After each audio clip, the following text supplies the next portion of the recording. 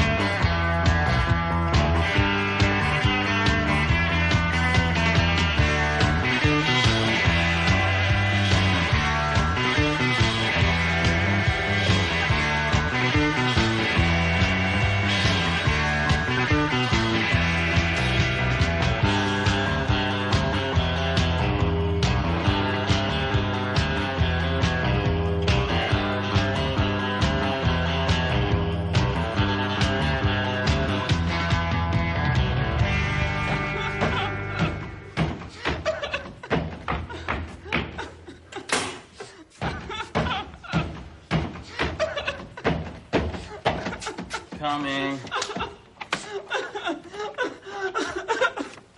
Hi. Hi. Oh, no, did I wake you? I'm sorry. That's okay. What's wrong? Lori threw me out.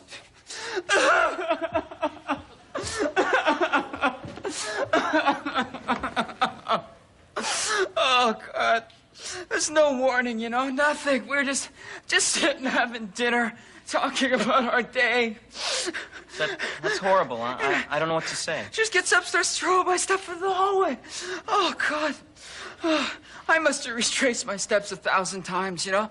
Just trying to figure out if it was something I did. But everything just seemed so perfect. Right from our first date.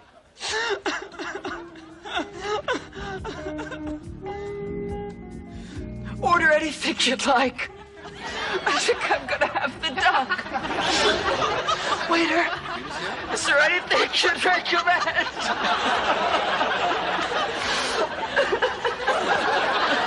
Oh, Lori.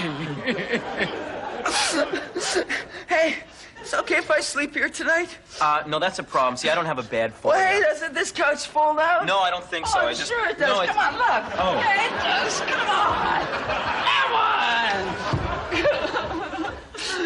Fix it.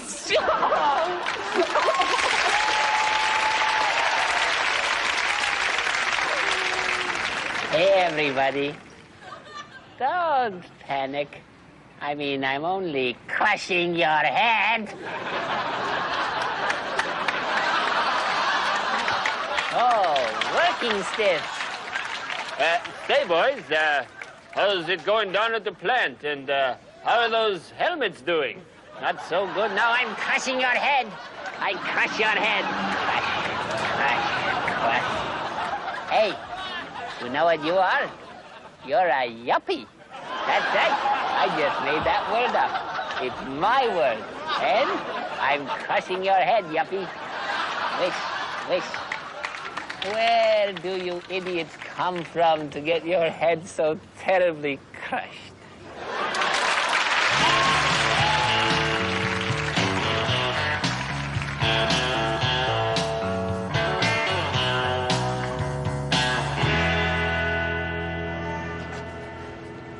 Well, thank you very much for a wonderful evening. I had a lovely time. Good night. So are you gonna sleep with me or what? No, I'm not going to sleep with you. I hadn't thought about sleeping with you, actually. It's because I have a cabbage for a head, isn't it?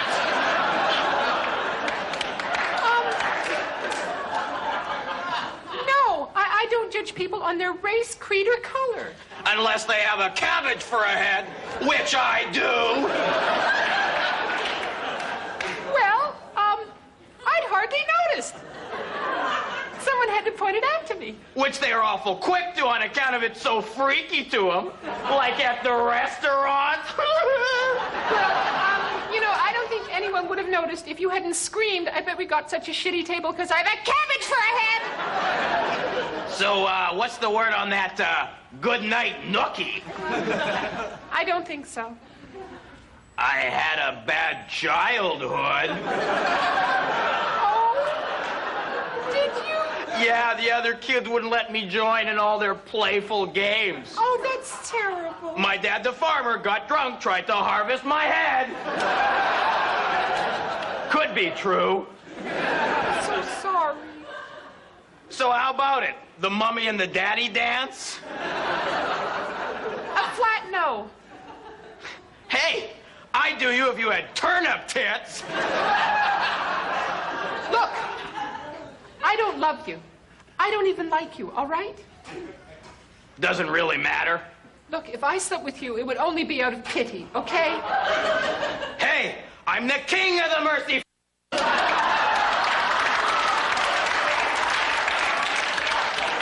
I'm sorry.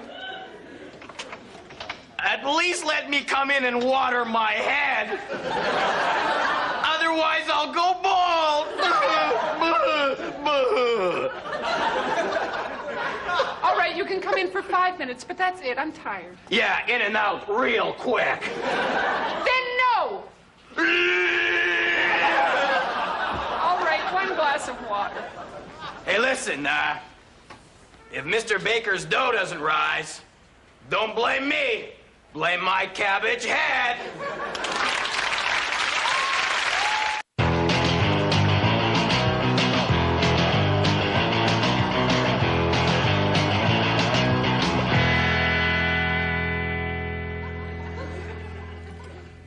I was reading in the obituaries the other day, June. Oh, no. Oh, yes, and I see that Miss Ida Kincaid has passed away. Oh, Cancer. sad. Sad. Cancer. Oh, sad. Cancer. Oh, cancer is It's sad. a very sad Oh, thing, cancer, you know, dear. cancer, cancer, Cancer. cancer. Oh, and my daughter, Janie. Oh, it's Janie, Dad. Oh, no, she's getting married, dear. Oh, how wonderful for you. Oh, but you must be so... Mom. Oh, hi, son. Have you met my son, Rusty? No. He's just finished high school, but he hasn't found a job yet. He doesn't know what direction he's going in, but I'm sure once he does, he'll go in that direction directly. Perhaps they... Mom, get off my back. Was I on your back, son? Little bit. I'm sorry. Have you met my friend, Mrs. Wilson? No. No, I haven't. Well, her daughter Janie is getting married. Do you know Janie? Oh. No, I don't. But if she's anything like her mother, I'm sure she's quite ravishing. Mom, I'm hungry. Are you hungry? Yeah. Oh, well then, I better get you something to eat then. Well, let me help you in the kitchen there, June. No. You stay here. Yes, you stay put.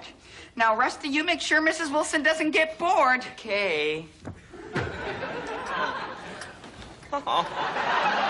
So, where have you been hiding all these years? Oh, Rusty, I haven't exactly been hiding. I've been writing for the church newsletter for 34 years. Wow. Oh. I think words are just so sensual. Oh. Are you a bit of a scribbler, dear? Yeah, I've got some poems on restlessness in my jean jacket. I'll read you about... No. Oh, I'm sorry. I just never read a friend's work. So I'm a friend then, am I? Oh, I'm fond of the whole family, dear. It's not much of a family, is it? Just me and my mom. And I'm the black sheep. Does that scare you?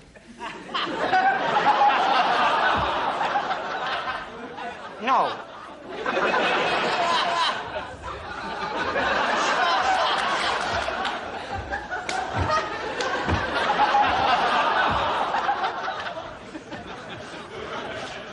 I want you.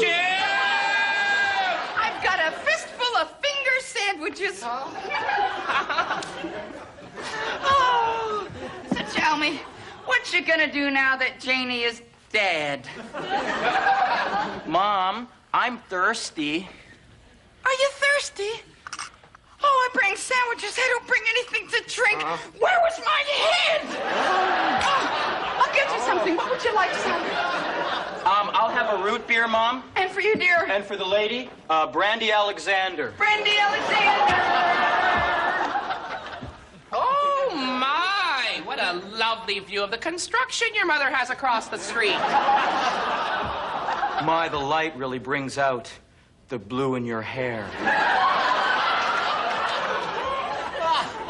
It's just a rinse. It's hot in here, isn't it? I can't recall a hotter January. Here, let me help you with your sweater clip. Oops, the wind. Oh. I'm on fire. Let me run through your sprinkler. Stop it, Rusty, stop it! You don't want an old relic like me. You need a younger gal. I've dated younger women. Women 40, 50. They're children. It's you I want. Oh. I couldn't find any brandy anywhere for the life of me. But I did manage to find a tray of martinis in the crisper.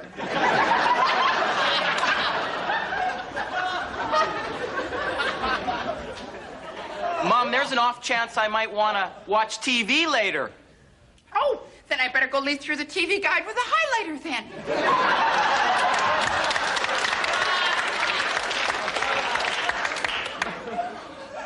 Oh, Rusty, how can it work? You have no job, no future. Sure, we might have to live in the garage for a while. But that's okay. I got my own little fridge. Oh, they'd laugh us out of town. You're right. We'll have to run away together. My ankles would never make the trip. I would carry you to the ends of the earth. Oh. Well, look who happened to drop by. I found her pacing on the porch.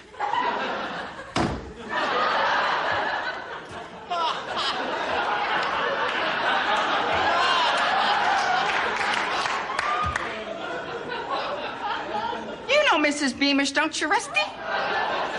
Hello, Barbara. Barbara? Helen. Rusty? I see you got the walker. Yes, thank you very much. I'm sorry about your hip. It was worth it.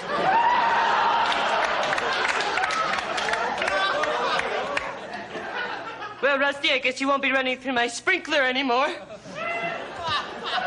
Oh, the sprinkler. Oh, the water. Oh, the fire. Oh, my hip. Mom, you're looking sleepy. Am I?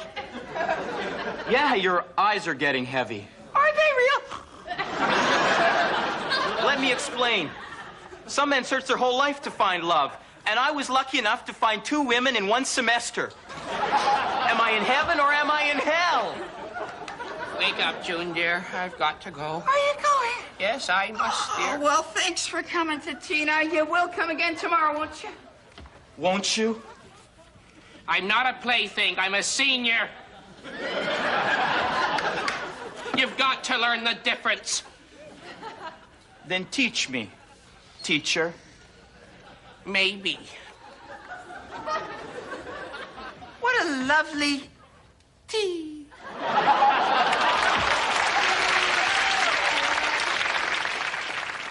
Hey, old lady, I'm crushing your head. I beg your pardon.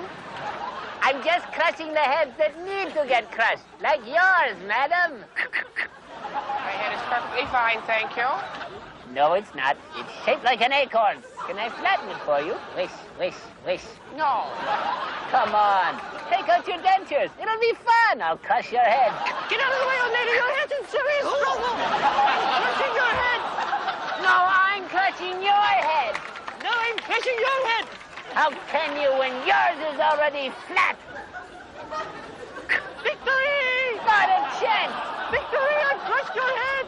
No, you didn't. My head is fine. I'm number 1. I'm number 1. No, you're number flat. Boy, it's getting crowded around here. Crush you.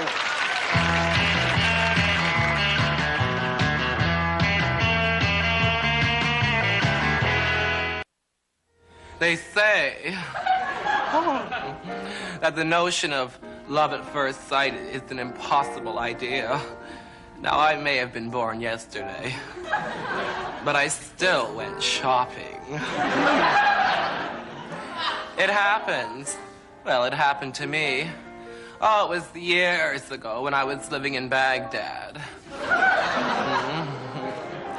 On the day in question, it was a sexy, sunny, Iraqi day. And I was lounging about the pool at the Danish consulate wearing next to nothing. Oh. In fact, at one point, all I was wearing was a diplomat's hand.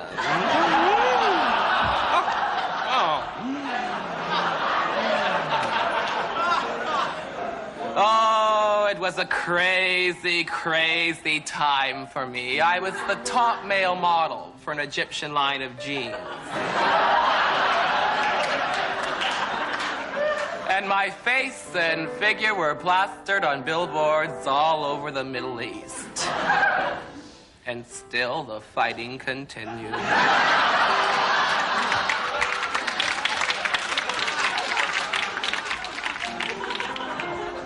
Serge, the man, came striding into the pool area like the Colossus of Rhodes and shot me a look of raw passion that heroes have been shooting at heroes for thousands and thousands of years.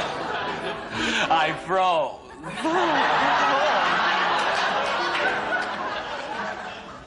And buried my face in a copy of Omar Khayyam's Kubla Khan. But it was upside down, so I feigned dyslexia.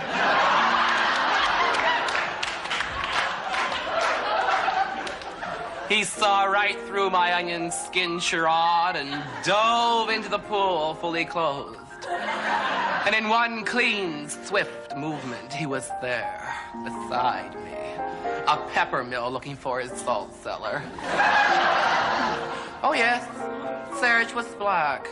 Which is odd, don't you think, him being Danish and all? But I figure if the French can worship Jerry Lewis and the Turks can invent the croissant, anything's possible in this crazy, crazy world. I turned to Serge, and with the spontaneity of champagne in a slipper, I said, I need a lover.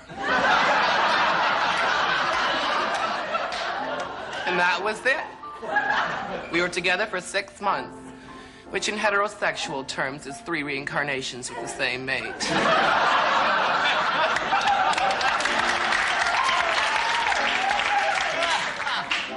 But Serge is dead to me now.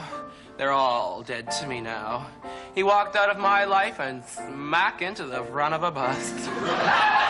All my lovers have been killed by buses. I really must get a place in the country.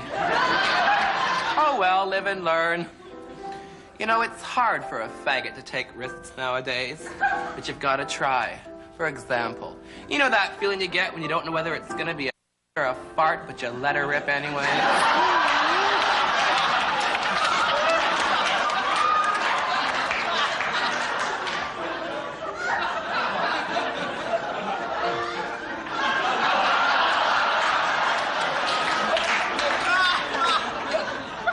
I hesitated to use that analogy to a heterosexual audience because whenever you mention anything remotely anal, they always rush out to vacuum their car.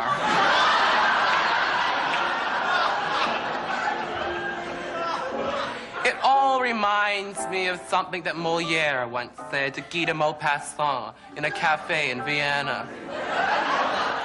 That's nice. You should write it down.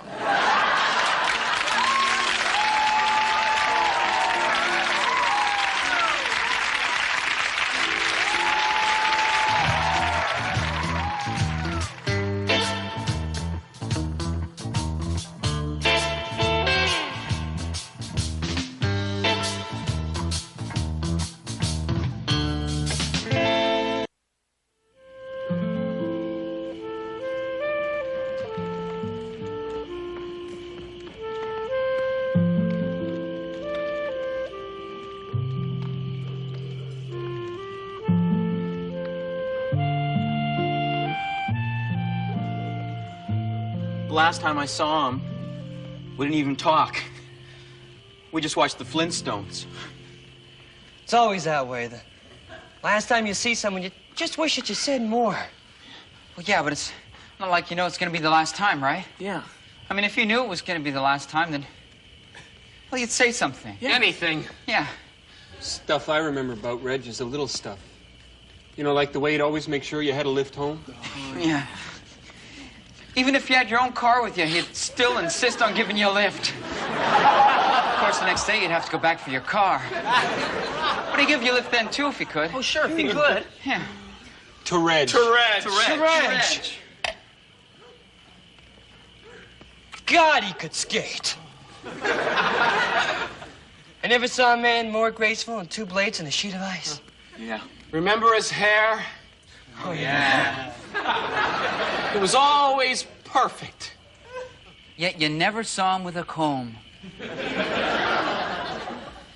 I can't believe he's dead. To Reg. To Reg. To Reg. Gee, you know, guys, seems like only yesterday we were just a bunch of kids hanging out and getting Slurpees. Next thing you know, we all got jobs. Or girlfriends. Next thing you know, they're moving in with you. Next thing you know, you're out buying piano wire. Good, strong piano wire and sneaking up on old Reg while he reads. Jobs become careers. Girlfriends become wives.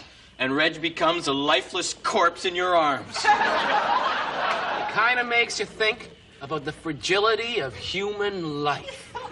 Nah, not really. Remember how he fought back? But a death grip almost broke my wrist. Easy to beat up, hard to kill.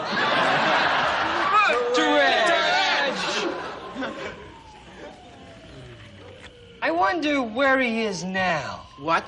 He's in a shallow grave. Yeah, up by the tracks, don't you remember?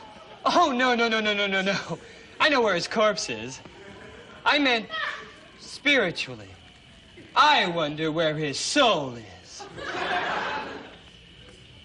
Oh, yeah. You know, guys, I like to think that if there is a heaven, our buddy Reg is up there, helping folks out and maybe even jamming with Jimmy. I didn't know Reg could play guitar. Oh, yeah. Oh, yeah, he was great. Just goes to show you. You can kill a guy, fold him up, stuff him in your trunk, and still you don't really know him. Although you get to know a guy pretty quick when you watch him beg for mercy, eh? To good friends! To good times. And to ritualistic murders. To Reg!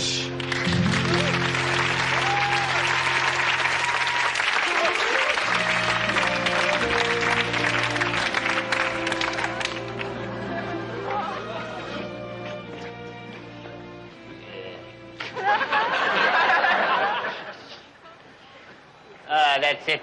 I quit. I'm retired. I will crush no more heads. The plane's Indian. This kind of broad. This is not a passing broad. What a head! What a head! Oh, he's gone! What an opportunity missed! Oh, that was trophy material. No, I will crush your head, my little cabbage friend. But first, I practice. I'm crushing your head. I'm crushing... You'll do. I'm crushing your head, Mr. Businessman. See that? Your head's flat. Is your mother still dressing you? She should have just crushed your head. Good night.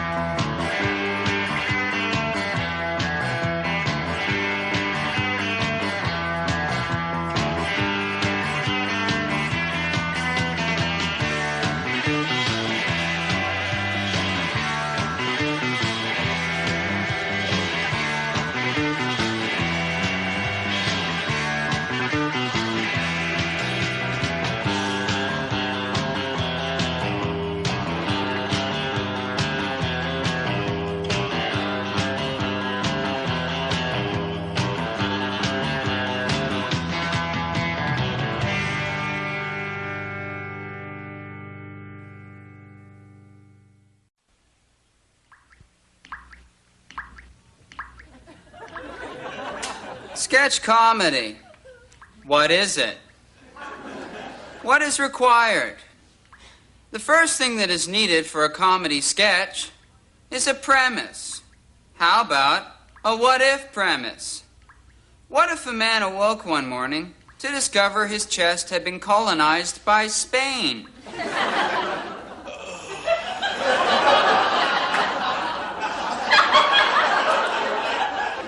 I claim this chest in the name of Spain.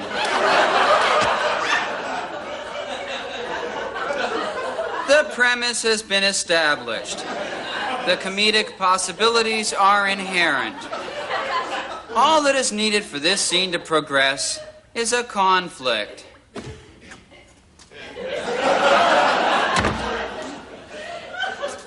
I claim this chest in the name of France.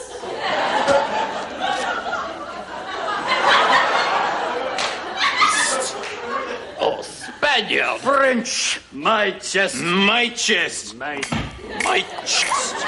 The conflict has been set in motion. The scene is doing extremely well. Happy birthday to you. But it's not my birthday. I swear it's not. It's yours. All that is required now for this to be a fully formed and well-rounded comedy sketch is a resolution. I'm telling you, I circled it. I don't think so because I'm a cancer and it's not. Scram, Spain! Shake a leg, France! Why I ought to sell your eyes to my angry sister. They're gone, friend. But I claim this chest from Mother Russia. Good morning. Notice the mug to the audience. This indicates that the punchline has been delivered. This is generally followed by a blackout.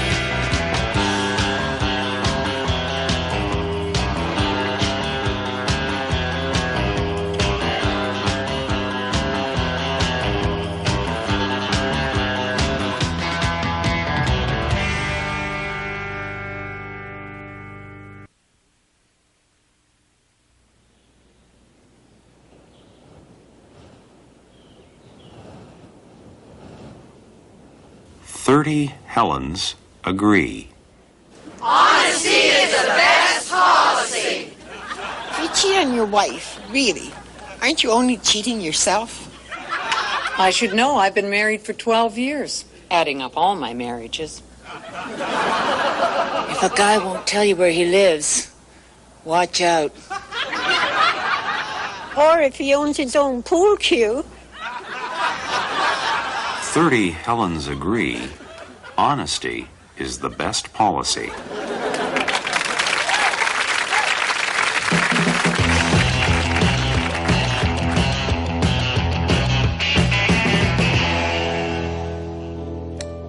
It all looks so good. Maybe I'll have the lobster and the steak. The appetizers are good here. The fried camembert at $4.95 is excellent and filling.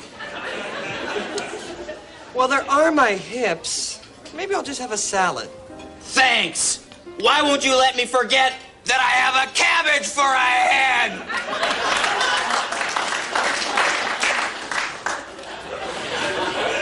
I didn't mean it that way at all. I'm sorry. I guess I've just been touchy about things since birth. I'm sorry. I'm very sorry. Okay. I guess you'll have to make it up to me by sleeping with me then. You're kidding, right? Yeah, kidding. The lady will have a bowl of gin, no ice.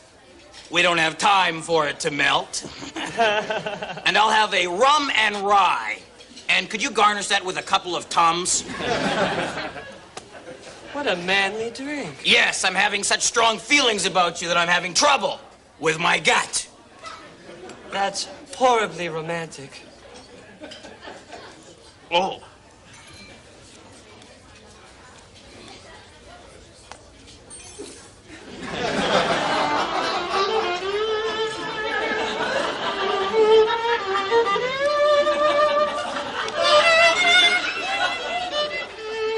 I have something to tell you. I know I've only known you an hour, but I love you. Would you get out of here? I'm trying to talk. I love you. Wow, the words felt so purifying.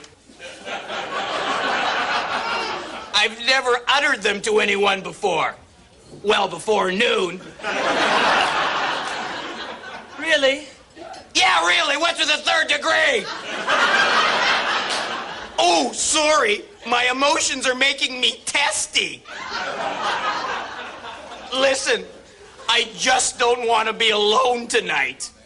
Although I do want to be alone when I wake up, if you know what I'm saying. I thought you were different.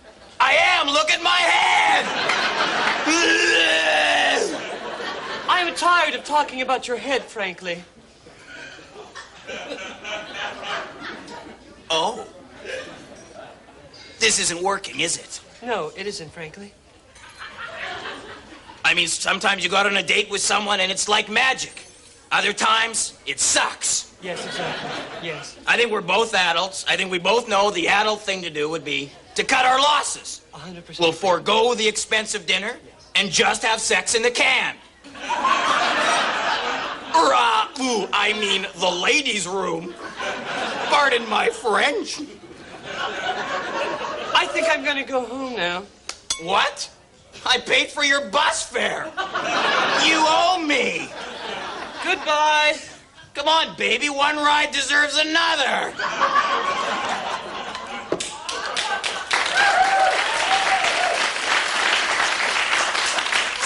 Once you go green, you'll never go back. The service drove my mademoiselle away. Helga Foisey. That's my mother's name. Listen, Helga, how about a date? I'm sorry, I have a rule about dating creeps. And what is that rule? No. Helga, I could just live between your breasts. And I don't mean that in a sexist way.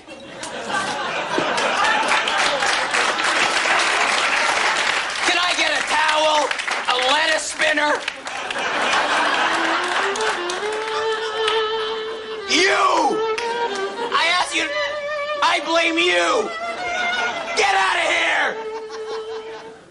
Why didn't you play something sexy, like Shaft? What?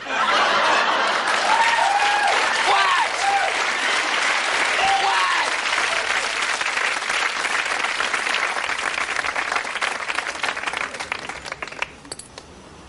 Not much call for a gunfighter nowadays.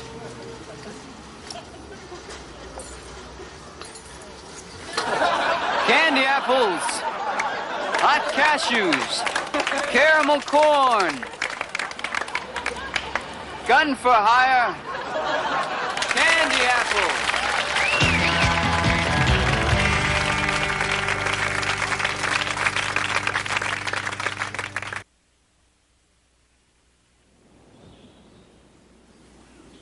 "30 Helens agree." You can't pay too much for a good pair of shoes. Sensible shoes make sense. I spend a lot of time on my feet, and these make it a lot easier. My God, your feet are what you walk on. 30 Helens agree. You can't pay too much for a good pair of shoes.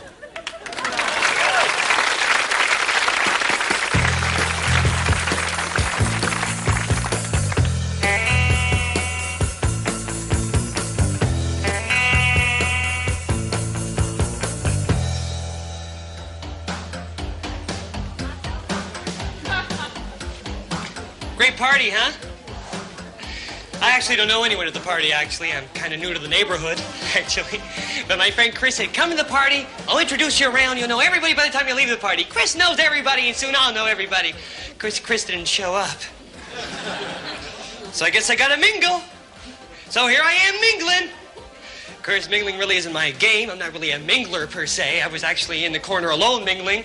that means I'm not talking to anyone, actually. I saw you over here. I said, there's a guy by himself. Why don't I go over here? I'll mingle with this guy. This guy looks like a mingler. So, hi, I'm Derek. Pleased to meet you. Well, it certainly is a pleasure to meet you, Derek.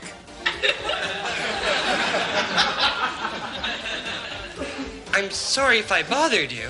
Oh, no, you're not bothering me, Derek. Far from it. There's nothing I would rather do than just stand here and chat with you. You know, really get to know you. Look, I don't think there's any need to be sarcastic. Oh, I'm not being sarcastic. No. This is just a little speech impediment. I can't help it. Okay, I've obviously said or done something wrong to upset you. I'm just going to apologize and be on my way. No, please stay. It's true. I've talked this way all my life. It's made things very difficult for me. Yeah, right. Hey, where are you going? Come back. I really want to be your friend. I'm so lonely.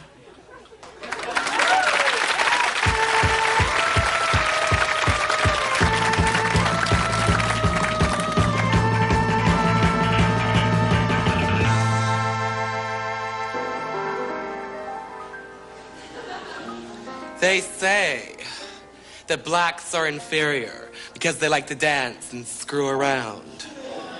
Excuse me? I love to dance. And as far as I'm concerned, screwing is next to godliness. And I'm the smartest person I know. They say that Orientals are superior because they're better at math and have smaller families. I guess that's why there's only 1 billion people in China. I mean, I'm certainly not having any children, yet I don't hear a lot of people running around touting the superiority of faggots. Well, just me. They say that whites are smarter than blacks, but dumber than Orientals. I guess we're just right. We're the porridge that Goldilocks chose. Not too hot like those saucy Africans, but not too cold like those chilly Chinese. They say that heterosexuals are better than homosexuals because we're so promiscuous. I guess that means we're also black. It makes sense, because we can really dance. And boy, do we understand the blues. People make fun of me because I lisp. Really, such a lot of fuss over a few extra S's.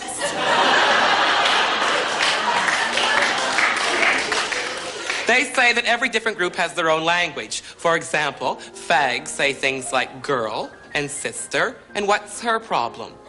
Another example, foxy black mamas. They say things like girl and sister, and what's her problem? Makes you think.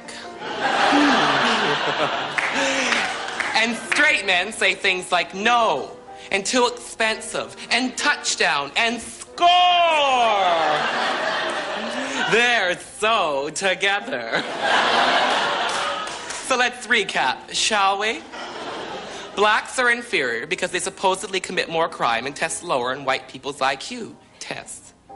I don't know about you, but if I was raised in the ghetto, I'd be out there ripping off Whitey and forgetting the capital of Maine. And Orientals aren't supposed to be as sexually driven as blacks or whites. I guess all those tourists who flock to the flesh pots of Bangkok are there for the food. And blacks because they apparently have larger than usual genitalia, are called stupider. And Orientals, because they supposedly have smaller than usual genitalia, are called smarter, not cheated.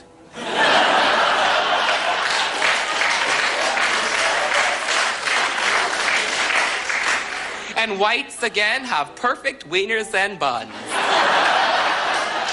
I guess we're just smart enough. Smart enough to stay out of trouble, but too dumb to run convenience stores. I don't know what all the fuss is all about. We're all just here to find love. I just think the world would be a lot better place if the scientists could keep their slide rules in their pants. It reminds me of something that Yoko Ono once said to Malcolm X in a bistro in Rome. Oh, the food's terrible, but the waiter's hilarious.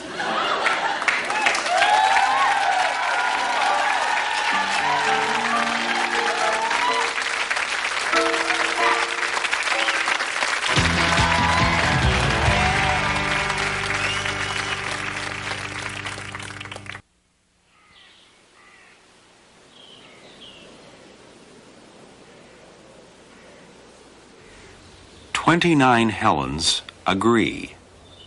Promptness is important. I just wish Helen Fournier felt that way. Look, here she comes.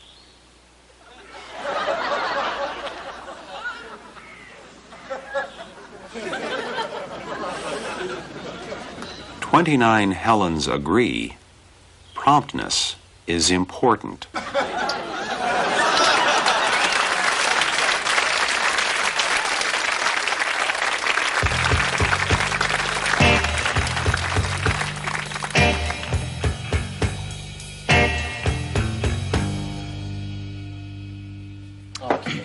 Okay, I'll see your 5.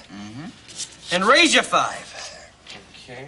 I ante and I fold. Okay. I'll see your 10 and raise your 5. So that's 15 to me? Yep. Yep. Okay, I'll see the 15 and I'll raise 5. Okay. Okay, I'll see the 20 and I'll raise 20. Ooh. Very good, sir. Okay, I'll fold. I'll fold. I'm still folded.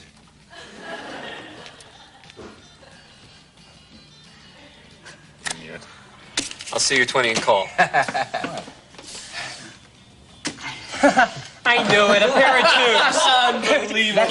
You're the worst bluffer in the history of poker. Now that we all know I'm a bad My bluffer. grandmother could tell you were bluffing. Well, why don't we shut up then? Why don't we just shut up? Okay, everyone knows I can't. Ream and weep. I wish I could weep. My deal? Yeah. So are you in or out of this one? I want more of your money. Just give me a minute. Come on, are you in or out? Just give me a minute. Are you in or Would you out? just give me a minute? Whoa, what's wrong with you? Having your period? Well, what if I was, huh? Do you want to step outside? No. I just want to have a period, that's all. Just one a month, okay? Come on, guys. Why? Might help a guy organize his time. Yeah. Each month I'd feel my body become fertile and I'd say, no, I choose not to have a baby. Oh, rent's due. Yeah. Well, that'd be pretty ridiculous, you know, because I hear menopause is ugly. Oh? Yeah. Really? Yes. I heard it's great. What? Yeah, I hear it's like taking ecstasy in a rocket ship ride, all rolled into one. That's what I heard. And I heard that you don't know what you're talking about. We will never know, will we? Deal. Deal. I ran into Arlene the other day. Oh, yeah, Arlene. Hey, which one's Arlene again? Yeah, Arlene, you know, with the big tits. Oh, right. I wish my girlfriend had tits like that. Oh, come on. I wish I had tits like that.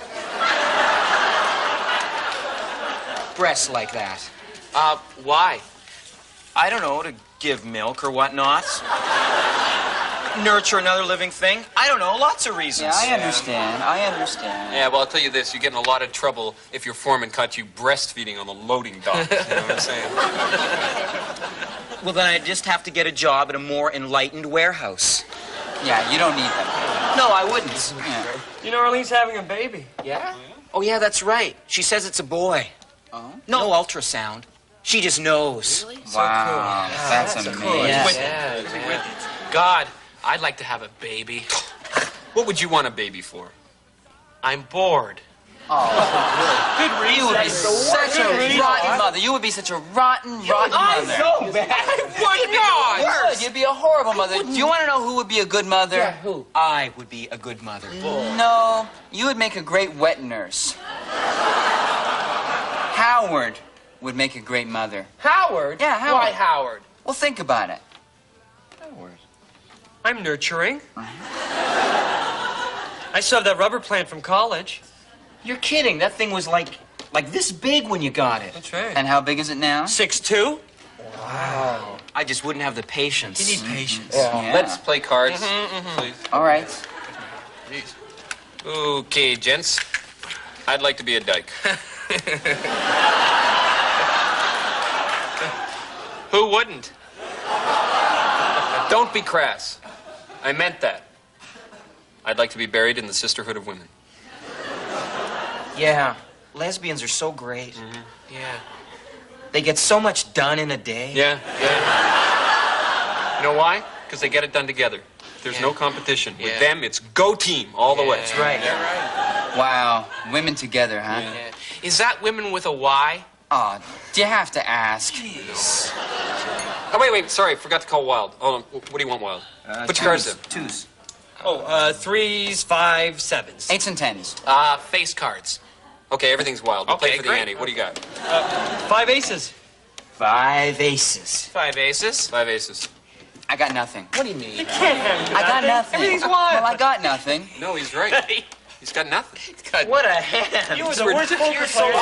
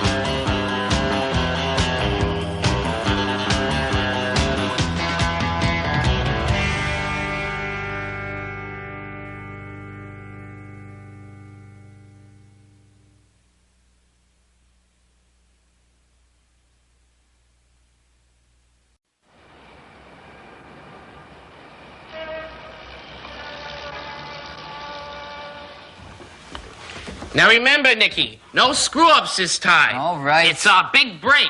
If we fix the lights in this crazy mad scientist apartment building, we're sure to be accepted in high society. Well, it sure is dark down here. Of course it is. Why else would they need us, you moron? Well, I don't like it. Ah, you're such a chicken. Sometimes I wish you were more of a man, you know, if I... No! Why, you oughta... Well, if I had half if of mine... I had the other half, Well, then, I'd take... jeez, this place gives me the creeps. I completely concur. Let's just fix a fuse box and go rent our tuxes for the big soiree. Did you bring the toolbox? Oh, I left him on the truck. Oh, then go get it, Einstein. I'm going the way I came, only in reverse. Yada.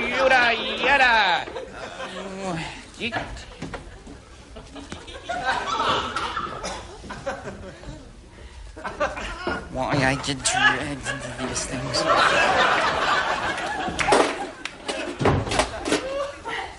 That's it. Hand me the wrench.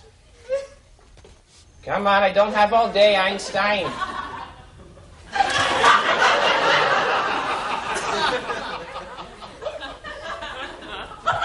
Come on, give me the wrench. Jeez, put some wings on your feet. Hurry up there. Boy, oh boy. Okay, hand me the wrench. Jeez, I don't recall your arm being so hairy, or your corresponding shoulder.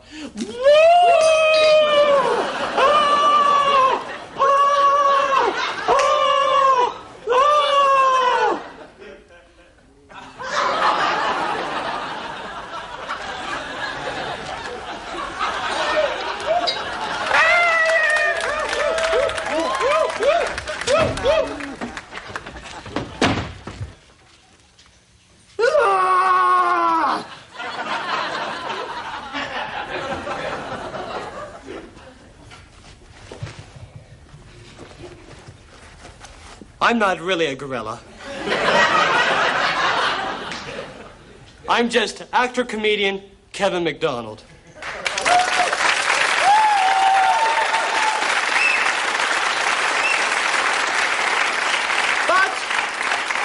But considering the plight of the mountain gorilla, we felt it was in poor taste to use an actual gorilla.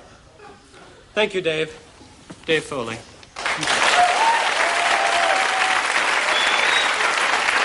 But we hope, through my performance, that we reminded you just a little bit of the power, the grace, and the beauty of the mountain gorilla, and stirred you emotionally to their cause. As little as 10 years ago, these awesome cousins of ours thrived in the mountain regions of Rwanda. Today, only 268 remain, their numbers depleted by unrestrained poaching and the destruction of their natural habitat by the ever-encroaching human population. Recently, the fight to save these magnificent creatures have taken a tragic turn. For the most vocal and vigilant champion, Diane Fossey was murdered in her sleep. On a lighter note, the movie based on her life, Gorillas in the Mist, it's grossed more than $20 million at the box office and garnered Miss Sigourney Weaver her third Oscar nomination. Miss Sigourney Weaver. It is estimated that a gorilla dies every 15 minutes at the hands of poachers. Do you realize that means by the time it took us to rehearse this sketch, a gorilla was killed? Actually, no, that's not entirely true. We didn't really rehearse the sketch that long, or at all, actually. Let me put it this way. By the time it takes us to do the show, a half hour, 2 gorillas will die. Of course, if the show goes well, laughter tends to spread. We can add another 15 minutes, and that's 3 gorillas gone. And who says the show has to be a half hour? Let the networks be damned. For I am hot. And I must warn you, ladies and gentlemen, right now, I am feeling particularly hot. I myself could push this to a 4 or 5 gorilla show. Are you with me, ladies and gentlemen? Are you with me? I can't hear you. Are you with me? All right. I think we're ready to start the show and let the slaughter begin.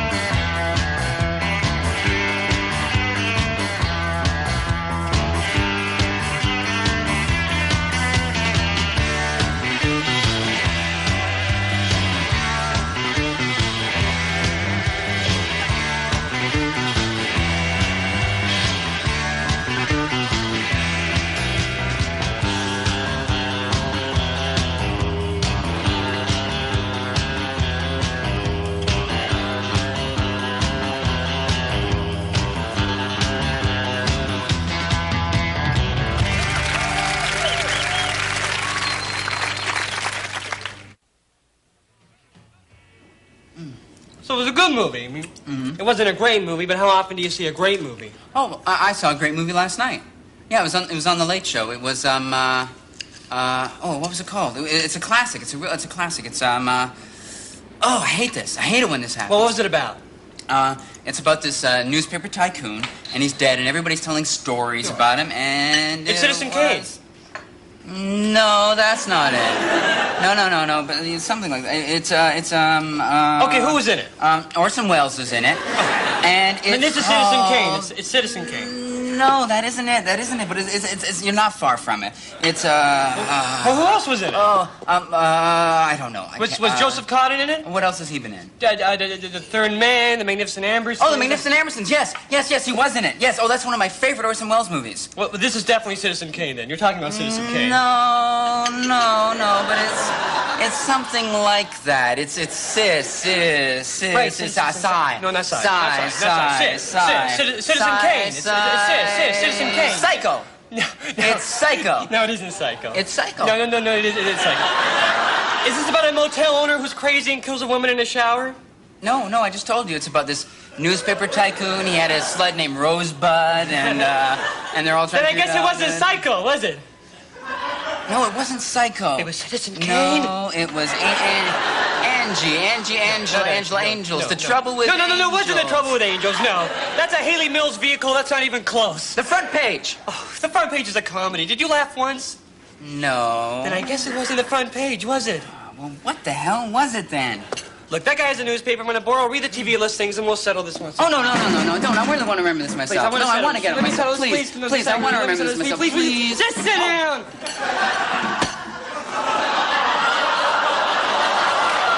Oh, great. That's really going to help me to think. That's great. You know what? I almost had it, but now thanks to you, I've gone blank. Okay, Thank you very much. what time was it on last We don't need night? It's 11:30. We don't need the papers. The paper change. Okay, what channel was it on? Paper was channel 3. Paper. Look! Citizen Kane! It was Citizen Kane! It was Citizen Kane! It was Citizen Kane!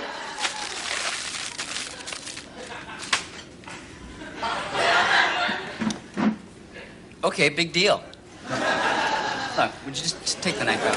Huh? Just take the knife out. You admit you're wrong, and I'll take the knife out. Oh, come on, grow up. Take the knife out. Oh, no. You never admit you're wrong. When you admit you're wrong, I'll grow up. You're being very mature now. Would you please take the knife out? When you admit you're wrong, you never admit you're wrong. Look, you're making a fool of yourself in front of everyone, all right? Would you just please take the knife out? Take the damn knife out.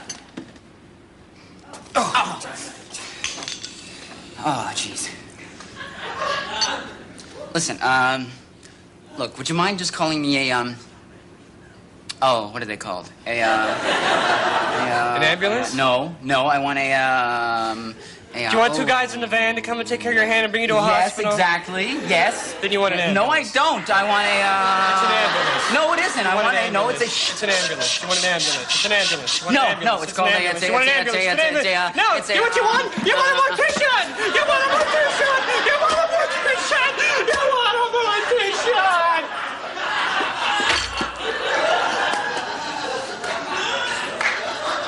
This is on me. Check, please.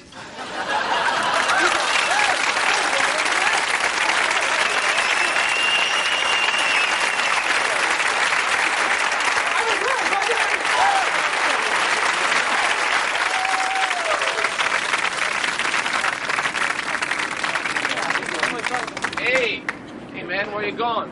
Hey, man. Hey, man, you going to work? Hey, man, hey, you in the office? There we go, man. Hey, what's the street? Come on. Hey, man, what's the street? Come on. Hey, man. What's up, man? Hey, come on. Come on, hey. You in a hurry? Just You in a hurry? cool. Come on. Ignore them. They're just trying to get a reaction. Keep your dignity.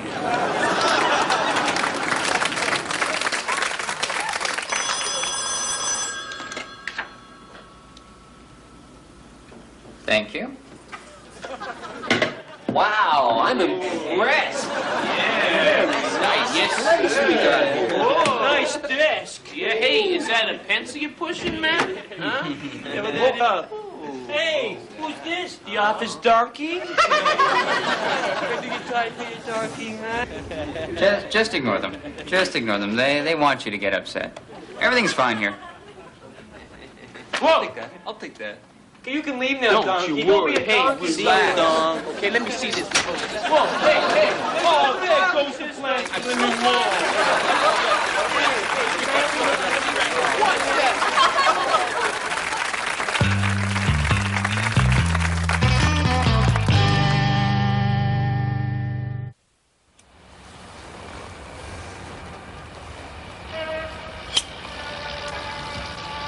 The sounds of squealing tires pierced the downtown core at 3 a.m. as a blue Vega peeled out of the parking lot of the 7-Eleven. Our hero stumbled out of the doors of that fine franchise to discover that his buddies were driving away. Yeah, they were driving away and giggling. There'd be no ride home tonight. Not on this good eve. Bastards, he mumbled. And he stepped out of the doors of the 7-Eleven, and jettisoning the butt end of his pierogi up over the roof, he waited for the satisfying squish. And then he walked to the sidewalk, lit a cigarette, and burped a sickly sweet burp of 7-Eleven cola. Thank God I'm not a diabetic, he screamed.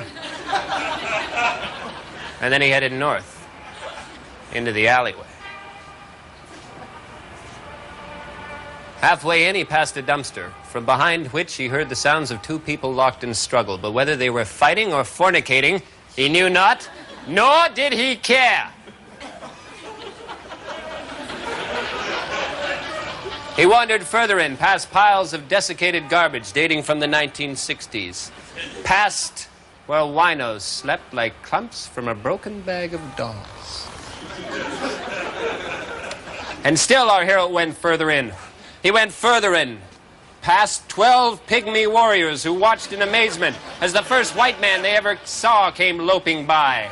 He went right to the end of that alleyway. He went right to the end, and our hero sat down on a concrete parking slab. He sat down among the muck and the filth. He sat down among the smells and the garbage, and he took out his contact lenses. He had no comforting saline solution to cushion the blow. He owned no contact lens carrying case. He didn't even have any fingers. He gouged the lenses out of his eyes with his thumbs. And grabbing a handy rusty tin can, he spit in it until it was full of Mother Nature's own preservative. And he dropped the lenses in. And then, with a crack that split the night, he put on his glasses and headed north to track down the elusive all-night bus.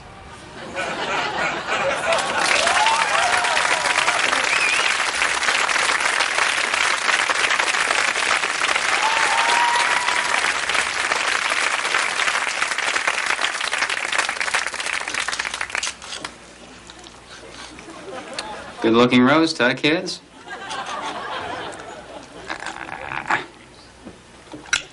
Okay. All right, Lisa. Why don't you pass this down to your mother? Thank you. Big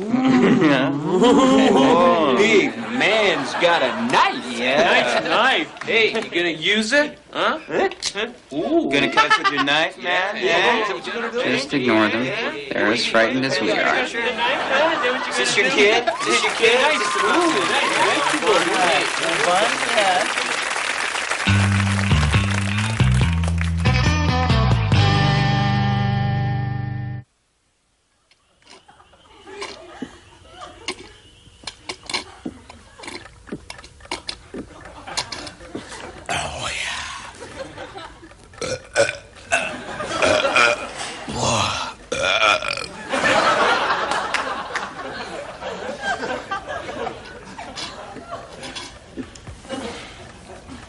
Gordon? What are you doing up, hon? It's after 2 o'clock in the morning. It's that salty, bloody ham. The ham we had at dinner? Yes, was there another ham? You didn't like it? No, I didn't like the ham, dear. It was a little bit salty, thanks. Well, you certainly wolfed enough of it down. I didn't wolf it down. A man works all day, he expects a normal ham meal, not goddamn bastard brine. Well, I don't know what could have gone wrong. Well, something did. I didn't do anything different. I went down to Dietrich's and I picked myself up a choice 6-pound Virginia ham. Did you drop it in salt on the way home, perhaps? No, I basted it with a mustard glaze. Then I put maraschino, cherry, and pineapple spears in it and popped it in a 350-degree oven for 2 hours. Was it a bargain ham? Help me out here, honey. Did you stuff the ham with salt? Oh, Gordon, no! You can't stuff a ham, silly. There's no hole to stuff. You stuff a turkey, not a ham. Well, I suppose you could stuff a whole pig. Oh, sure. But I wouldn't want to have to cook a whole pig. I wouldn't know how. Christ. Barbara would know. I'll call her. Put down that phone. Nobody's asking you to cook a whole goddamn pig. A man my age shouldn't be up all night looking for Gatorade streams in the backyard. Let's be fair to the ham, dear. Ham is a salty food. It's not like porridge or toast or a pear. I know that ham isn't porridge or toast or a pear. Jesus Christ, what do I expect from you? You come from a long line of horrible cooks. Your old lady's a horrible cook. Oh, admit it. Everything with her is so bland, I could puke. She would boil a Pop-Tart, whereas you would salt fish from the Dead Sea. You know what's gonna happen to me? I'm gonna get a big pussy boil right on my neck. Is that what you want in bed with you? A big pus boil shooting salt all over your good bed linens. Christ! I work hard all day. I expect a normal ham meal, not voodoo pork.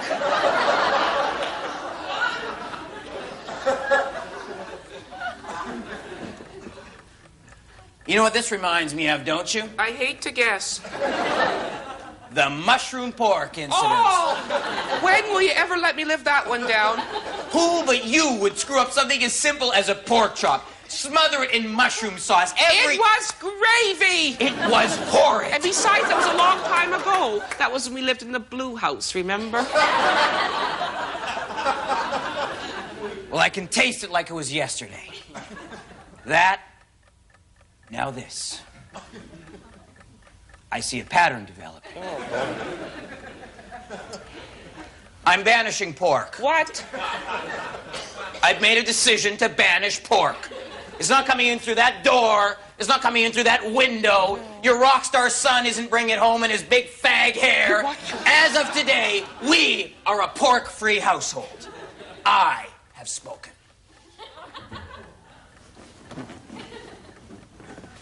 Well, I guess there's no point in me making you ham sandwiches for your lunch tomorrow. No, honey, no point whatsoever. Fine. You just have to eat in the cafeteria then. See how you like that? It's Ham Tuesday. Great. Well, you seem to know so much about cooking, Gordon. Why don't you do all the cooking around here? Why don't you shut up around here? No. We'll knock a hole in the ceiling, drag the barbecue in, tattoo an apron to your chest. You can cook to your heart's content. Shut up. It just gets my goat. You wake me up in the middle of a lovely dream about Barry Gordy taking me to the Grammys. Shut up. To harangue me about some stupid ham. I think it was a little salty. Oh, I don't think it's fair, Gordon. I do everything in my power to be a good wife to you. I fold sheets and pillowcases. I shoo the kids out of that precious garden of yours. I do everything in my power, short of greeting you at the door in saran wrap. Oh, shut up about that stuff. And for what? For nothing. For once in our marriage, I would just like to have the last... Shut up! Word.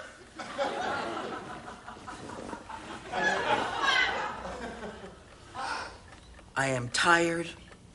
I am salty. I require silence.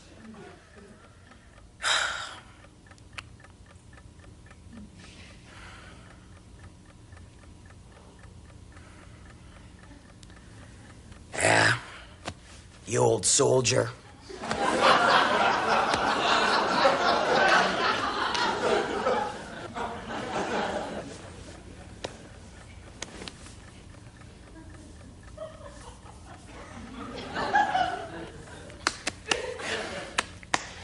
Listen, Mother. Is there any more of that nice dessert left? Jello 1, 2, 3. What's that? The Jello 1, 2, 3? Yeah, I think I'm going to get myself a little bit of that. Well, there's a little bit left in the fridge, but be on your guard. It's beside the ham. Might have been some salt transference.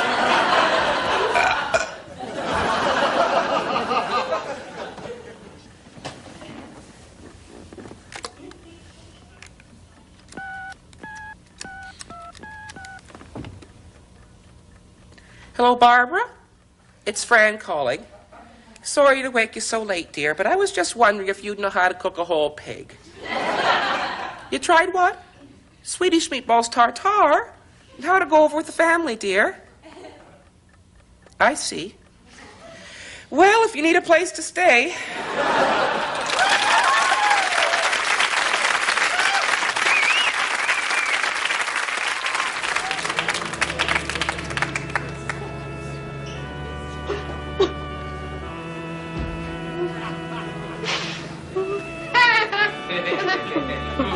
Hey, man, looks like you died. Only a loser dies of natural causes. That's right. Think you're cool because you're dead? Yeah. Huh, dead boy? Huh? Dogging you for 30 years.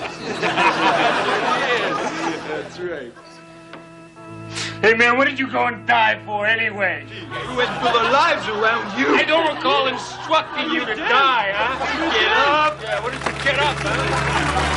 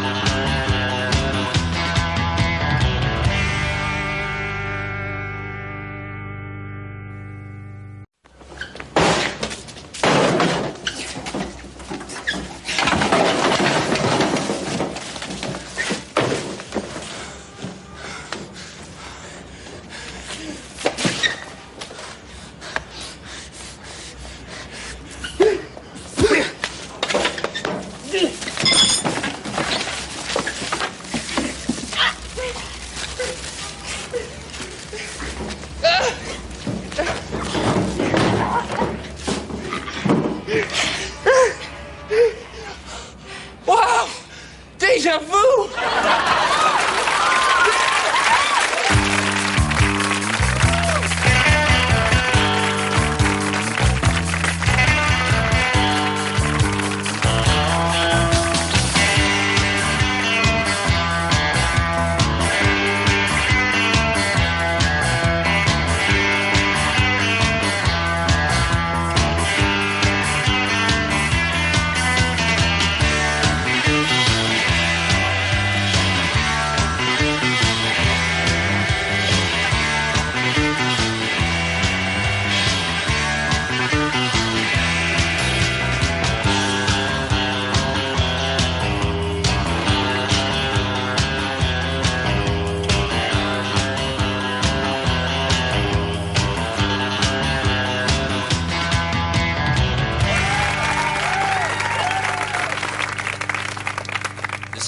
About a great folk hero.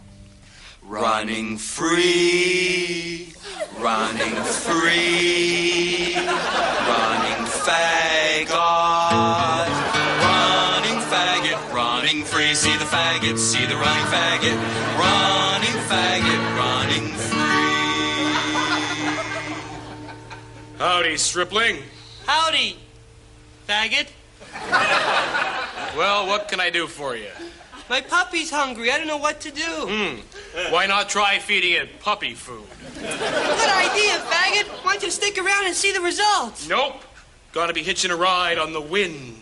Running faggot, running free. See the faggot, he fed a puppy. Running faggot, running free. Howdy, stranger. Good to see you, faggot. Well, what seems to be the problem? Well, I'll let you have it straight. We're surrounded on all sides by about 10,000 angry Indians, and it looks like there's only one way out. Have you ever thought of talking to them? Running faggot, running, he stopped the carnage by getting folks a-talking, instead of just a-squawking, squawking and a-gawking, mocking and a-rocking, running free. Yeehaw! Walking, talking stereotypes. Yeehaw! Well, look what we got here. Got ourselves a pretty little faggot. Guess we better beat on him. Guess so. Running faggot, running free. See the faggot running from the rednecks. Running faggot, running free. Run, you faggot, run, you. Run, you faggot, run, you. Run, you faggot, running free. Godspeed through Texas, faggot. Vaya con Dios, el fagot.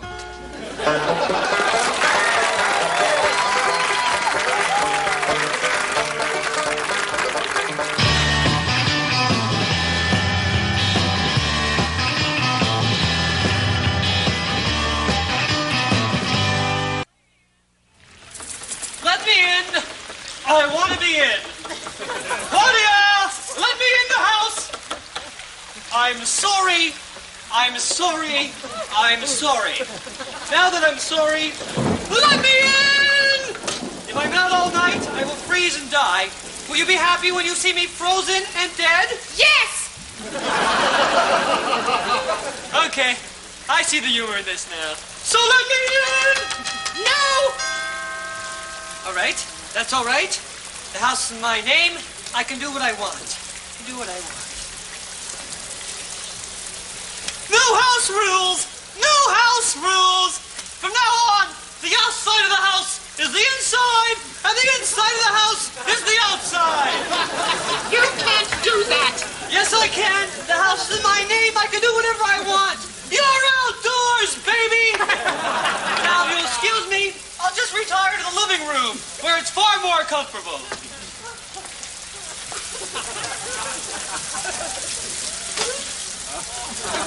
All right, Harold. Let me in. No! Let me in, please, you bastard! Let me in! No! Let me in, Harold. I swear to God, I'll kill you!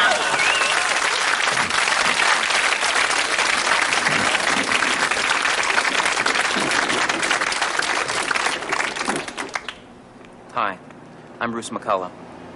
I'd like to tell you about the Daves I know.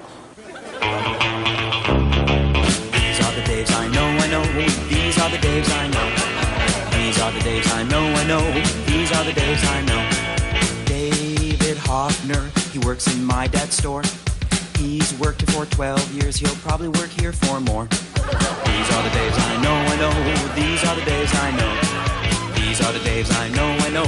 These are the Daves I know. Dave Gord, I've known since I was 6. In grade 8 he broke his leg, so we got drunk and sick. These are the Daves I know, I know. These are the Daves I know. These are the Daves I know, I know. These are the Daves I know. Some of them are Davids, but most of us are Daves. They all have their own hands, but they come from different moms.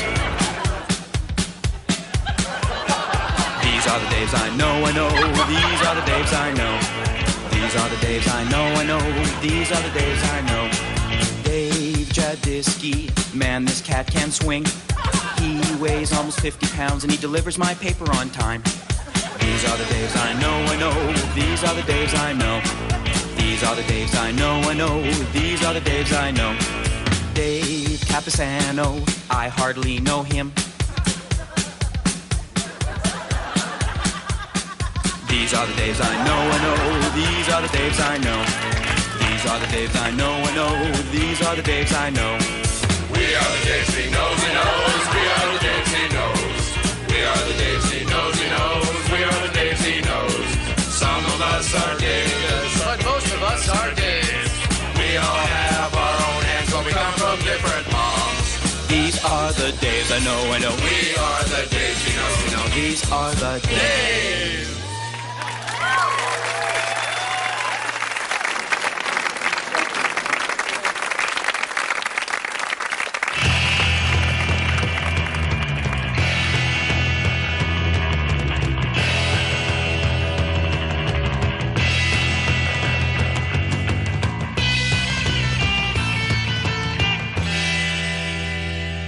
Hello, my name is Ed. He's sick of the Swiss. That's right. I'm sick of their good reputation. He's really sick of the Swiss. I'm sick of their cheese. I'm sick of their chocolate. And I'm especially sick of their plucky heroine, Heidi. He's sick of the Swiss. He don't like them. I mean, every other nation in the world has taken their turn being maligned and slandered. But not the Swiss. Icky, yucky, stinky, stupid Switzerland. Well, that situation is over as of now. Move over, America. There's a new on the map. I've had it up to here with your skiing heroes. I've had it up to here with your mountains. I've had it up to here with your secret bank accounts. From now on, Switzerland, your name is Mud. If you roast them all in a fondue pot, sure bet that they'll complain a lot. Whiny, whiny Switzerland. It's war between the Swiss and me. But they've never done anything wrong, you say. Ha-ha! What about the clock? The clock. Huh? If they hadn't invented the clock, I'd still be in bed, dreaming. It's time. It's time. It's time to hate the Swiss. Zurich heads, cuckoos, landlocked losers, neutral ninnies, boring bankers, chalet pimps. Oh, yeah, his name is Ed. Yeah. He'd like to see the Swiss dead. He's sick of the Swiss. Hey, got a problem with that, Belgium?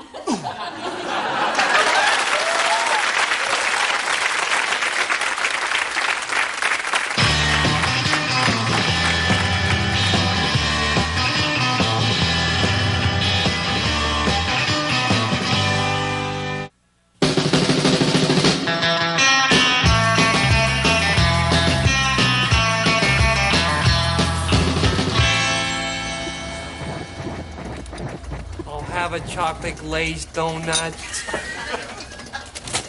I'll have a maple donut. I'll have a coconut donut. Oh, I'll have a plain donut. Have I said maple yet? Yeah. Better make that 2 maples. Look at you. You human crap holders.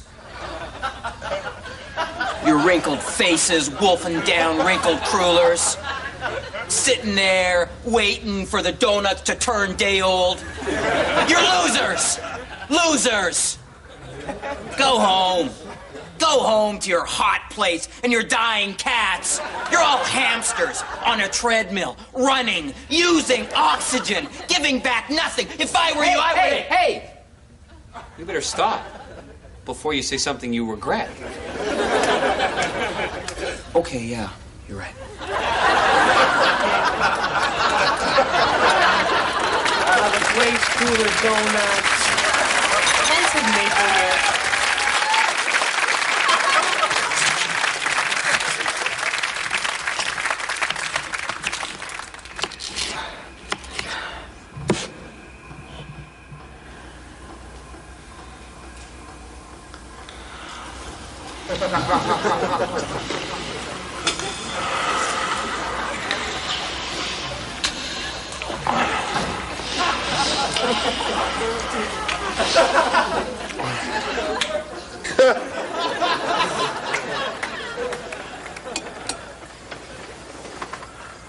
What's wrong?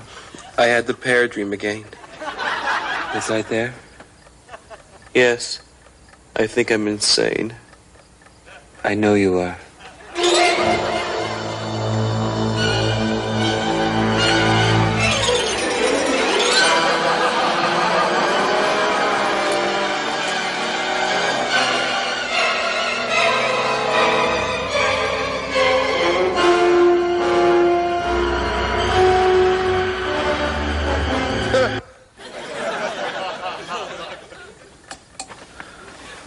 What's wrong?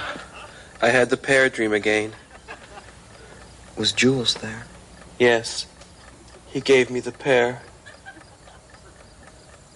We are lost.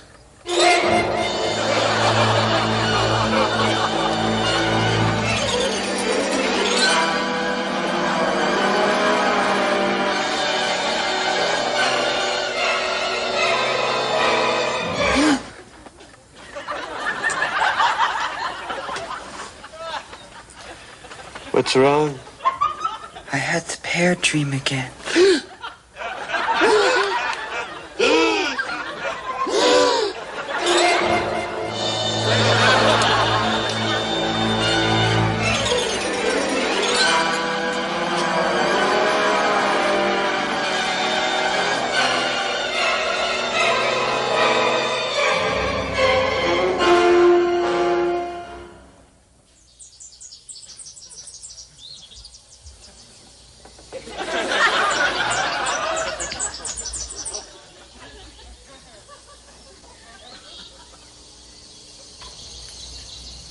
Go to sleep.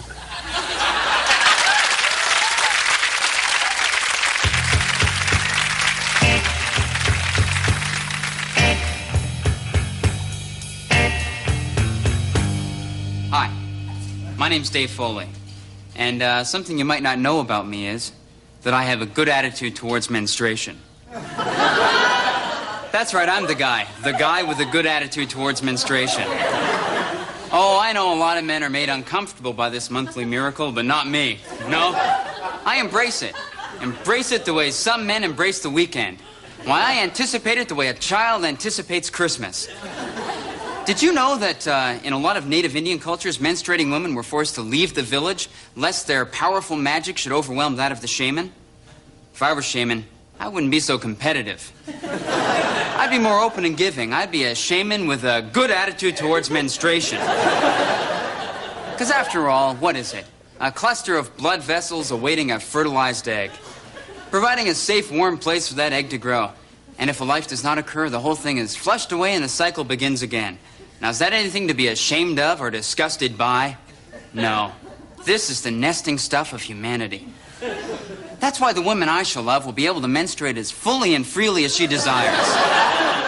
Even if her monthly flow should build in intensity to a raging rust-colored torrent. An unbridled river of life-giving blood flowing from between her legs. An awesome cataract plunging off the edge of our couch. I wouldn't be fazed. No, no, even if Coeur d'Bois were to come upstream battling the Ready Rapids and singing a jaunty song, I would take no offense. Rather, I would ford across that mighty womanly river and fetch herbal tea and pampering. And then, I'd mop her brow and I would admire her fecundity. For I have a good attitude toward menstruation.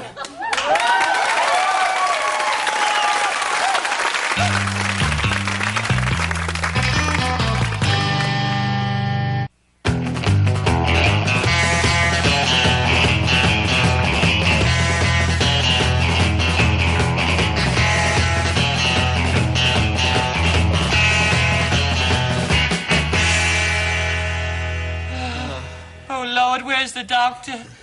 He said he'd get here as soon as all creatures great and small was over. Well, you better stay put, Frank. I can't stay in bed, Martha. I gotta get out and plant the sheep. If we don't get ourselves a good crop of wool this year, we're gonna lose the farm. Don't worry, Frank Jr. will plant the sheep. Frank Jr.? He's just a little girl. I know, but it's about time she became a man. You just stay and rest. No, you stay and Doctor's coming, Ma. The doctor's coming, Frank. Go. You stay here. I'll be back with the doctor. The doctor's coming up the way, Ma. He's coming. Oh, he stopped. He's just looking down. He's just staring at a pretty rock, Ma. Oh, he picked it up, and he threw it. He hit a crow with the rock, Ma. The doctor hit a crow with the rock, and he's coming again, Ma. He's coming again, Ma. I can see him. He's almost here, Ma. Doctor's almost here. Hi, Doctor. Hey, Frank Jr. Miss McKay? Hi, Doctor. Excuse me, Junior. Come right on in, Doctor. Why, sure. That's the door. Well, come right in. Frank's in the bedroom. I'd better wipe the mud off of my boots first. No, that's all right. Oh, no. See, it's such a lovely day. I've heard I'll come by the river route, and you know what a mess of rain we've been having lately, and so needless to say, my boots have gathered more than their fair share of mud on the travel. Please don't bother. Go right in. No, it's no bother. I don't want to get mud all over your lovely kitchen floor, Miss McKay. Well, we're going to clean the floor later. I wouldn't hear of it. I would not hear of it. Just take the damn things off, then! I'm sorry, Doctor. It's just that Frank is awfully sick. No, Mrs. McKay. You're right. You're right. I'll just take them off. Well, let's just get down here and, well, what do you know? Got a little knot in my laces. Never mind, Doctor. Never mind. Get the floor dirty. I love dirty floors, Doctor. I love dirty floors. Hey, just come on. Just... Well, if you really don't mind. Fever on Tuesday. Was that pie I smell? No, it's the smell of my daddy dying. No, I'm pretty sure that's the smell of your ma's apple pie. Oh, I did bake an apple pie for the Sunday meal, Doctor. Well, you sure do make the finest pie in the county, no doubt in that. Would you like a piece, Doctor? Well, I'd be a fool to turn down a slice of your pie, Miss McKay. One quick little piece, then. Okay. Hey, Frank Jr. Hey, Doctor. How's school been treating you? Good, you know, school. Yeah, so what do you want to be when you grow up? Oh, maybe a doctor like you or a corpse, a farmer like my daddy. You know, boy, Your pa's a fine man. Here's your pie, Doctor. Why, that's lovely looking pie, Mrs. McKay. Mm-mm.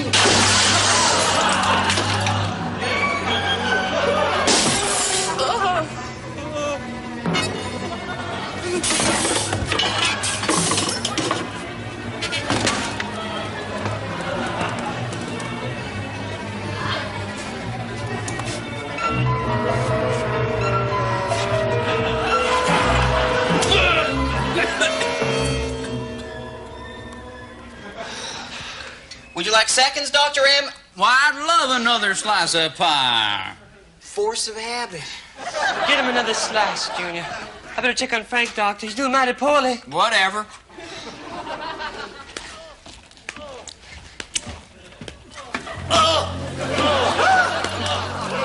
Hey, you leave my man alone! Hey!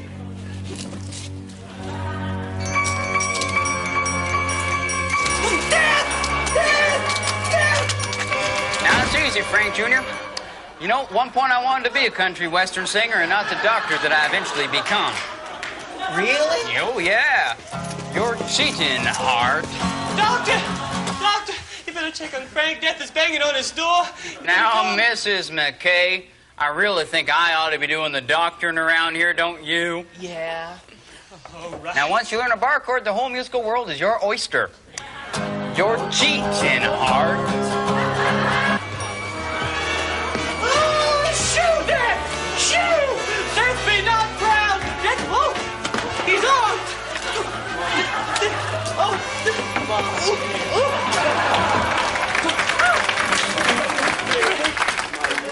Thanks for the coffee, boy. Well, let's have a look at this here dying man of yours, Miss McKay. Hey, Frank. There, Dr. Amity. Let's have a look at you, boy. Yeah. Well, I can't see anything wrong with this man. No reason why he shouldn't be out planting the sheep as we speak. Well, guess I better be getting over to the Parker place. You know, Mrs. Parker's expecting. One of mine. Why, is that chicken I smell? Well, there's one in the coop. I guess I could kill it and cook it for you. Well, if it ain't too much trouble. It ain't no trouble at all.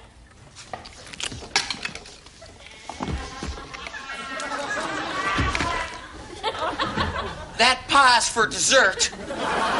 Yeah.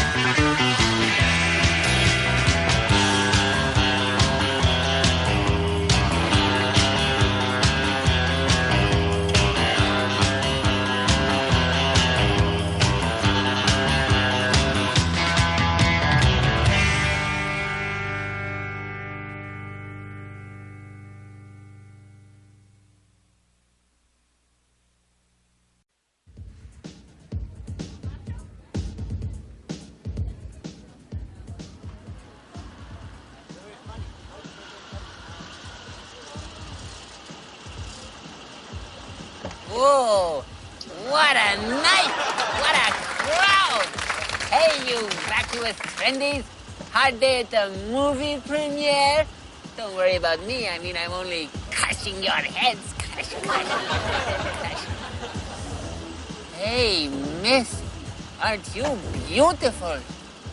Feed the homeless, you bimbo. I catch you. You too, leather boy. Crush you. Crush. Pop. Oh, an outlander. Forget it, buddy. You'll never get in. You may keep your rounded head. I spare you. Not you, you bubbleheads. Crush. Ooh, what a Romeo. What a cigarette-smoking Romeo. What's this? The vomiting goddess is your date? You uncaring creep. I crush you. Crush you. Hey, little darling, let me help you get empty. A little bit more. Come on, a little bit more. That's it. Let me wipe the sweat from your brow. Is that nice? Oops, crushed you. Sorry. Well, at least there's no room for a hangover in a mangled head. Back. And still they go, like sheep to the moon. Whoa, won't those flatheads be a sensation, eh? They'll say, Nancy, who's your head crusher? Me. By appointment only. Just go down, flatheads. Crush.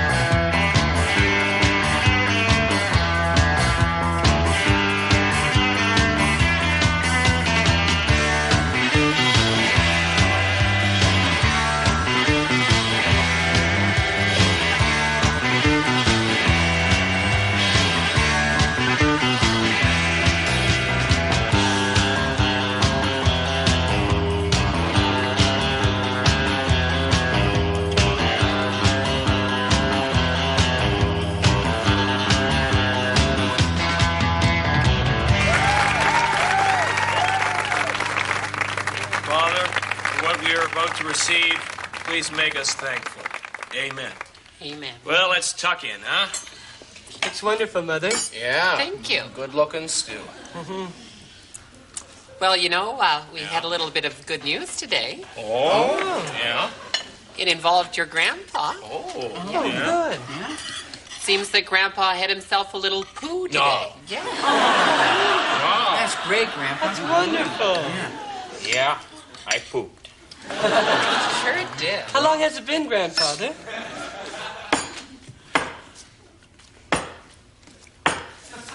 Wow, 4 years. Wow. You know, that's just like the Olympics. Isn't it? Yeah. Yeah. I remember the last one. It was at my prom night. Oh, I remember that night. You looked so beautiful. Oh, so did your poo, Grandfather. You know, I think this is the start of a lot of good things for us McNeils. Our bowels are moving again. Here's to it. You know, you may be more right than you know. Oh? Because today, on his history test, Yeah? Derek pulled in a C. No. Yeah. You didn't. Yeah. You didn't. You little scamp. Yeah, and the teacher says it's not just an ordinary C either. It's a special C. It's a C with promise. Wow. Well done. She says it's still too soon to say, but I might not be stupid. Good luck, Derek.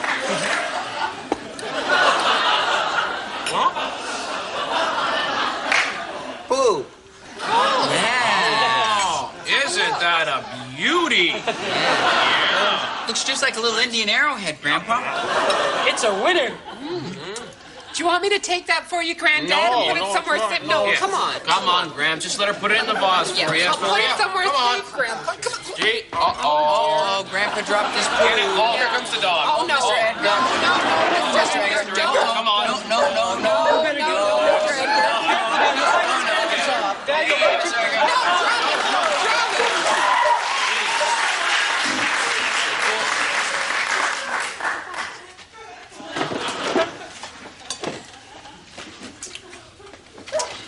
looks like the dog got your poo, Grandpa. I'm sorry.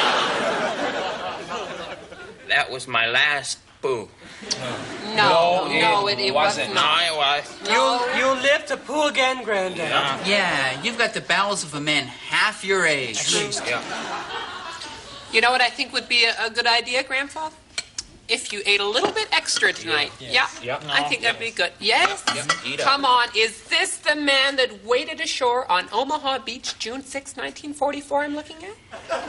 Hey, let's get back to work, soldier.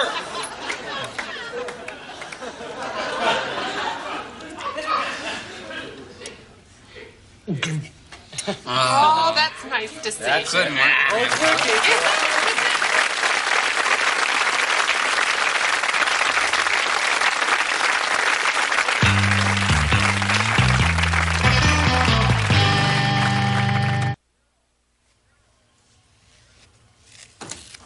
Gerald! Gerald! How are you, you old skunk? How are you old snake? Pretty good. Good to see you. Hey, how was your weekend? Oh, not too bad. A little too short, though. How was yours? Good, but a little short.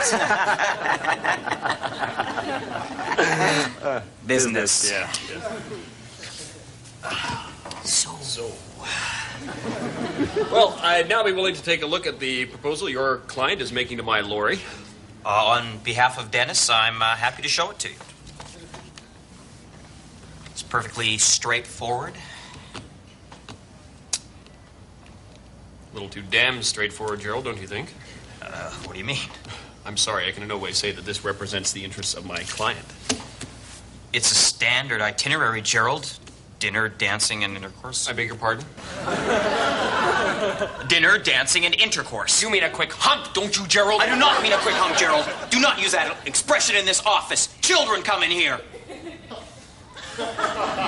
Dinner, dancing, and intercourse. What do you think my client is, huh? A $90 an evening hooker? This is dinner at the Plaza, Gerald. Oh, really? So she's a $120 an evening hooker, is that it? Well, at least a hooker comes across. I can't believe I said that. Gerald, do I sense that your client has certain feelings for my client? My client makes $62,000 a year. But does your client have certain emotional interests towards my client? He's got a really great car and a mustache. Gerald, does your client love my client? Yes! No! He's not sure. Back off, Gerald! I'll back off, but perhaps now you'd be willing to take a look at the proposal my client's making to your client.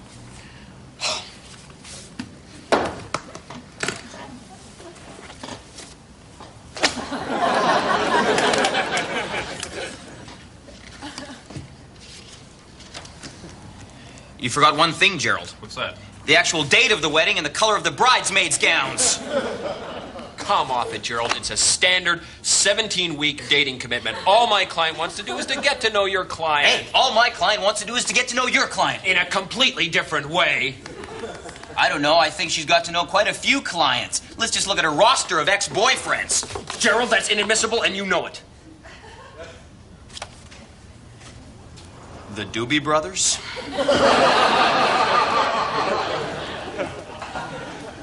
All right, perhaps we were a little bit hasty with the 17-week dating proposal. Perhaps we can accommodate the obvious interests of your client a bit more. How about this? A 6-date schedule with possible sexual intercourse on date 6. Gerald, I'm no longer interested in this possible sexual intercourse you keep selling me on. Last time it turned out to be a cheap hand job at the drive-in. Your client ejaculated, Gerald. Sadly. Very sadly. Let's just let sleeping dogs lie, shall we?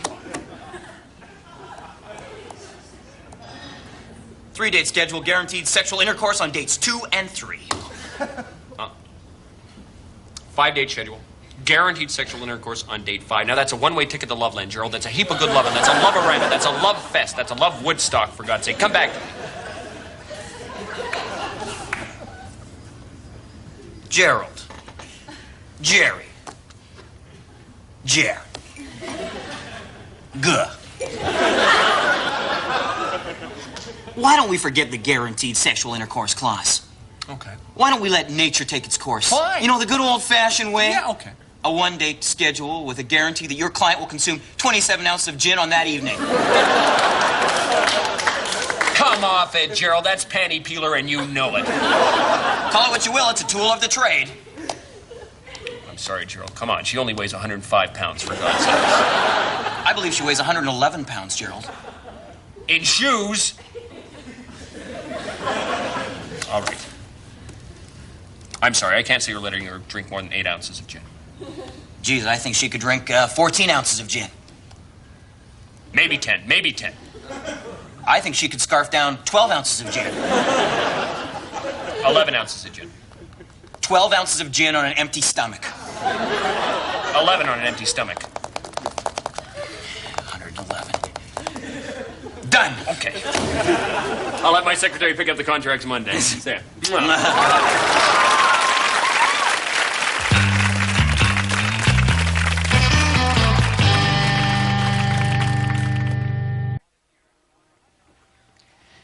For hundreds of years, modern science has endeavored to peel back the layers of ignorance, to shed light on the true nature of the universe, to replace yesterday's myth with today's proven fact. And it is to advance that cause that we must ask ourselves, are extraterrestrials dull?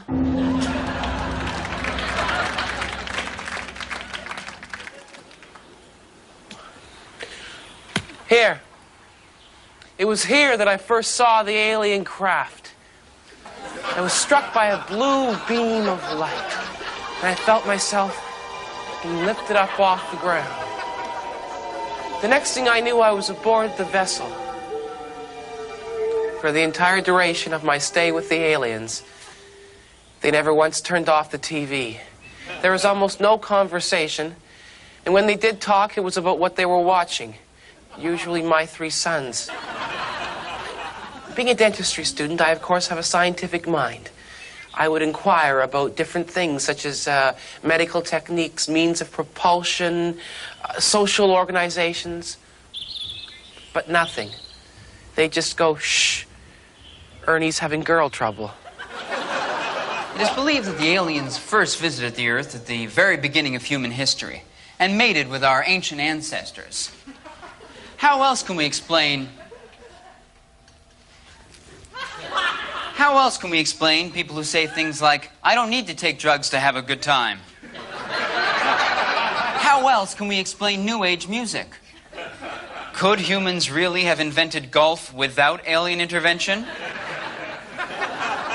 Well, I was abducted during an open house in the outskirts of town. I asked the aliens if they wanted to study me or if they wanted to ask me any questions at all. So they asked me if I thought they looked good with a pipe. You see, they all smoked pipes. I thought it suited them, so I said, it suits you. They sort of smiled, turned around, and kept watching TV. We recovered these, near the site of an alien landing. And according to eyewitnesses, this is the outer garment of an alien's flight suit.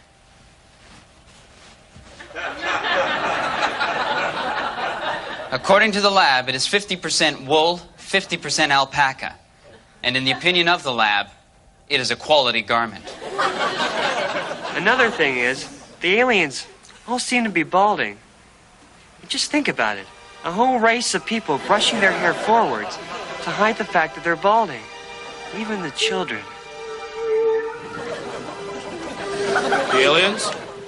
Absolutely splendid people. Top drawer, 100% all the way. Couldn't have enjoyed the abduction more. But why then have these reluctant astronauts come to this planet? What is their mission? What do they hope to gain? I believe the aliens are here to collect decorative spoons. My own store has been visited 3 times by 3 separate groups of aliens. And each time, although they initially expressed a lot of interest in the beer mug shaped like a tit, their only purchase was the Stephenville commemorative spoon. In fact, the last group complained quite tellingly, I think. They said, why don't you have a spoon that just says Earth? It would save time.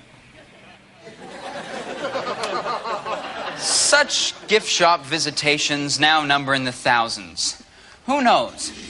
Perhaps one day when the last spoon has been collected, the aliens will leave this planet as mysteriously and uninterestingly as they came. But until that time, I know... But until that time, I shall continue to look to the night sky until I become drowsy and fall asleep.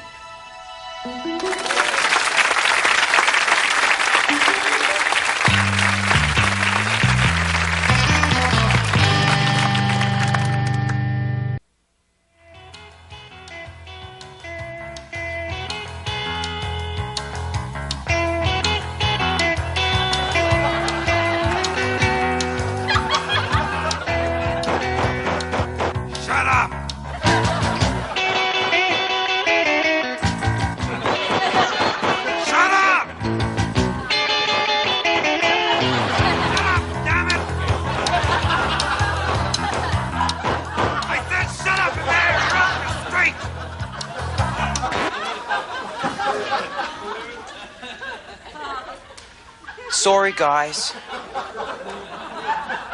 The party's over.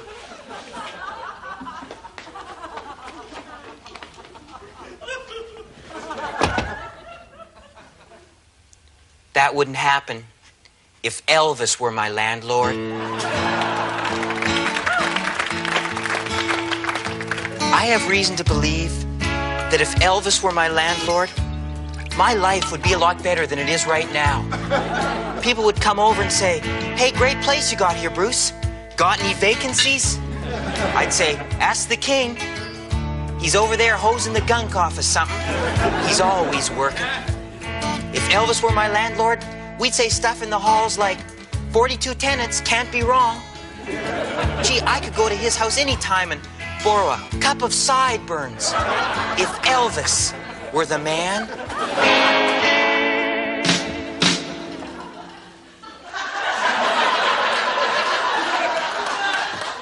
Hi, how you doing?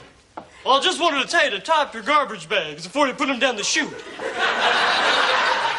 Makes my job that much easier. Thank you very much.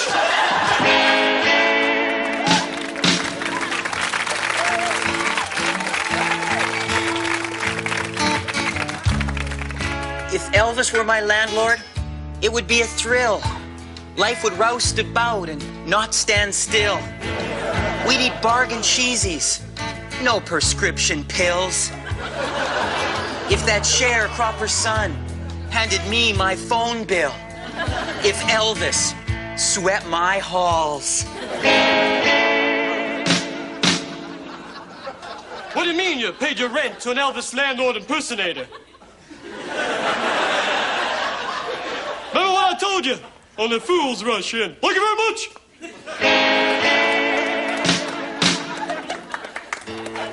If Elvis were my landlord, he could come over any time.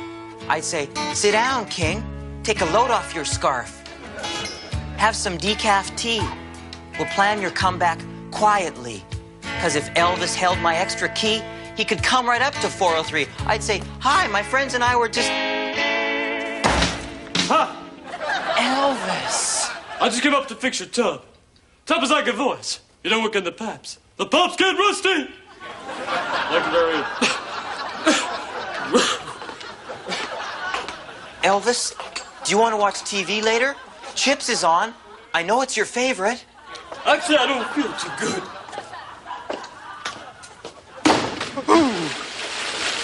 Elvis? Elvis has left the building. Elvis? Elvis has left the building. I have your rent check, Elvis. I won't give it to the Dave Clark 5. Elvis? Elvis? Elvis has left the building. Elvis! Hey, come to my party tomorrow night? You got my address, don't you? It'll be a great party. Get there early. Get there at 9 o'clock. That's when the action starts at my parties. See you there. Hey, let him in. I said let him in. I'm talking to you, bouncer boy. Let the poor little pathetic spider in? Who died and made you God, eh, Mr. Bones and Muscle? I'm warning you, don't make me good. Oh, God, my fingers! What a head! What a thick head! I can see why they gave you this job. Still.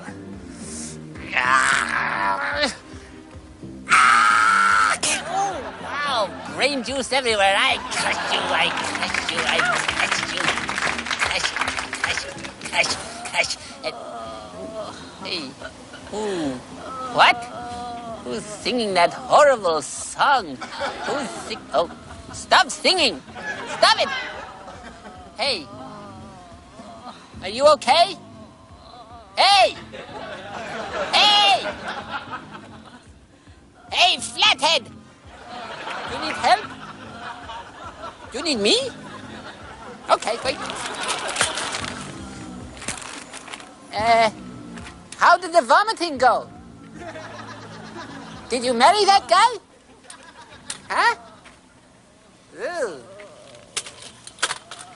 Look at you. You're a mess.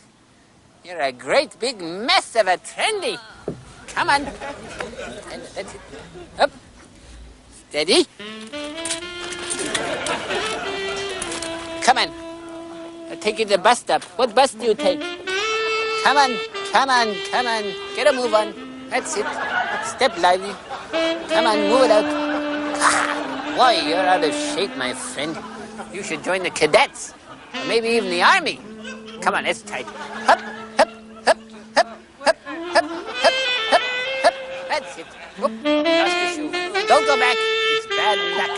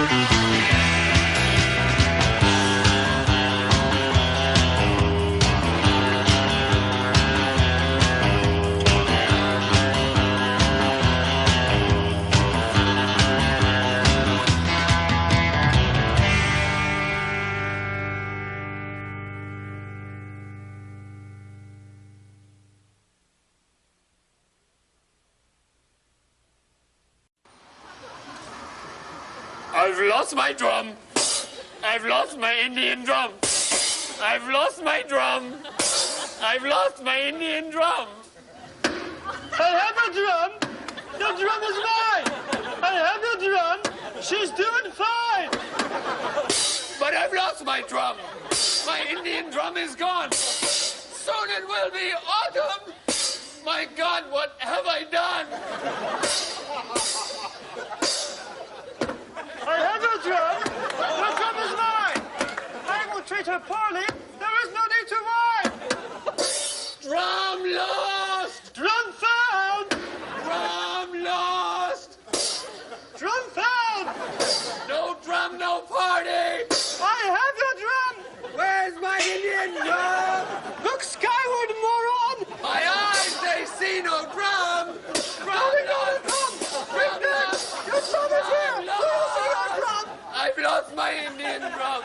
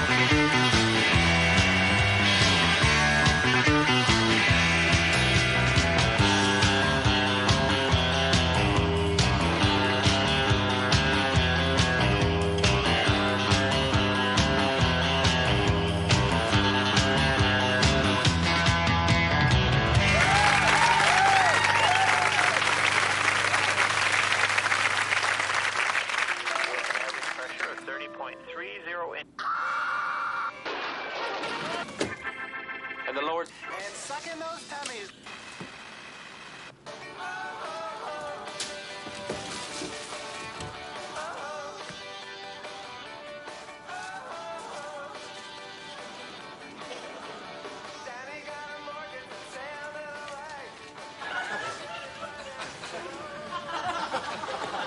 Okay, homeowner, you're being robbed. Oh, great. Where's all your valuables? Everything's over there on the shelves. It's so far. Oh, I'm sorry. Oh, well. Well, I suppose having wholeheartedly swallowed the male myths of our culture, I'll be forced to protect my belongings. Don't try to stop me. Yeah, right. Please don't take them. They're all I have in the world. Well, now you've done it, I'll be forced to respond with violence. Because that's all I know. Take that, Ivy League boy. Ow, stop. Oh, stop. Wait a minute. I think I should warn you that I took a course in self-defense and I have a move you cannot possibly get past. Make it fast. All right.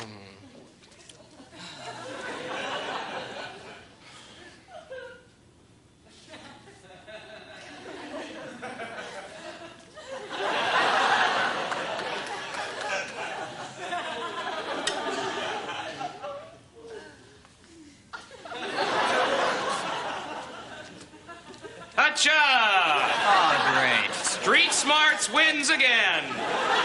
Let the pummeling continue. Ow, would you stop? Ow, stop. I'm asking you to stop. Now just stop.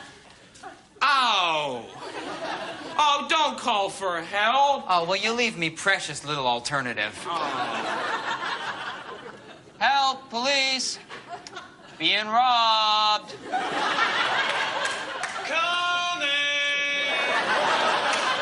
Well, now you've driven me into a homicidal frenzy. Like I care. Oh, would you just stop it? Oh, why don't you? Well, I asked you to stop. Well, what, are you going to debate because you went to college? It has got nothing to do with my education, Oh, is and you that know it? very Just because well. I was educated on this. Freeze! Police!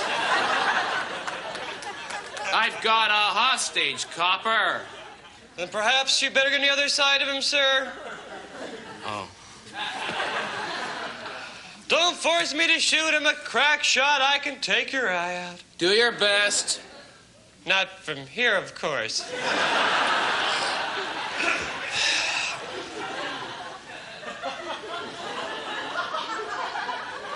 That's better! Gotcha! Great, he got my gun. Scramble! Sir, not the police shirt, sir, really? please. Would you watch Oh, so close, you're Trying so to get the far. gun. Sir, you who, I'm here. Sir, Oh. here, sir, you who. I grow bored of this. Let's fight mano a mano. Fisticuffs? Uh-huh. Give up? What choice do I have? None. You have the right to blah, blah, blah. Sorry about all the noise, sir. Oh, that's all right. Hey, police brutality. Shut up.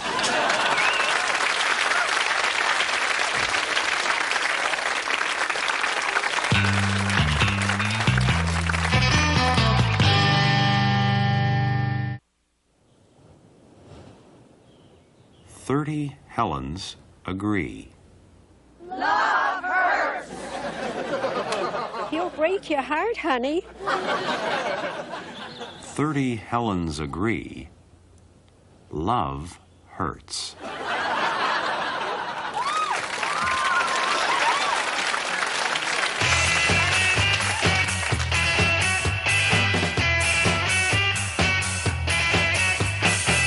Okay, well, how is that possible? How is that possible? I was guaranteed a delivery by today. Well, who is in charge of shipping and receiving down there? Who is that? Okay, hold on. Okay, I'm writing that name down, all right? And now I am taking the sheet of paper and I'm throwing it away. He no longer works for this company. Do you understand me? He no longer works here. What? No. Don't tell him right away. Don't tell him right away. No. I want you to find out what school his children go to. I want you to have them paged and have them told that their father has been fired. Daddy's been fired. Do you understand? That is how I would like him to find out. Yes. Do you understand? Thank you. Steve? I'd like you to pick at random the name of any employee of this company, write it down on this sheet of paper, pass it back to me, and I'll have them fired. You're feeling a bit tense, aren't you, Dan? Yes, I am feeling just a little bit tense, Steve. What do you say? We take a little break, go down to the gym, and relax. That is a good idea.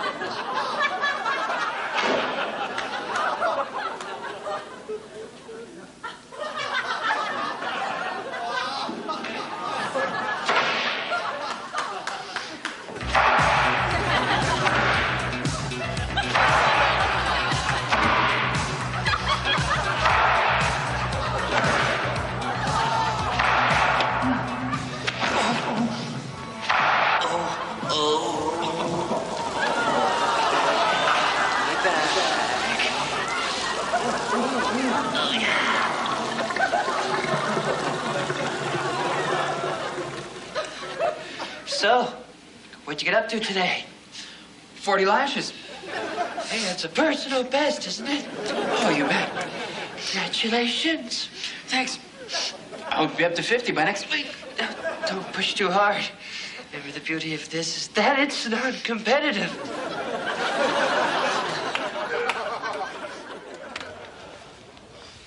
So, you feeling better, Dan? Oh, much. Thanks, Steve. By the way, here's that name you asked for. Oh, God, I'd completely forgotten about that. Mr. Rashford? Mr. Rashford, you're fired.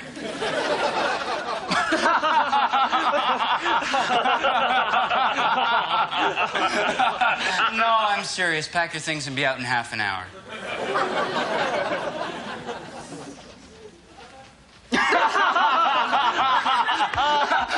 Sorry. It's all right. His face.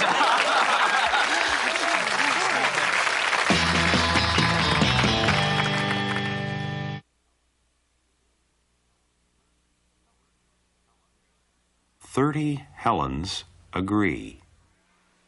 Tattoos aren't for everyone. But they do help you remember a guy. Oh, Helen. 30 Helens agree. Tattoos aren't for everyone.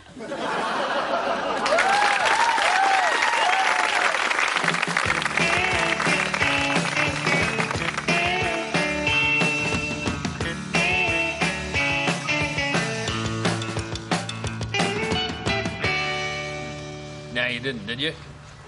No, you're kidding. No, I told you that's the price. Well, screw you. All right, we'll talk to you later, Barney. Bye.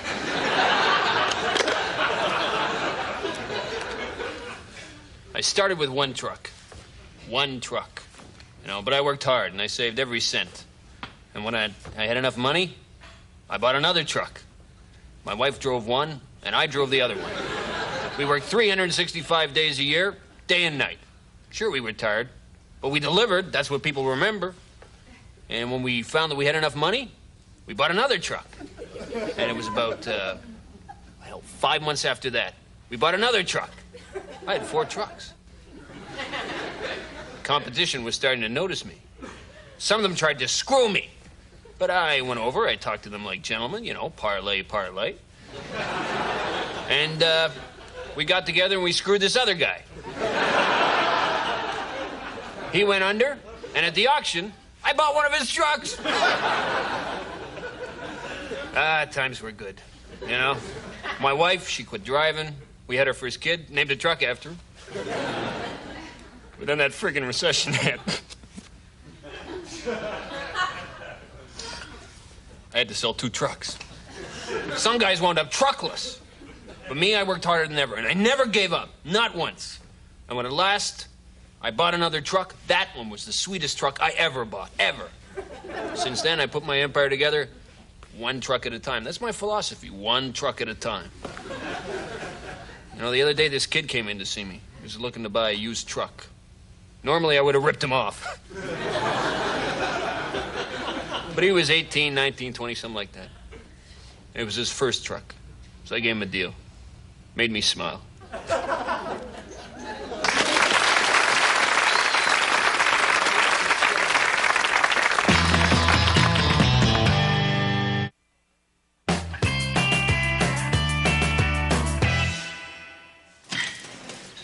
Hi, Mom.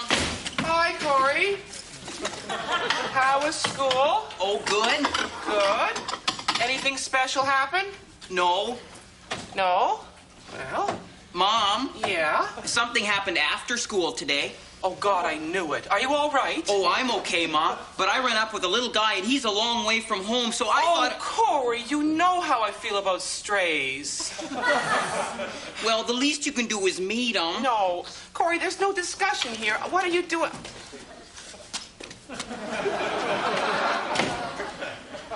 Oh, my God. Not a businessman. He comes to the name Mr. Stevenson. Mr. Stevenson? Oh. Hello. Thank you. Scoot. Scoot, scoot. So, Mom, I was Yes. thinking, do you think it would be a really good idea, or is it okay, Mom? Yes? Can I keep Mr. Stevenson? Oh, Corey, sit down. Sit down. Now, Corey, a businessman is a big responsibility. You have to fetch his coffee, screen his calls, change his paper every day. I'm sorry, a businessman is too big of a responsibility for a boy your age. Mom, I'm willing to put forth the work effort. Oh, I think I've heard that song and dance before, young man. Remember the short order cook you brought home? He was between things, Mom. Kept me up all night making toast. He thought he was in a truck stop. I'm still making toast soup. And I love your toast soup, Mom. I'm gonna get some right now. Corey, I said no and I meant no. Corey, N-O spells no. Yes. Y-E-S spells yes. Don't you spell back at me, young man. Oh, you. Look at him, Mom. Oh. He's confused. He's trying to hail a cab. Oh. Well, well, well, isn't that cute? Stop flashing those boardroom eyes at me. That may work. Listen, you. Listen. That may work with the secretaries back at the office, but I run a shoe shop. Look, I see right through you. I told you that the answer is no. I know exactly what you're all about. I am a rock, Corey. I'm unmovable. If I can't keep Mr. Stevenson, I'm gonna hold my breath until I turn gay.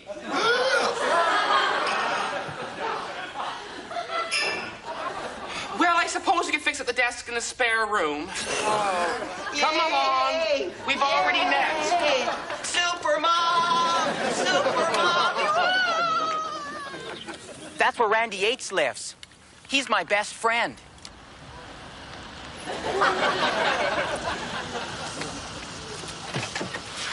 Follow me. Cedar Place Junior High.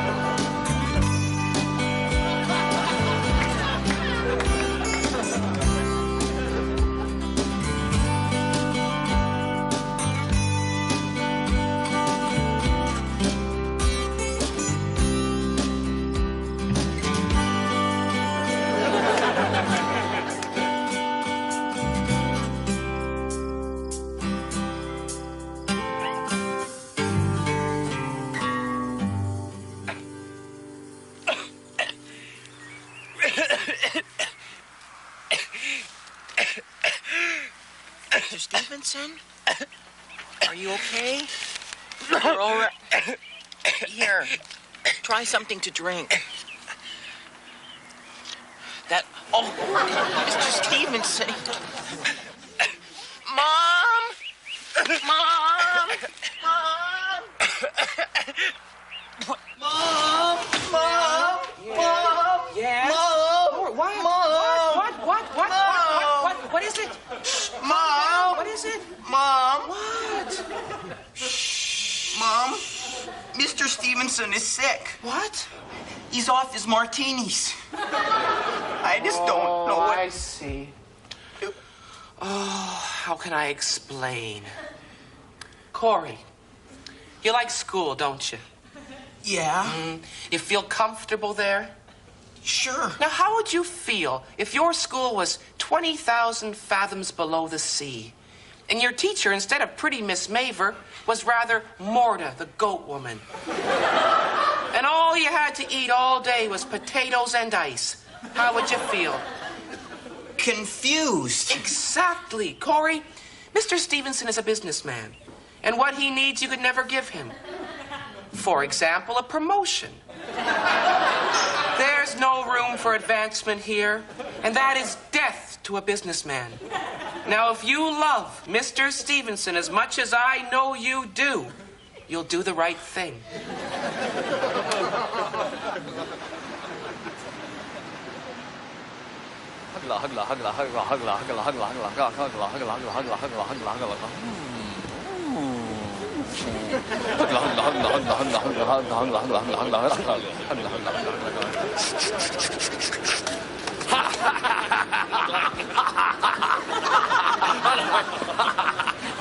Ooh, taxi! Taxi! Taxi! Taxi!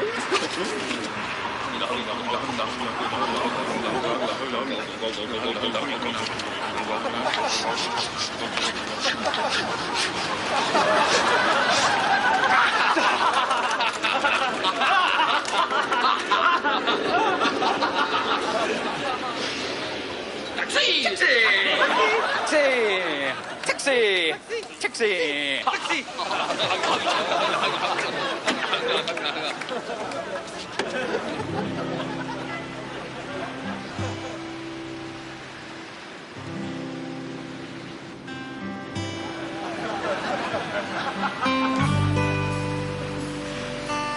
Maybe I'll get a job in your company someday.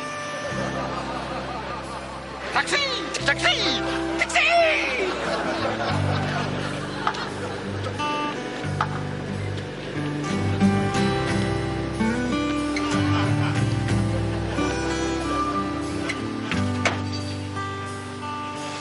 Bye, Mr. Stevenson.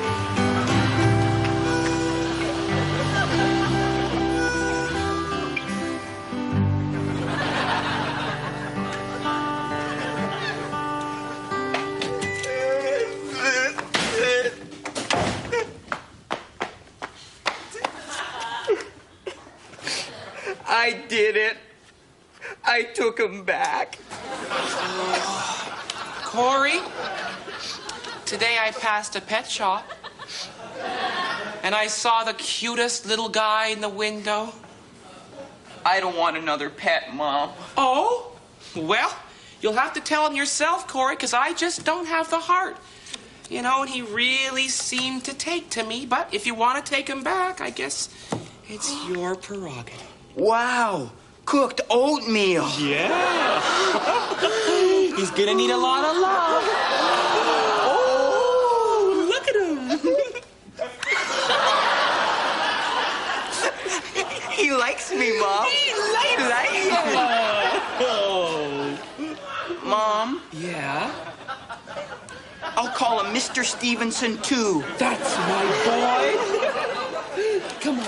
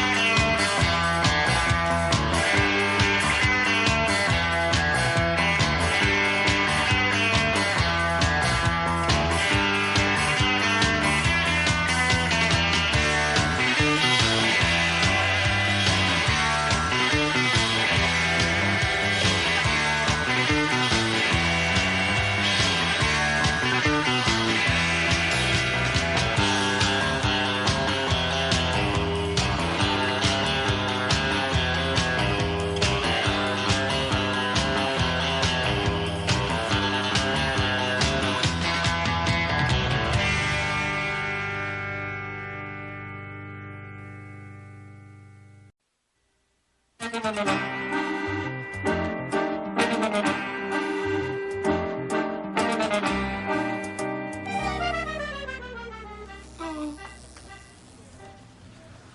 wrong, my Michelle? Oh, Sylvie, I can't stop thinking about Tony. Wondering where I could be, who he is with. What is he thinking? Is he thinking of me? And whether he'll ever return someday? Oh, Michelle, you have to stop lying awake wondering about Tony, wondering where he is, who he could be with, what he's thinking, if he's thinking of you, and whether he'll ever return one day. What? Upstairs, we're having a fabulous party, but we've run out of wine. So I'm forced to borrow a bottle of yours.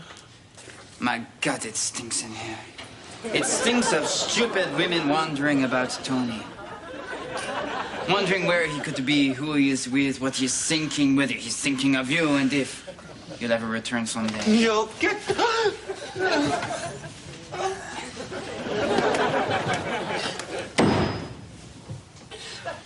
Forget him. He's stupid. No. Michelle, are you crying? No, I am not crying. I'm just thinking about Tony. Wondering where he could be, who he is with. What is he thinking? Is he thinking of me? And whether he'll ever return someday. Sorry, what did you say? Oh, I was just saying that I was thinking about Tony. You know, wondering where he could be, who he is with. I got confused at that part. When did you stop being confused? Okay, you were wondering about Tony.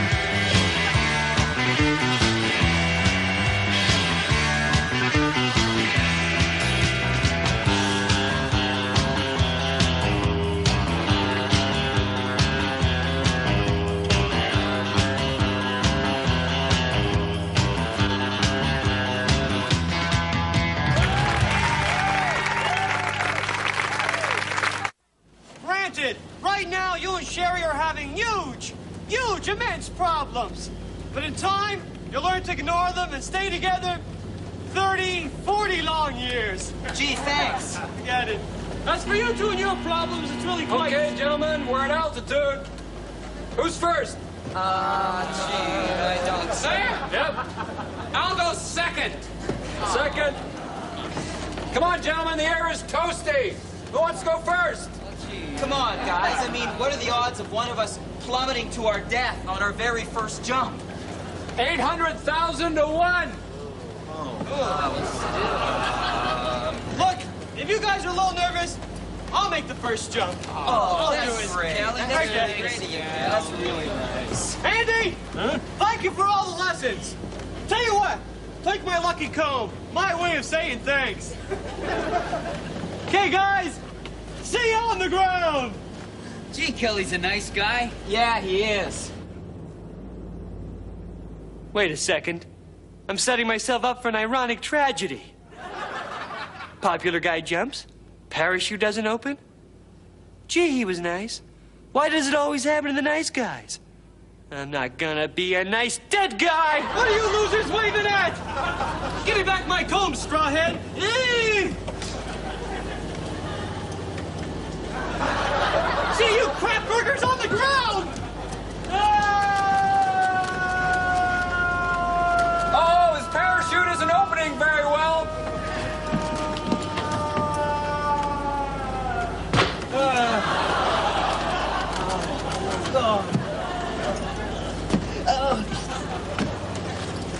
Okay, who's next? Next! Next! Come on, I mean, what are the odds of two of us plummeting to our death on our very first jump? 10 million to 1. I'm not gonna make it! I'm not gonna make it! I'm not gonna make it! been with you. Remember our pact? Yeah. You're not gonna die on me. You're not gonna die on me. You're not gonna die on me. See ya, fellas. We're going together. Good luck.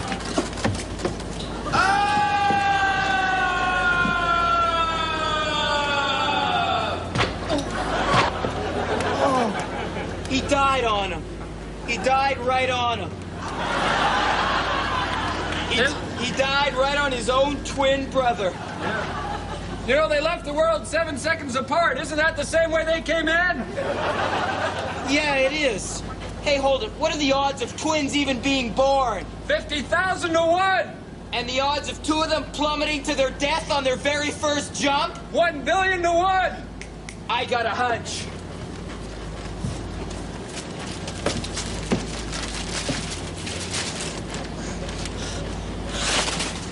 Oh no! I won the lottery! Wow, 10 million to 1! Okay. Now what are the odds of 4 of us plummeting like sacks of cement to our death on our very first jump, 2 of us being twins, and me winning the lottery?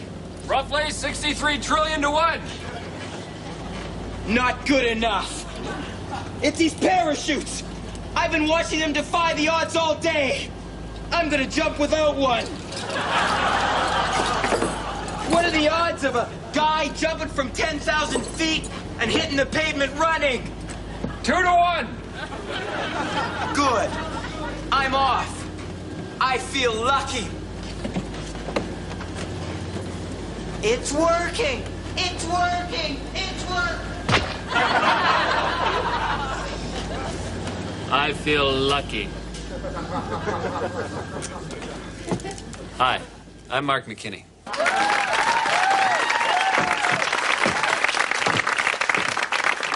Do you know that 1 out of 3 marriages ends in divorce? Not great odds, are they? And you know what? They're rising. Statistics don't lie. Unfortunately, lovers do. For example, if I should marry either of the 3 women I'm currently seeing, I would have to come home to our marriage house each night knowing there was a 63% chance that I had cheated on her. And what's worse, there'd be an equal chance that she had cheated on me. So remember, if you find yourself standing at the altar, remember you're not looking at your betrothed, but a pair of loaded dice. Snake eyes. So please, think back on this riveting playlet before you say, I feel lucky.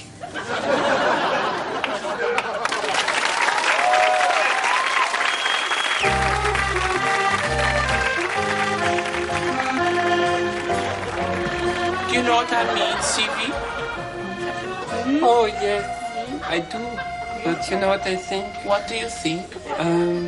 I think you have to stop wondering about Tony, wondering where he, who he's with, what he's thinking, whether he's thinking of you, and whether he'll ever return to you one day.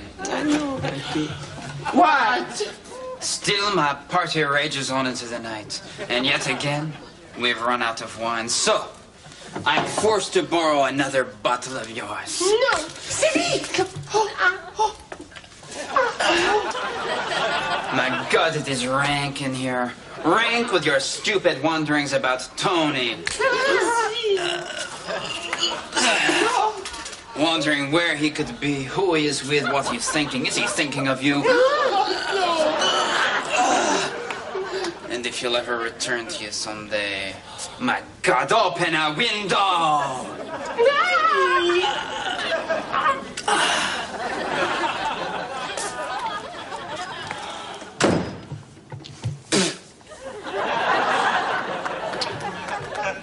I know that look. What look? That's the look that says you're wondering about Tony, am I right? You're wondering where he is, you're wondering where he is, what he's thinking, what he's thinking. I know it. I know it. You're right.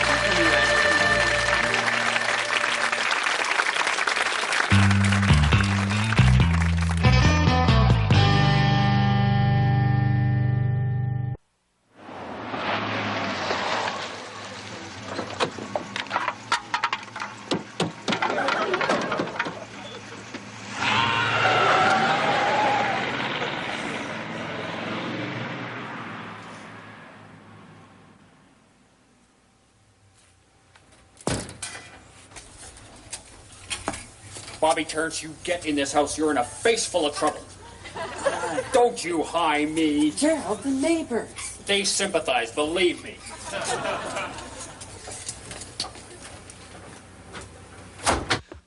You won't be smelling freedom's air for quite some time, my boy. Face full of trouble.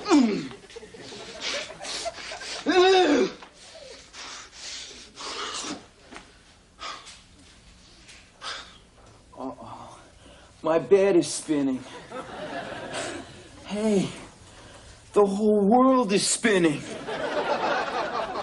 I get it now. I understand.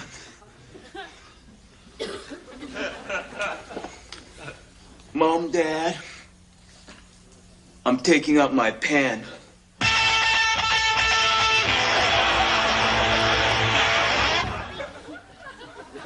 Fire. Fire, fire, fire. Fire on my brain. Fire.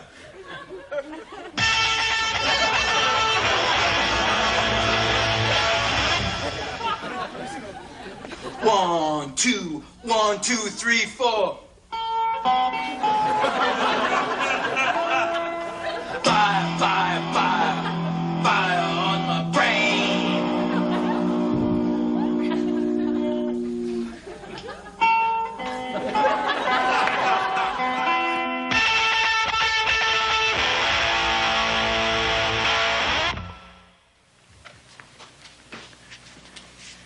This is my girlfriend, Laura. She loves me.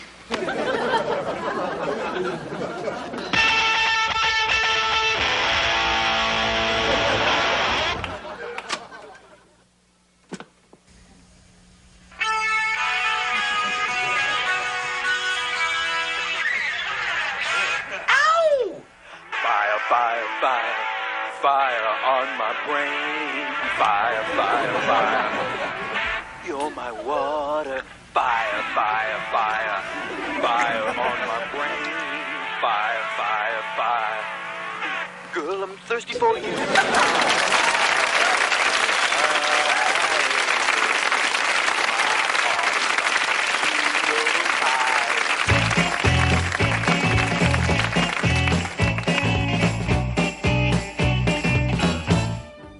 Hi, my name is Fletcher Christian. Oh no, not the famous seagoing Fletcher Christian, but rather the relatively anonymous shoe-selling Fletcher Christian. Come to think of it, our lives differ in many fairly major ways. For example, in 1787, Fletcher Christian was made first mate aboard the HMS Bounty, whereas I was not. In point of fact, I had yet to be born. But many years later, in February of 1985, I was made assistant manager of Zell's Shoes. On December 23rd, 1787, Fletcher Christian set sail from Spithead to the South Seas to collect breadfruit trees. Me? I don't even know what a breadfruit tree is. Fletcher Christian was loved and admired by all who served with him. Under the tyrannical rule of Captain Bligh, only Fletcher Christian could dissuade the mutineers, and when the time came, only he could lead them. Following the mutiny, Christian, 8 crewmen, and a number of Tahitian men and women settled on Pitcairn Island, a South Seas island paradise where they led an idyllic life. I, on the other hand, am barely tolerated by my co-workers and underlings. And I live alone with a cat. Fletcher Christian, the other one, has been portrayed in 3 major motion pictures by 3 dashing leading men: Clark Gable, Marlon Brando, and Mel Gibson.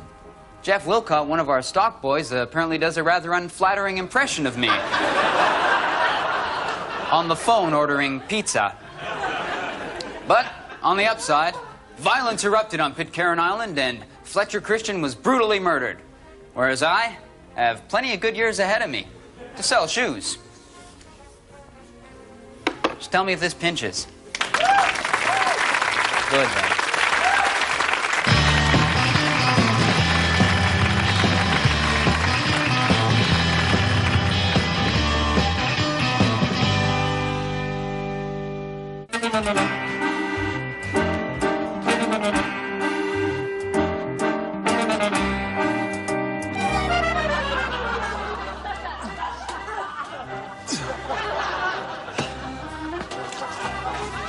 I'm sorry. It's no use. I can't stop thinking about this Tony fella. Where is he? Who's he with? What's the guy thinking? Is he thinking about you? Is he on his way back? Who the hell is he?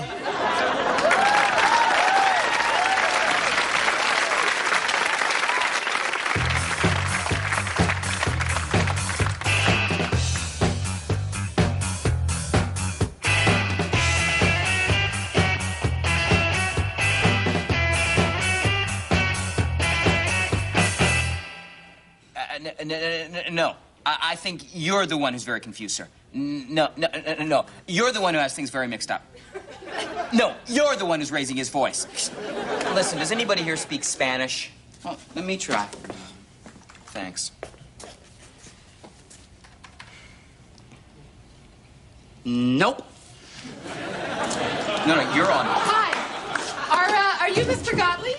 No, I'm Mr. Gottlieb. Oh, hi, Mr. Gottlieb. I'm Nina from Joy Makers. Hello, Nina. How are you? Fine. Thank you very much. Hi. Hello, everyone. Hi, Nina, Joy Makers.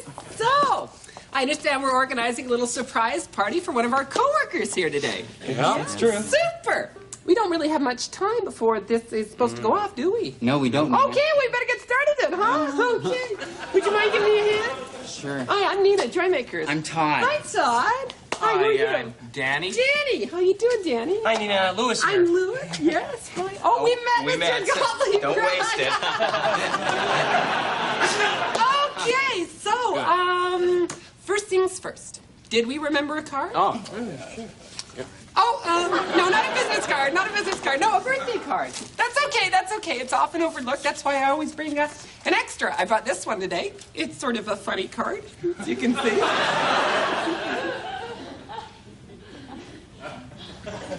Well, I think it's funny. Maybe he will. I don't know. Anyway, where does the victim nest? Where's our... Let's go over there. Is that it? Okay, we'll just set that up over here. And, oh, that reminds me. Yeah. Do you know in a surprise party what the most important part is? The surprise. Okay? So why don't we all practice that together? Do you want to give it a shot? Can we do it? Sure. What's the name of the company? A.T. and Love. Okay, let's go. A.T. and Love on 3. 1, 2, 3. Surprise! I can't. Okay, well, let's try it again. 1, 2, 3. Surprise. I can't do it. I just can't. You basically trust me. That's the basic problem. I just can't do it. Okay, Lewis, can you say supper? No, I can't say that word. Say supper. Supper. Supper. Good. Can you say rye? Oh, no. I can never say that word. Rise. Can you put them together? Say supper rye? Oh, 3 syllables. Supper rise. Supper rise. Very good. Okay, let's all do that together. 1, 2, 3. Surprise. I just can't do it. He trusts me, basically. Okay, He trusts me. okay, why don't we I'm trying. stand in the back here, and we'll just work it on... Surprise! Okay, all right, Lewis, why don't you come back up front, stand in here, that's surprise! Okay, fine, why don't we try that together? Why don't we try doing that together, okay? On 3, all right? 1, surprise! On 3, okay? On 1, I think he's going a little early, Nina. Oh, thank you, Mr. Gottlieb. Okay. All right, on 3, a little bit more volume, just, push it, okay? Yep. 1, 2, 3. Surprise! That's nice. But we don't want to spoil it for the birthday boy. He might be supposed to be here any second now. Does anyone know where the birthday boy actually is? Because, we should probably organize it. Surprise! Todd's 34 today. Congratulations, Todd.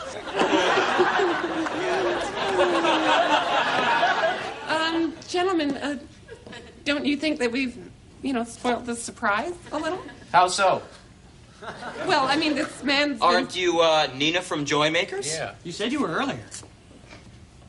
Okay, I can work with this. Fine. We'll do the surprise anyway. Fine, yeah, sure. Okay, come on. No, come on, Todd. It'll be fun. It'll be fun. No, we're going to do the surprise anyway. Okay, Danny. Excuse me, Danny. Can we stay off the phone if you don't mind? I mean, you gentlemen can spend the whole party on the phone if you want to, but no, please put down the phones. Please, can we put down the phones? Todd, it's for you. No, please don't call me. I'll take a message. The flight can't make the party. I'm sorry. Danny. Yeah. I think it would be maybe a little bit better if you let me organize things, okay? Sure. Okay. Sure. All right, so let's give the man his surprise, shall we? Okay, let's make it big, though. Okay. All right. Okay. Yeah. 1, 2, 3. Surprise!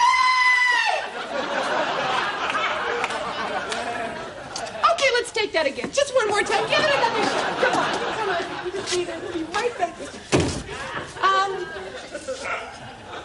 Gentlemen, I felt a little lonely there. It just didn't feel right, Nina. It's... Okay, sure, I understand. Well, it'll feel all the better the next time, won't it? Okay. Yeah. Oh, speaking of which, Todd is probably on to us right now. I mean, he's seen us do the surprise thing and muff it twice. He's no dummy. He knows what's coming, am I right? So let's try and have huge fun with it, okay? What? Oh, hi! Yes, that's a great idea! Yes, go crazy, that's it! Have fun! That's the most important thing. Have fun! Okay, that's good. All right, ready? Surprise! Come on. You bastard! Get him!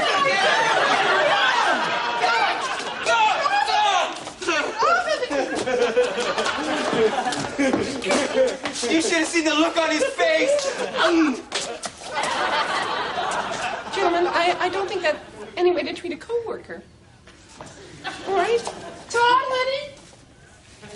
Well, he's gone. He's driving away, Nina. Okay, everyone to the window. We'll sing him happy birthday. Come on, hurry up.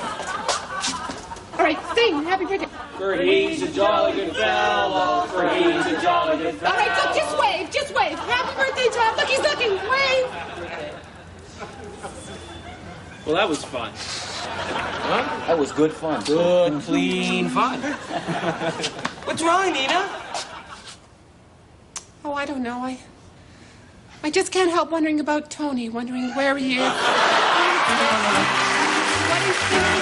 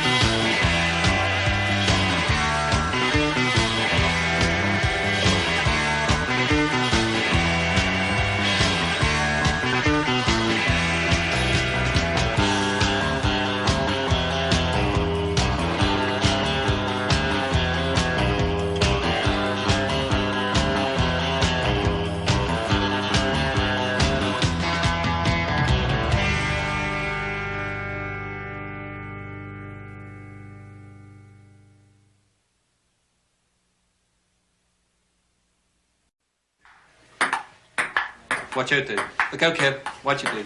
Coming at you, Kev. Look out there. Watch it, Kev. Watch out there. Look out, Kev. Here comes Dave.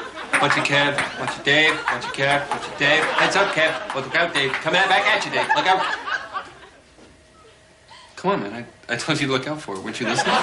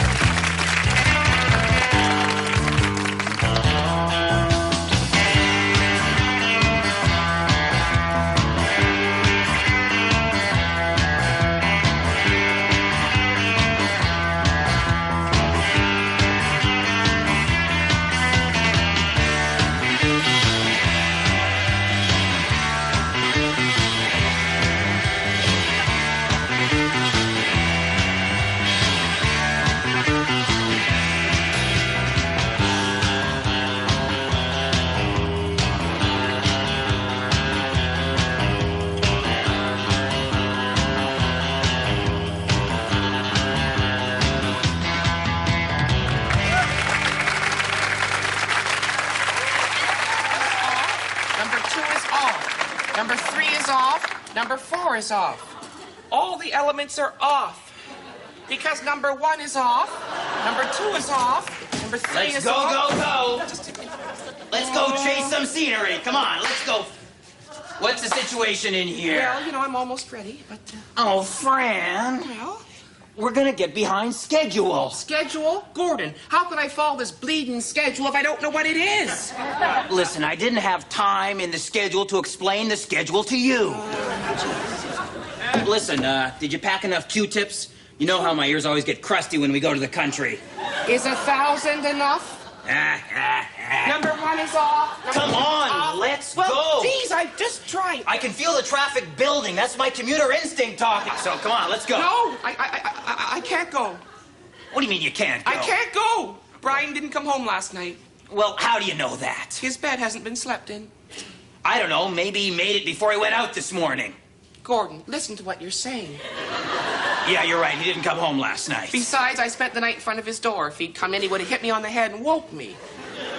Oh, Fran, please. Well, my beard is coming in. Listen, if you don't get in Bluey right now and pull out a map and direct me to a cottage so I can get my full week's relaxation, I'm gonna make the next year of your life misery. Gordon, I can't move. What do you mean you can't My move? hips just locked. They did not. They did. I can't move. On. Gordon, I'm frozen to the spot.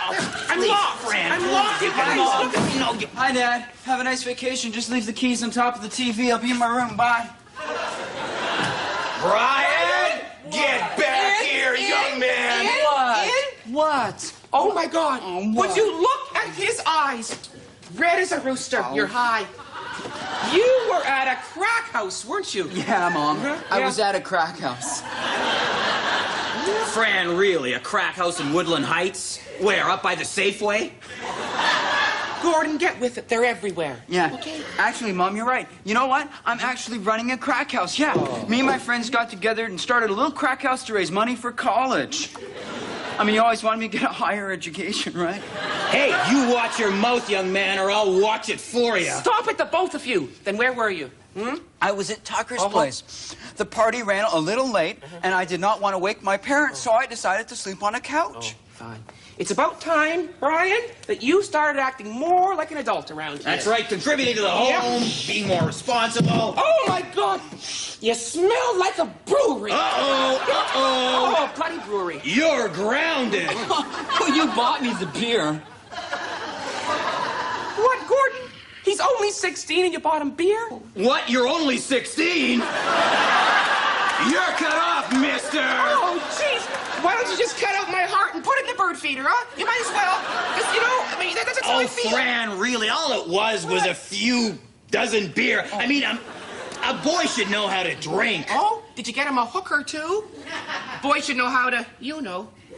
Oh, Fran, shut up. You two are in cahoots. Oh, we are not in cahoots. Don't start this. Yeah, you're both exactly the same. Oh, I am nothing like him. No, I am not like this one. him at I am all. I bear no resemblance to this him. guy. I think he was the milkman's. I think. tell you, Yes, you are. Would you just shut up? Hold it. Don't ever tell your mother to shut up when you're under my roof. Unless you think you're big enough to take on your old man, hey, do you? Shut up!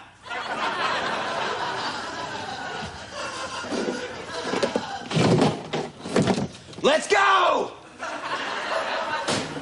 I'm gonna go to my room and have a nice vacation. Brian? What? You hungry, honey? Oh, yeah, a little bit, yeah. Well, I can fix you something to eat, but there's some egos in the freezer. Yeah. But I won't fry anything. I'm too angry to fry. Yeah. That's okay, because I had like a pizza a couple of hours ago, right? You need some money? Yeah. Well, there's $40 in the crisper. Okay, sure. Okay, let me just give you a quick haircut before you go. No. But it's so shaggy, it won't take me a second. Have you turned the boy into a fag yet? Jeez. Oh! Brian? What? We're off, honey. Now, no parties or drinking. I can't hear you. I'm in the shower. But if you do get drunk, do it in the basement so you don't fall down the stairs. Okay. Okay, be good, dear. Whew. Guess now we're behind schedule. No, we're not. I pencil in a family blowout. Ooh. Oh, that's good. Come on, you'll get a cheeseburger in about 6 hours. Oh, is that on the schedule? If you're good.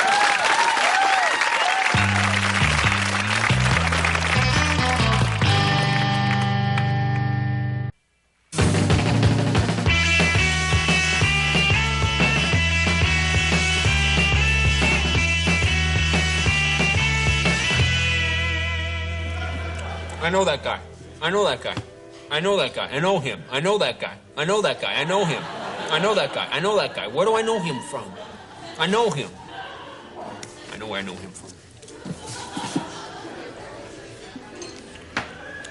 Hi. Do you remember me? No. St. Elmo's High! Fight, fight, fight! I didn't go to St. Elmo's.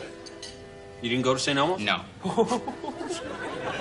Sorry. That's okay. Wait a second, I know where I know you from. It's from the Chain Gang. That's right, from the Chain Gang. The Chain Gang. Yeah, the Chain Gang. Oh, come on, you gotta remember. Look, I got a picture right here. Look, there's a 6-foot piece of chain and then me, and there's a 6-foot piece of chain and there's you, and there's a 6-foot piece of chain and Skinny Pete back here. Yeah, see? Well, it's a bit hazy for me. What? God, Pete and I both got big bodily scars to remember it by, don't we, Pete? Come on, show 'em. Look at that. Huh? Well. Well, those were hard days, huh? Well, yeah, but it's all behind us now, isn't it? Yeah. So what are you doing these days? Are you doing crimes? Are you knocking over this place? No. Look out, folks! He's a killer! No. Actually, I'm not. In fact, I'm a food critic now. You're a food critic? Hey, Yep. he's a food critic! What? He's a food critic! A food critic? Yeah, he's a food critic! Food critic. God, doesn't that fit? I remember how nasty you used to be about the food in the camp. Yeah. Well, they would be excessive with the salt, wouldn't they? Yeah, and the salt. And the saltpeter, too. Do you remember the Sunday morning pancakes? Yeah. Yeah. Well, back to work. Huh? Oh, you're working now. You're criticizing this food here. Yes. Oh, okay. Well, listen, maybe after you're done working, you and Skinny Pete can go out and grab a beer. Well, I'm meeting someone, actually. Who? A friend. Someone from the Chain Gang? Well, actually, I've sort of lost touch with the gang. What? Hey, man, you shouldn't lose touch with your Chain Gang. Well, there you go. Hey, do you remember Tim Morris? The guy that worked up at the front.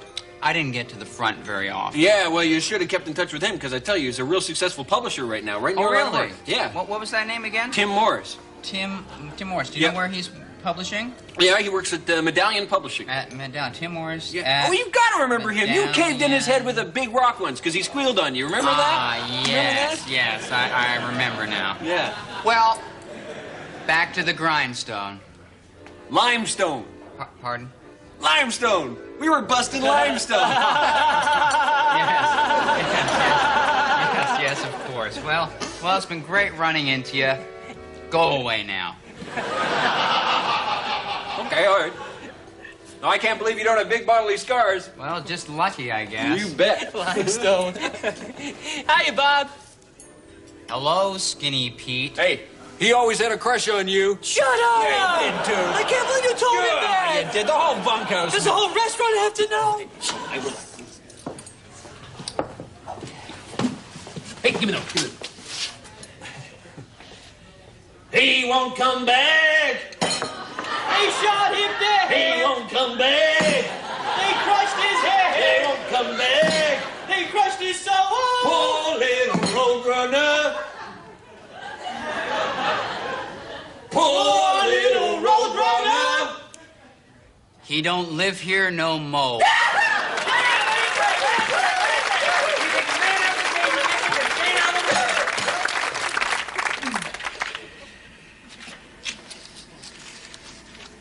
Gentlemen, in reviewing your financial situation, we've determined that you have no collateral, no previous experience running a business, not even a credit rating.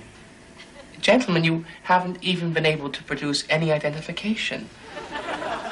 I feel it would be inadvisable of the bank to approve a loan at this juncture. I'm sorry. You don't like us. That's what this is all about, really, isn't it? I told you, it's all a popularity contest. Gentlemen, it's nothing personal. Nothing personal. You don't like us. That's nothing personal. You'll be sorry when we're dead. Bet you will. Bet you will. Betcha. Betcha. Bet you will. Bet you will. Bet you will. Telephone. She'll be sorry. She'll be sorry. I bet she'll be sorry. I bet you're right. I bet I am. This is her house here. Are you sure? Hey, get off my back. Sorry.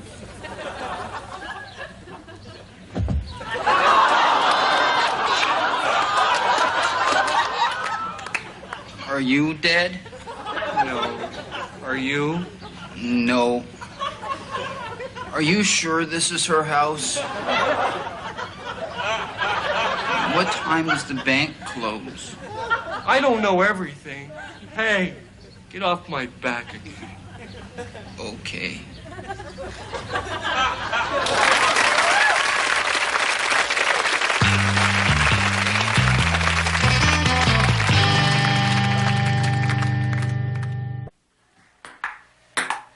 Do you want to know who I'm for? Do you want to know who I'm for? I'll tell you who I'm for. Do you want to know? I'll tell you. I'm for one of you guys. Do you want to know who I'm for? Do you want to know who I'm rooting for? I'll tell you. Do you want to know who I'm for? I'll tell you. Do you want to know who I'm rooting for? I'm rooting for one of you guys. Do you want to know who it is? Do you want to know who I'm rooting for? I'm really gunning for one of you guys. Come on, ask me. Come on, do you want? I'm rooting for you. Because you pissed me off. Good try. Good try.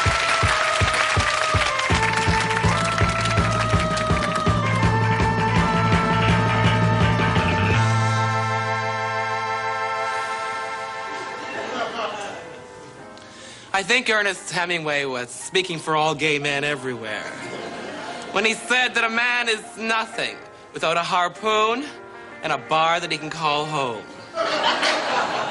Now, I've never been satisfied with just one harpoon, so I certainly don't see why I should be satisfied with just one bar. But lately, there have been some ominous developments in the gay bar community, which I would like to share with you. Just last week, I was at Bloomie's, having a smart cocktail at the bar, talking to my friend Tom. You know, Tom the bartender. When all of a sudden, a Tyrannosaurus Rex walked in. I couldn't believe it. What a bore. Drank like a fish, totally took over the dance floor, killed 30 or 40 fags with that stupid tail of his. I was incensed. I mean, really, isn't there some sort of a dress code or door policy? Of course, I could see how he got in. What with those faggy little hands of his, mincing around the dance floor. Like some queen of the Pleistocene.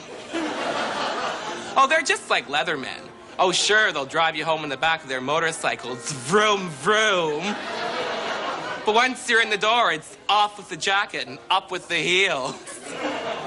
It's happening everywhere. Just last week, I was at Cafe Boy on the rooftop patio. Some of us were enjoying a lovely brunch, when all of a sudden a pterodactyl swooped in and ruined all our fun. Upended the table, made fun of Sky's new play, and bit off Jules' head. Oh, nobody helped us. Oh, no. They were all too caught up in themselves. So I marched straight downstairs to talk to Tom.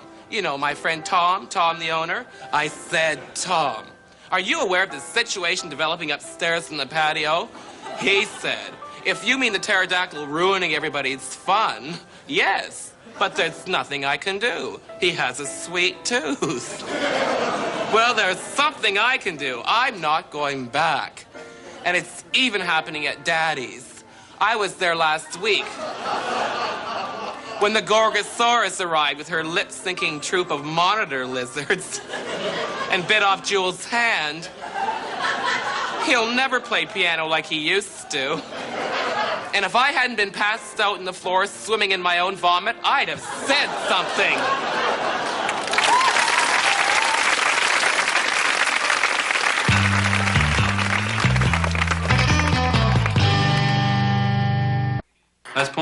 Last point in the game. Let's go, guys. Come on, last point. Whoa! Okay, do I play now? Can I play now? Are we gonna play round robin? Is that it? Am I playing? Can I play now? Can I play now? I'm ready. I'm ready to play. Can I play? We're doing round robin, right? My turn? My turn to go? Can I go? Can I go?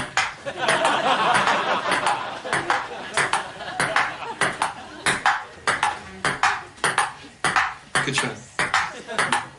Nice shot. Watch your foot. Watch your foot.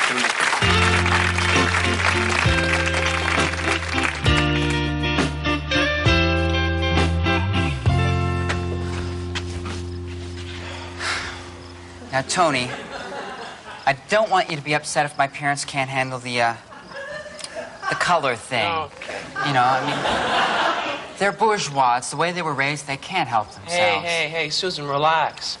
I met a lot of bigots in my day. They can't be that bad. Well, you've never met my parents. Come on. I'm just warning you, but if it does come to a choice, I love you and I'd choose you. Okay. You okay? I'm fine. Let's go. Okay. Finally, you're here. Oh, doesn't it look like college is treating our baby well? Yes, Dad. So, this must be Tony. Yep. Pleased to meet you, sir. Likewise, Mr. Carswell. We've heard a lot about you, Tony. Oh? All good, I hope. Well, I'll let you in on a little secret. Oh? Yes. That's good. Okay. So the bus ride was all right, dear? Yes, Mother, the bus ride was fine. We sat at the front. So it wasn't crowded then? No, fine. Good. Oh, sorry, speaking of sitting, please sit down. Oh, sure. You're a lousy host, Barry. Wow. Mr. Carswell, this is a lovely place you have here. Oh, well, thank you very much. Yeah. As a matter of fact, we've just done some renovations. Uh-huh. But I'm sure Barry will tell you all about that after dinner. He does go on. It's true. Mr. Carswell, I know exactly how you feel. See, I tinker around with vintage cars myself. Oh, you tinker? Yeah. Dad, it's not just tinkering. Oh, of course not. No? Do you like punch, Tony? Oh, I love it. Oh, well, let's go punch swimming, huh, Mom? Last one in. Hey, you guys need any help in there? Oh, no, you two lovebirds stay. Okay. Wow. I am so sorry, Tony. Yeah? They are being so condescending, I really don't know how you can stand it. I think they're really nice. Oh, Tony, come on. It's me, Susan. You don't have to pretend. Watch out, you two lovebirds. We're coming in. Okay. Susan, still smoking? Yes, Dad, you've driven me to it. Thank you very much. When will this nightmare end?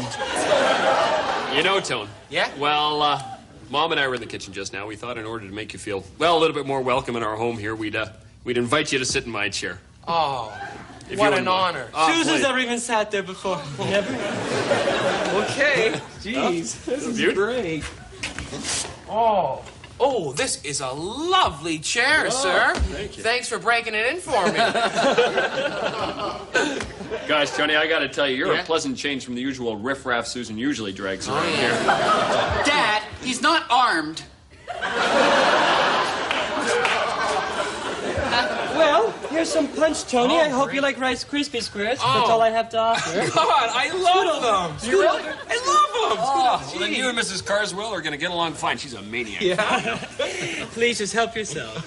Oh, what, Mother? You gonna have him serving us next? So, what are you studying up there at college, Tony? Well, I started Dad, off. he is studying history. He is not slow. Susan, relax. Are you all right, dear? Maybe you better go lie down, honey. Yeah. I'm fine. I am fine. I just think maybe it wasn't such a good idea bringing Tony here to meet you two. Oh, no. On the contrary, Tony looks like a fine young man. Oh, gee. Susan, I don't think I'll ever let your young man go. Hey, I don't think I'll ever want to leave. You little rascal. Mother, that is it. That is too much. Tony is not an animal. He is a human being, and I love him, and that is that. We're going to tear down the walls of ignorance that other small minds like you have built. Aren't we, Tony? Sure, Angel. Susan, you have such a lovely speaking voice. You should have been an actress. I have always told said her that. that. told her that? Mother! Father! You have forced me to choose, and I choose Tony. Come, Tony, we're leaving. But we haven't had dinner yet. Fine. And I guess I'm going alone.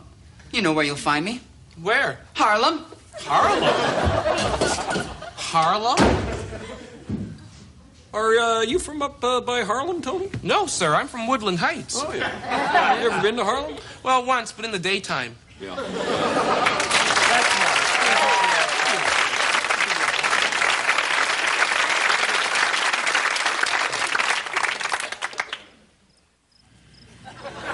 I think we made a mistake. I'm cold. What do you expect me to do about it? Touchy. Nobody likes us. Not even me. Not even me, too. Stop it. You stop it. Stop it.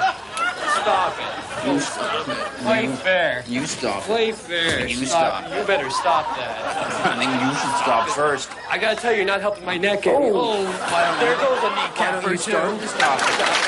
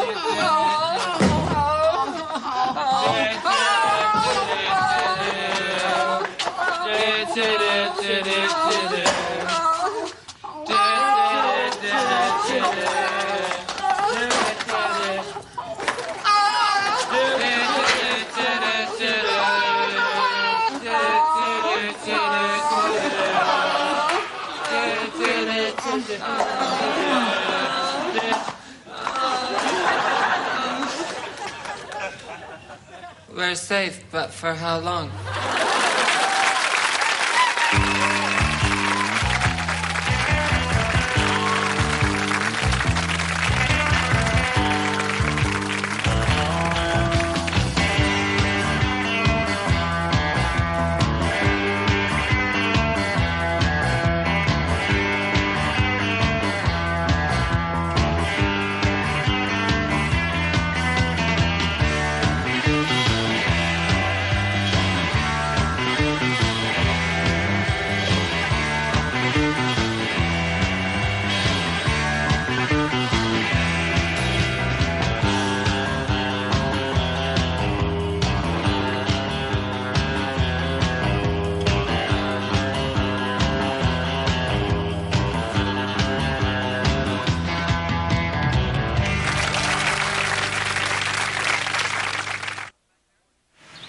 See that house back there?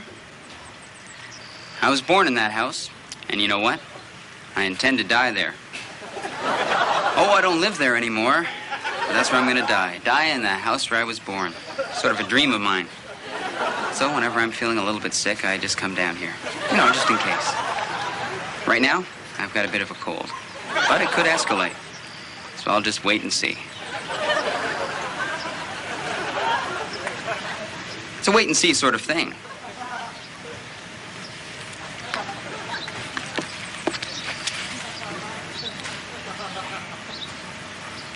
Oh, you don't have to hang around. Got a book.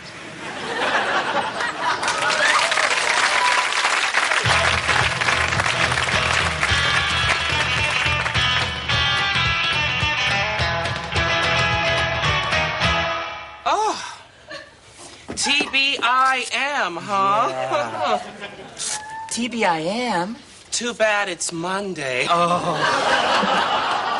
I know. I just hate Mondays. Oh, Mondays. I hate them. I hate them. Monday, I don't believe it. I know. I woke up this morning and I said to myself, Monday. You've got to be kidding. But it was no joke. No, I know. Morning, Kathy C. Morning, Kathy K. Morning, Tanya. Mondays, huh? Yeah.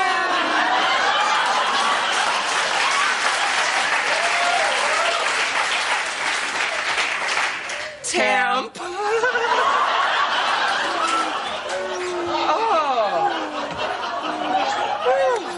Kathy, you know how I hate to gossip. And you know how I hate to listen. I What? do. What? Well, there's gossip, and then there's common knowledge. Well, there will be as soon as you tell me. Well, Kathy, everyone in this office knows that Tanya is sleeping her way to the middle. Well, who? What? When? Where? How? Many? Well, let's look at the facts, shall we? Yes. First of all, Mr. Malone from marketing. Mr. Mustache? God, oh God, all those long lunches, motel room matches. It's obvious. Well, maybe I'm just a priss or something, but I think all your ex-lovers should fit on a bus. Not that you'd ever want to be on that bus. Oh, God, no. I bet she's even done the driver. She's got him packed in the... Hey. Hi. Work, huh? Yeah. Slut. Well, I'm telling you, the craft was going to hit the fan and fly right back in her office. Oh, Kathy, the writing is on the partition. Yes. And I'm not going to be there. No. I'm not going to be there to clean it off her peasant skirt. No. Why should you? Why should I? Why should you, should Kathy? Why should you? After what she's been saying about you? No way. About me? Well, I just assumed that you knew she was talking about you behind your back. No. What did she say? Well, she told a room full of people that you were fat. Saddlebag thighs. Well, it's better to be healthy than anorexic. Yeah, that's right. No, I'm a chunky mutt. Oh, Kathy! You're not. You're just big boned. I don't know. Kathy, look at me. Look at me. Look at me. Look over there. Look at her. Now look back at yourself. And look at your hair. Look at your hair. I know I have nice hair. No. You have wonderful hair. In your case, your face frames your hair. I mean it. That's so sweet. Well, I mean it. That's why I said really it. Nice. Well, Kathy, you know what? Another thing? Tanya, for a temp, she's got a pretty bad permanent.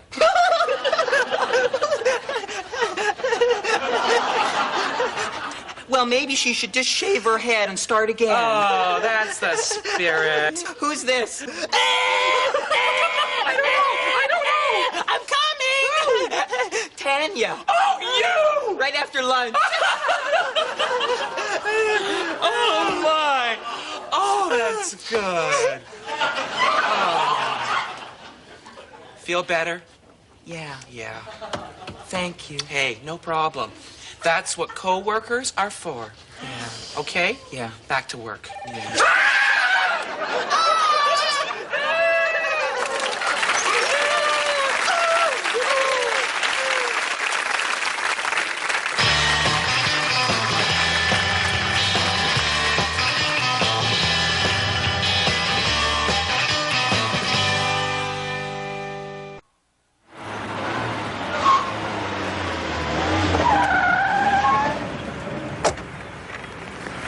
Your x-rays. What's up? Take a look at this.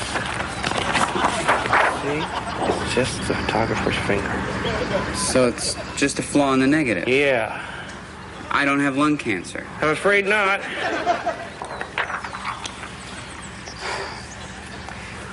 You know I took the day off work. I know. I'm sorry. Great.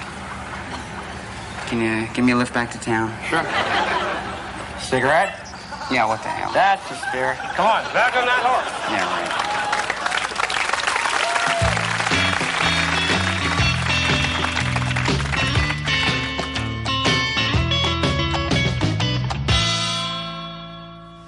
What weighs more? The Bible or the Bhagavad Gita? Well, worldly scholars and scientists have known for quite some time that the Bible outweighs the Bhagavad Gita here by a pound to a pound and a half sometimes. Outweighs the Talmud sometimes by 3 to 4 pounds. Outweighs that mighty Koran sometimes by 5 to 10 pounds. You think about that. Every comedian has a preacher character. Every comedian uses the preacher character as a reliable, solid comedy device. And why not, I say? Say an ordinary line like, get off the phone, and you got nothing. Say it as your preacher character, get off the phone, sinner! And you're halfway to a joke. All comedians use the preacher character. Now, lately, the preacher character has been under attack. Now, why is that? Well, I've been hearing some folks say that they think the preacher character is finished as a comedy vehicle. It's worn out. They're saying stuff like, I don't like that preacher character anymore. It's been done. It's passé. Get that old guy off my TV set. I don't like that preacher character. Give us something new. That old preacher character don't make me laugh anymore. That old preacher character don't make me laugh anymore. They're saying that. And who are these people? Are they out there? Are they the general TV audience? Are they fans? Are they writers? Or are they critics given to criticism? Because I think the time has never been more ripe, more propitious for the preacher character. All you got to do is look down the southern United States. You can see that televangelists and preachers are fast eclipsing rock and roll musicians as the drug-popping, tax-weaseling, prostitute-pumping bad boys of pop culture. It's Bible Belt Babylon down there, and they say, we don't need that preacher character anymore. Well, I say to people like that, I like my preacher character. It gives me the now feeling. I like to finish with a story. I had a friend of mine in the industry, a stand-up comic, who was having some troubles with this preacher character. And what he said to me is that it wasn't working. The character wasn't comic. He would go out and do the preacher character and no one would laugh. Now, he'd done this preacher character in stand-up comedy clubs. He did it at parties he attended socially. He had made a home video.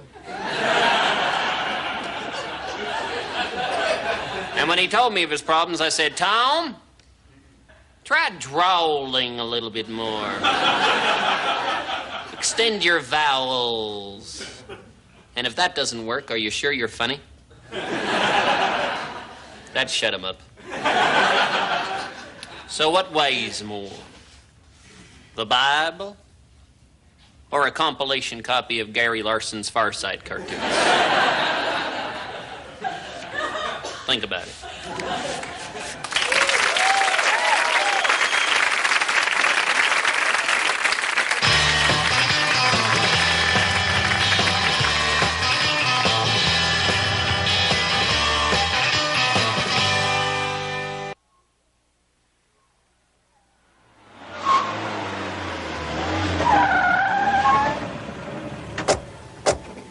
We're almost there, buddy. We're almost there.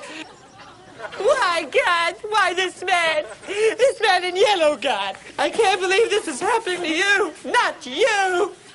One step at a time. One step at a time. One step at a time. We're almost there, buddy. We're almost there. There's so many other accountants that's going to happen to. I can't picture life without you. I mean, we'll miss you at work. God, I'll get the door, buddy. You stay there. Open the door! Open the door! Let us in, you must! Open the door! I got a dying man out here who wants to be a dying man in there! They're not in? They're not answering. My poor, sick, dying buddy. I'll get you in there.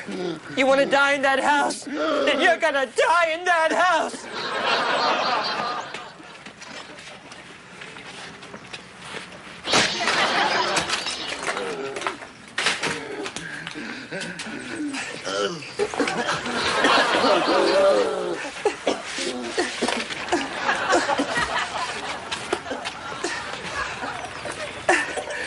There you are, buddy. You're in your dream house. Your circle of life has been completed. Die well. Die well. Christ, I'm 45 minutes past my lunch hour. Farewell. Farewell.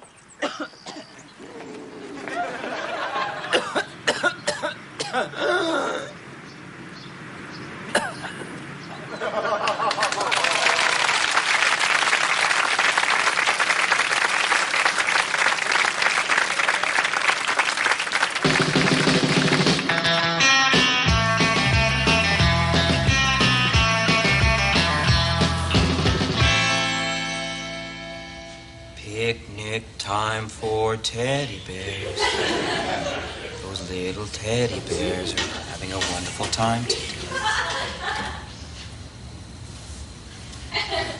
See them gaily play about. They love to sing and shout. They haven't got any cares. But at 6 o'clock, their mummies and daddies will take them home to bed because they're tired little teddy bears. Good night. Dad? Yes. Were all the bears there? Yes. All the bears that ever there was were there. Good night. Okay. Dad? How come the picnic ended at 6 o'clock if it was so good? I mean, it's not even dark at 6. All the bears were tired from frolicking. Oh. Frolicking's very tiring, son. Okay. Night. What'd they eat? Well, the teddy bears ate buttons and felt. No, that's teddy bear food. Oh. It's good. It's like hot dogs. Okay, yeah. Were you even there? What? No, I wasn't actually there. Well, then how do you know? A guy at work told me. Who? Hank. Hank who? You don't know him. Maybe I should call this Hank. No, I don't think that would be a good idea, son. Why? Because he doesn't have a phone. What? What kind of a freak doesn't have a phone? A freak that works in the mail room. Oh. Now go to sleep, please, Dad, son. I can't sleep trying to piece together this sloppy narrative. Why don't you try counting sheep? What, guy? How can you make me think of all those slaughtered sheep floating in the sun? They're not slaughtered sheep, son. They're live ones bounding over your head. What? I thought they were dead. You didn't tell me they were alive. Dad, I was up all night tagging their toes. What is going on up there?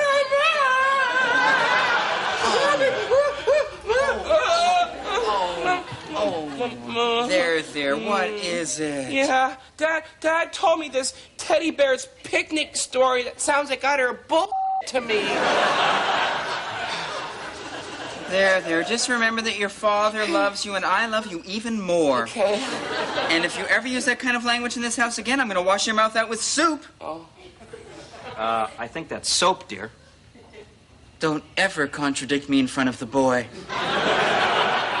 There, little hero. You get some sleep, okay? Okay, night, Mom. Nighty. Night, Tiger.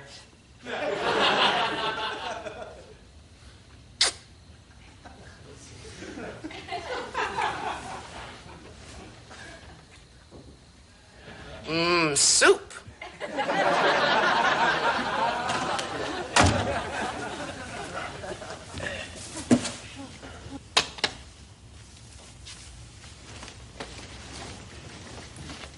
Good night. So, this teddy bear's picnic story isn't true.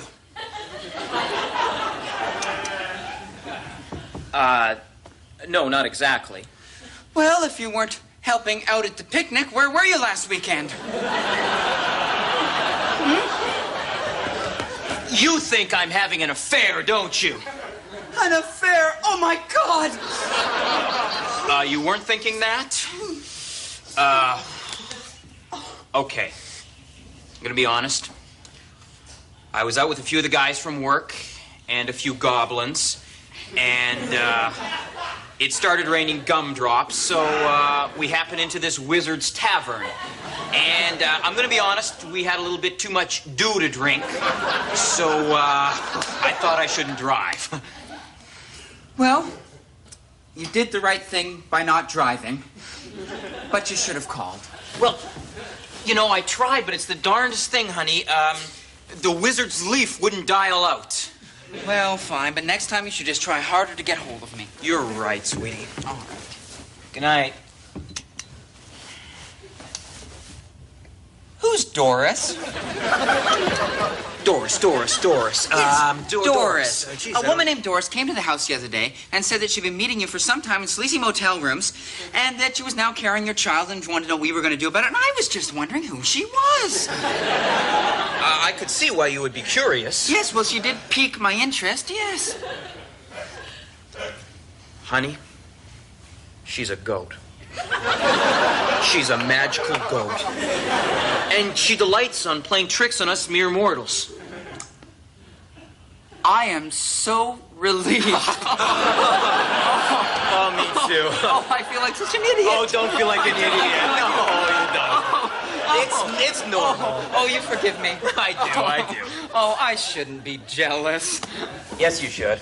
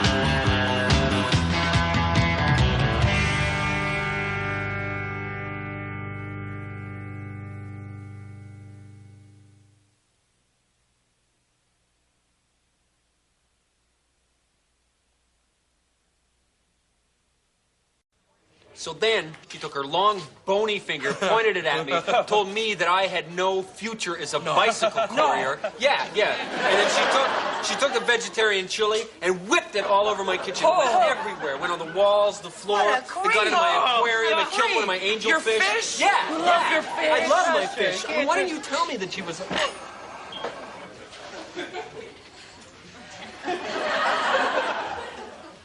Okay, then.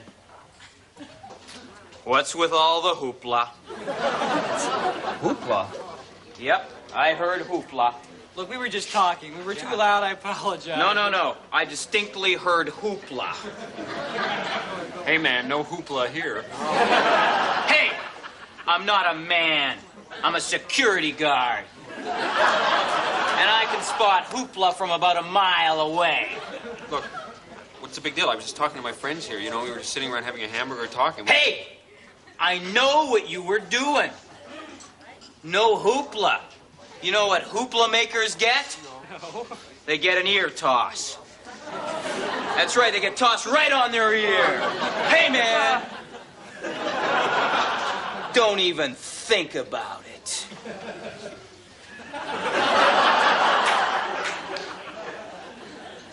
Okay, guys, I've been pushed a little bit too far. What do we do? I'm taking your salt.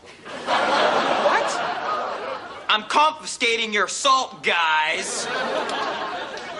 And if there's any more hoopla from this general vicinity, I'll be back to take down your names and weigh your heads.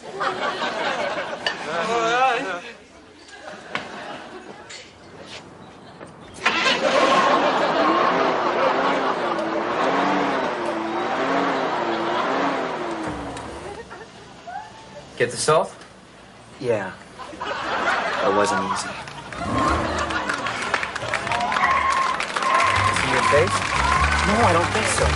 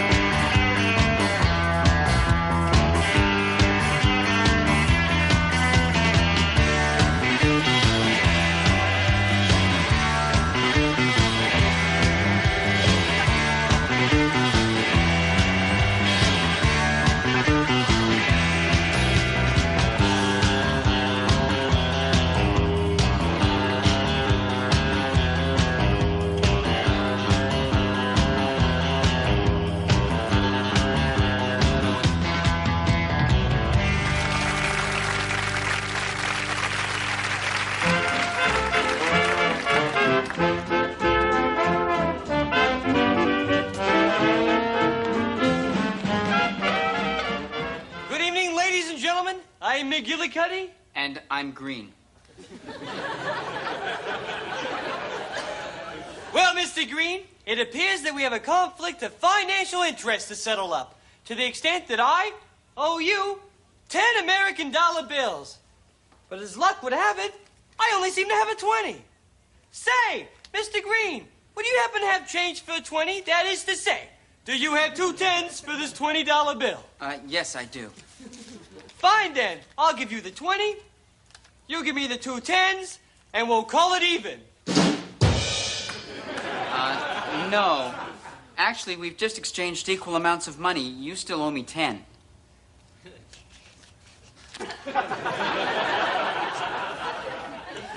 But isn't that a $20 bill in your hand?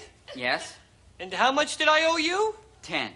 Well, it looks to me like you owe me $10. Please give me my money. Just take it.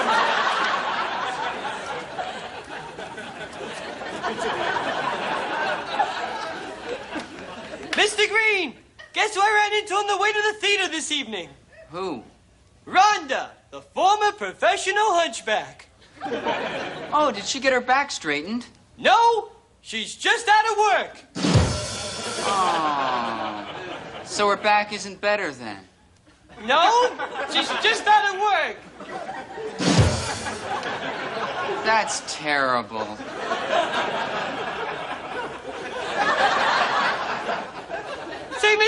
I hear you manage a baseball team. No. I'm a vaudevillian. No, I think you manage a baseball team. Yes, of course. Yes, I do manage a baseball team.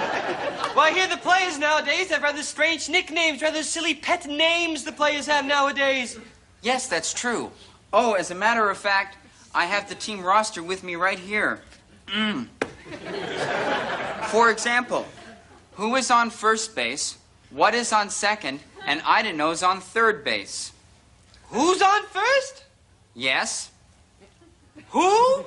Yes. Who is the man on first base? Why, you're asking me. I'm asking you. What's the name of the guy on first base? No, what is on... Oh, I see what your problem is. Look, you're confused by their names because they all sound like questions. I don't know. Third base. Well, I'll explain it to you. You see, on first base is who? Samuel who? And you're probably not used to that name because his grandfather was Chinese. And on second base is Hector Watt, W-A-T-T Watt. And that's not such an odd name because James Watt invented the steam engine. And on third base is Phil Idaho, I-D-U-N-O, Idaho. But if you say that fast, it does sound like the phrase, gee, I don't know. But it's actually Idaho. Phil Idaho.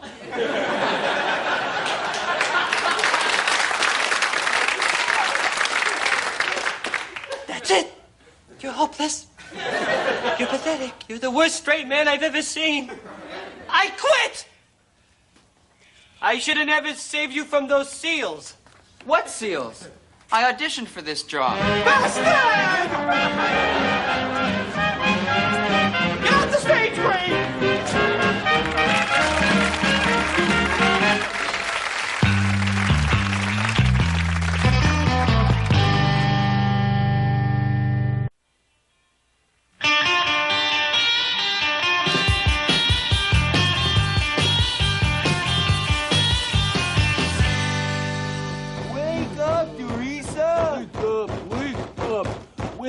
It's real important. Teresa, wake up! Why don't you wake up? Wake up! Teresa, it's an emergency. Wake up!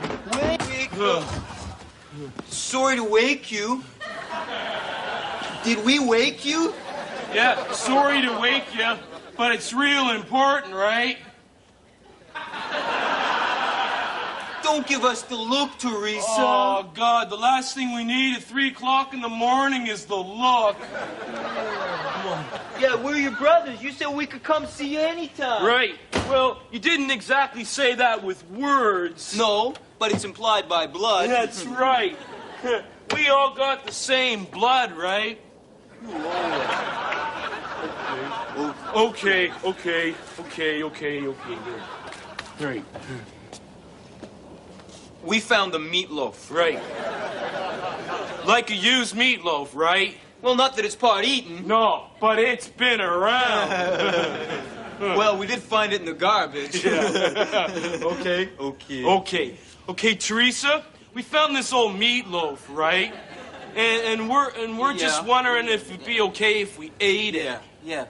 See, the dilemma we faced as we drove around, is it wrong to eat garbage? That's right, yeah. And another thing is it garbage? Just because we found it in the garbage, right? Or is it not just food that has fallen from grace?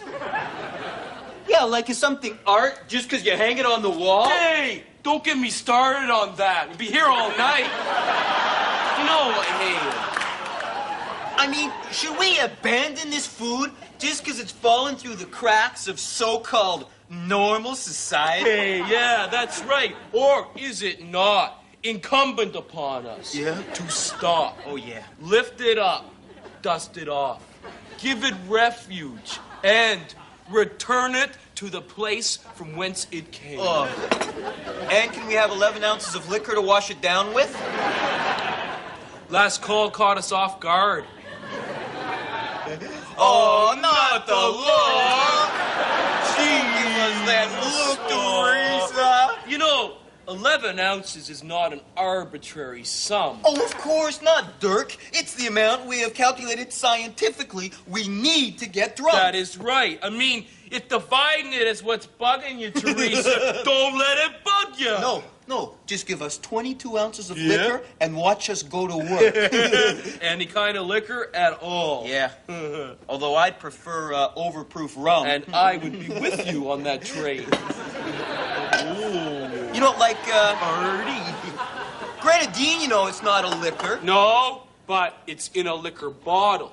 I don't know, but it's something art just because you hang it on the wall. Hey! Jeez, not again. We'll be here all night. Well, we might be. Okay.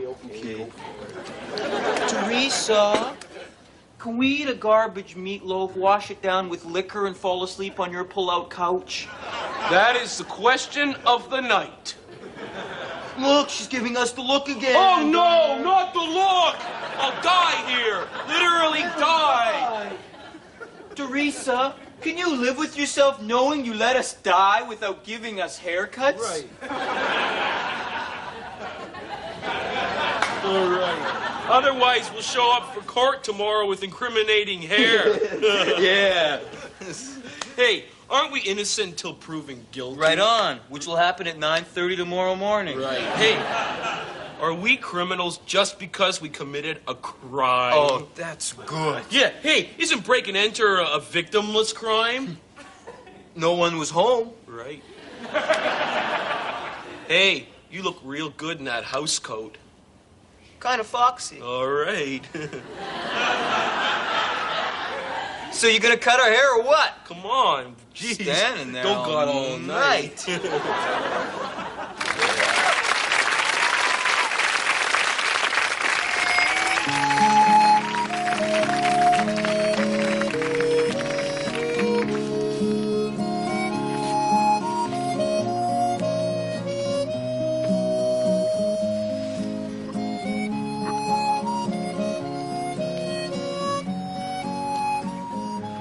60 years ago, my grandfather bought this parcel of land.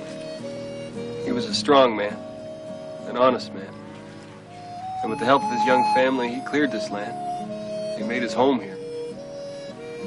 And the land, well, it was rich and good. And the crops, well, they grew tall and sturdy, as did the McIntyre name. That's a name that's become synonymous with truth and honesty in these parts. Over the years, we've all worked this land and loved it, and it's loved us back. And then in the summer of '69, I grew a tail.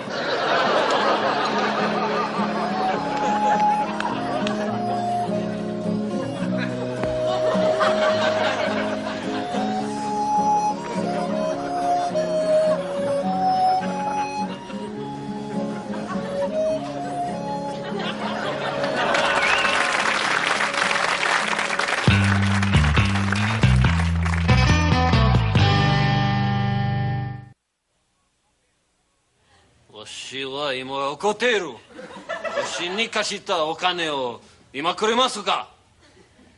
No, she's just out of work. No, you give me back my $10. That's right, I got your $10 right here. Whoa! Give me money, family eater. Whoa! Just do the act, you samurai bastard! Give me money. I should have never saved you from those seals. What is seals? I auditioned for this.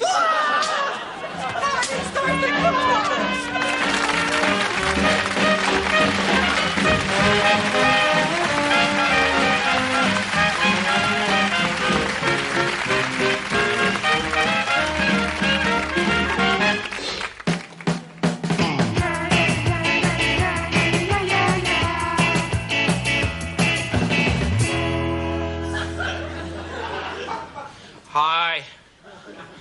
Come closer. No, closer still. Come on. Come on in. No, that's close enough. You don't want to disappear into a pore in my nose. Like the ill-fated crew of Fantastic Journey, do ya? Hi, it's Weston Esterhazy here, confidant to the stars. Yeah, buckle up, world. It's gonna be a bumpy ride. Apparently, Tina Yothers, Michael J. Fox's younger sister on the late smash hit sitcom Family Ties, is really 51 years old. Yeah, apparently it's true. Apparently, Dick Sargent, the second and more excellent Darren on the television show Bewitched, was turned into a fish on the last episode, and they forgot to turn him back. And he was abandoned in a bucket of water at the wrap party. So, if anyone out there has seen a large pike who keeps going, "It's Darren, not Durwood,"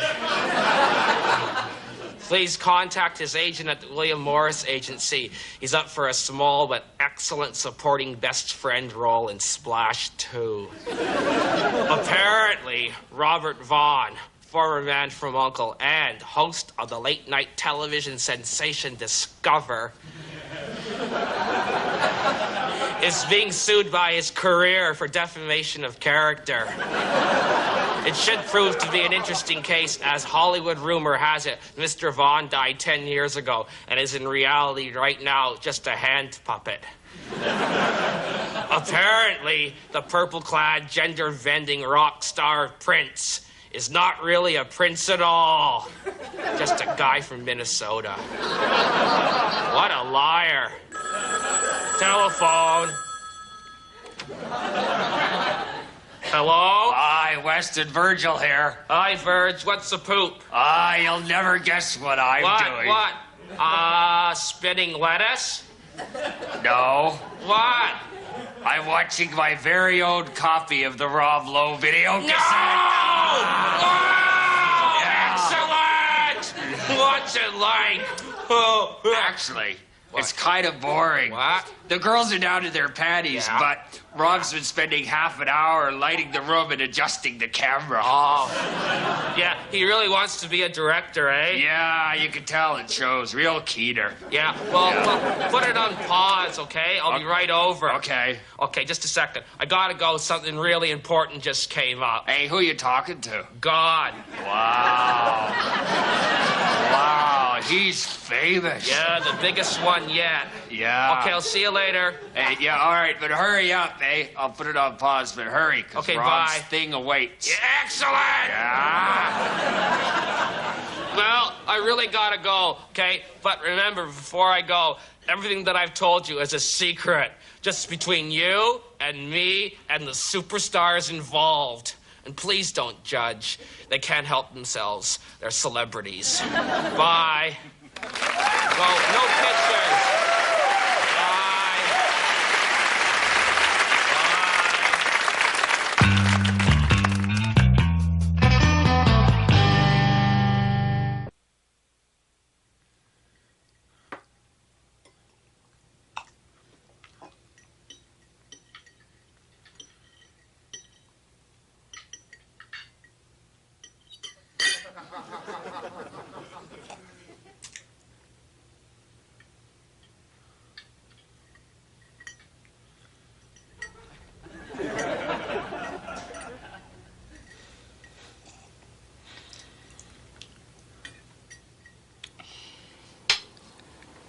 Come on, Mom.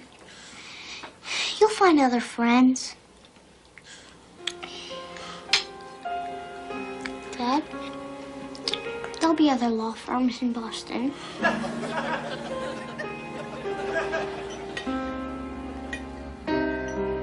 It's never easy when Timmy gets transferred.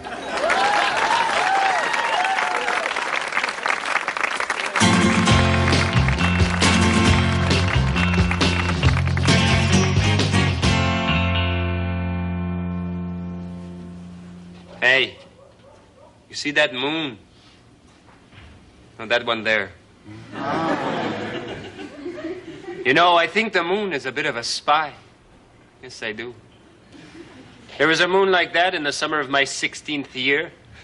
Some say I was 16 then, but I don't know. And there was a girl, too. Her name was Marie. At night together, we would walk down by the sea, and oh my God, if you could have seen the body on this woman. The way at night her long legs would stick into the moist night sand like God's own barge poles.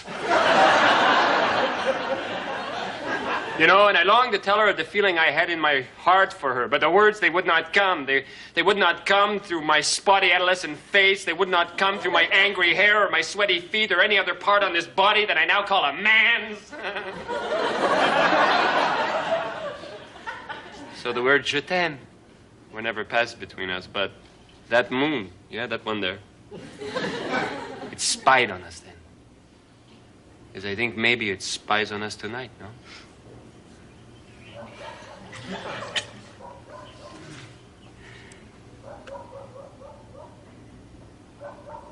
The moon is bright. Over Lebanon tonight.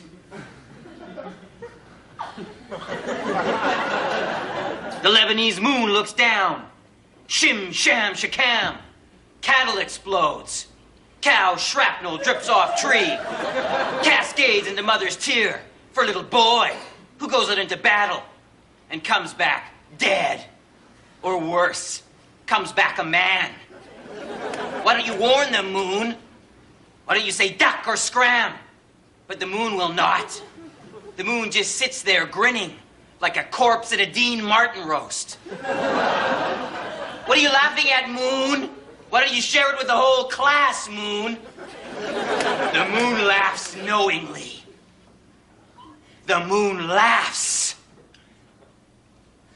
The moon.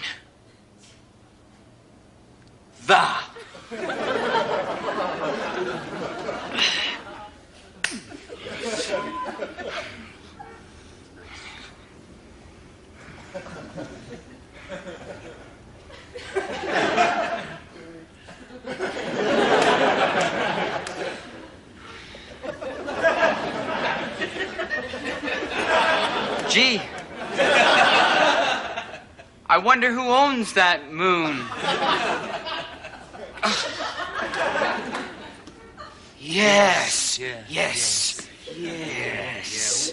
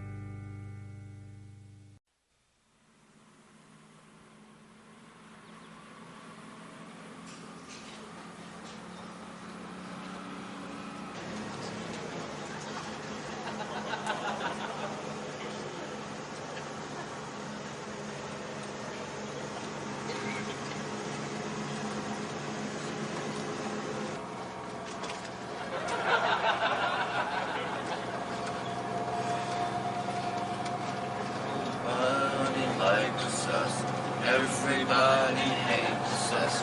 Think we'll go eat worms. Big, fat, juicy ones. Teeny, weeny, squeaky ones. See how they wiggle and squirm. Cut off their heads and squeeze out their juice and throw their tails away. Nobody knows how we survive on worms 3 times a day. One more time. Nobody likes us.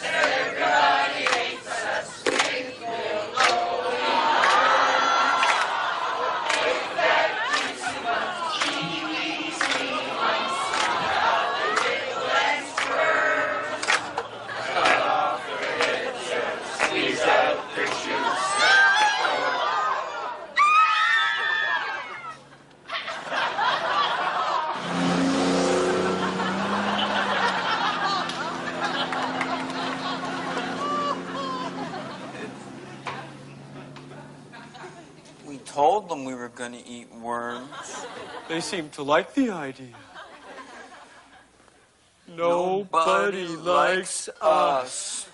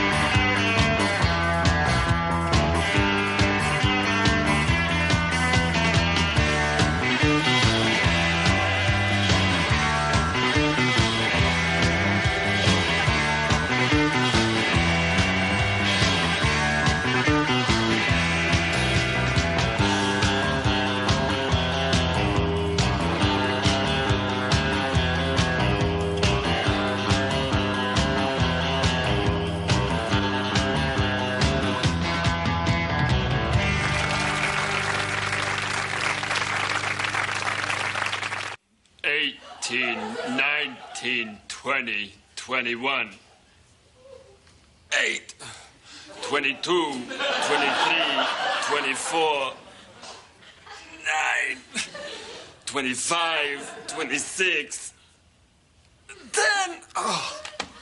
Oh, that felt good. But my left side's still really weak. I did 3 more on my right side, though. Oh, super. Oh, baby, don't do that. Don't smoke. Oh, God. Look, I smoke. Therefore, I'm smoking. Do you know what I like about you? What? When you don't smoke. Oh, God. Okay, look.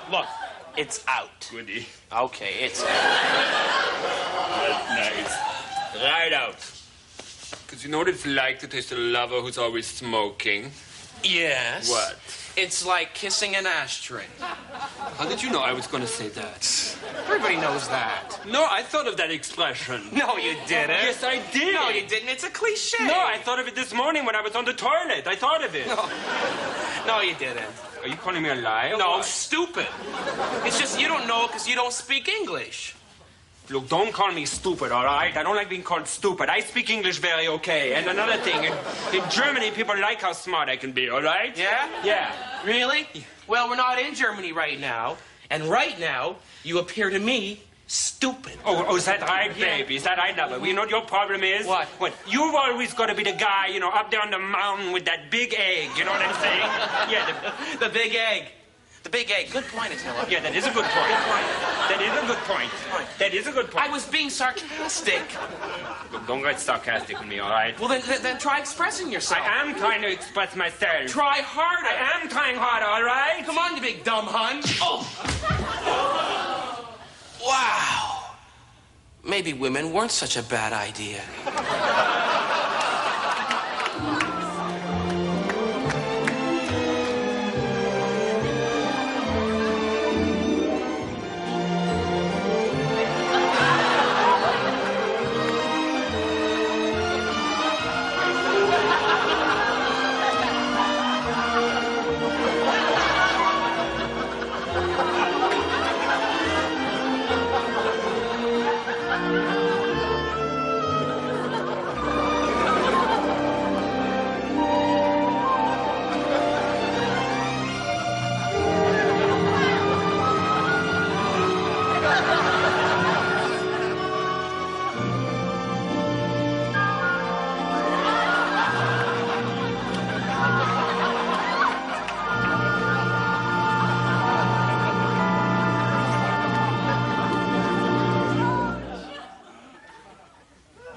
I know you. I know you too. Ingrid. Stephen. Ingrid Robbie. Stephen Grudner. From high school. Boy, I haven't seen you since you stood me up for the high school prom. Yeah, about that, Ingrid. It wasn't you that I stood up. It was women. Oh, so it wasn't me that cried, ate corn chips, went to the prom anyway, and ended up dancing with the science teacher. No. It was women. Yeah. So it's not me you should be mad at, but gay men who date women. Oh, I was just mad at you all these years. I hope when I wake up, I remember to call my mom and tell her to stop hating you. This is great. Yeah. You know, Ingrid, I've been thinking that women are a good idea. Yes, I know.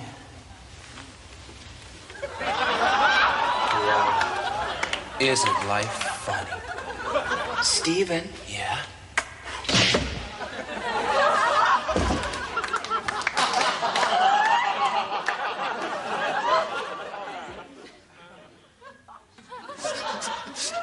Oh, baby, look, I'm really sorry I hit you, okay? I was just so upset when you started picking on me. I lost my... Look at this, I'm smoking, for goodness sake. Attila, don't smoke. No, I'm not...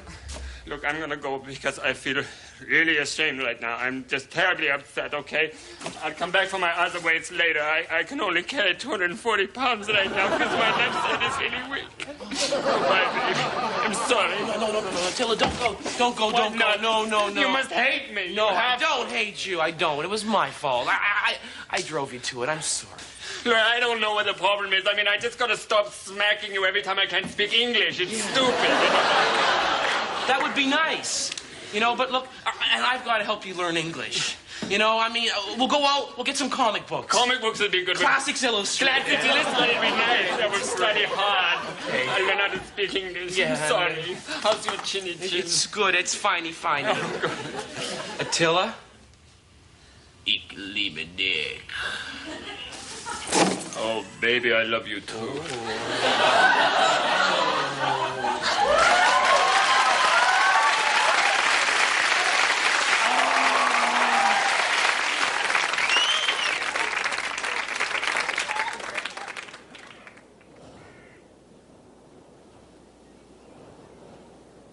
"30 Helens agree." Coleslaw deserves another chance. I remember a time when coleslaw practically anchored a meal. Now, it just sits there on your plate. Personally, I like the taste. 30 Helens agree. Coleslaw deserves another chance.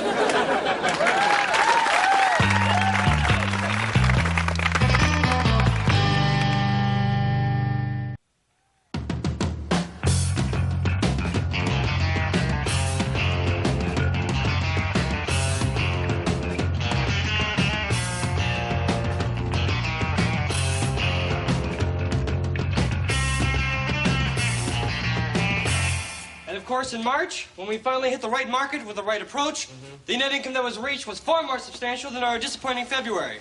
In other words, yay, March. Oh, excuse me for a second, gentlemen. Yes, Carmine? Thank you, Carmine. Now,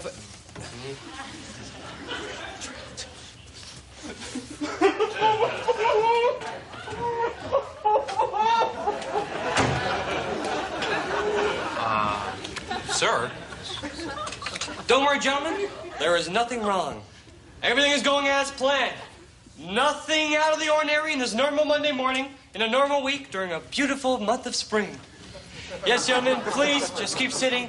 And whatever you do, do not go over your lives weighing up your successes and failures. Unnecessary, gentlemen. The ship is running smoothly. Remember, this average business presentation has absolutely nothing in common with a disaster of major proportions. Oh, I'm sorry. What I meant to say was, don't worry, everything's fine. Don't panic, businessmen. This is the chief of the fire department. Although you are caught like rats in this blazing fire trap you once called work, we are trying our best to stop the flame. But remember, we're not perfect. Barry, is this a joke? No. Gentlemen, shame, gentlemen! This is a business meeting! Okay, this is it. Yes, there is a blazing fire a few floors below us. And no, there is no way down because the stairs and the elevators are both, let's just say, inaccessible. Though I could easily say permanently destroyed. It's inaccessible. I'll keep it inaccessible. inaccessible. Oh, yeah, and the fire's rising towards our floor. What? But I know you guys are aware how important this presentation is, and you would probably want me to continue. So who am I with? The career-minded guys who want me to go ahead, or the nowhere guys in a downward spiral?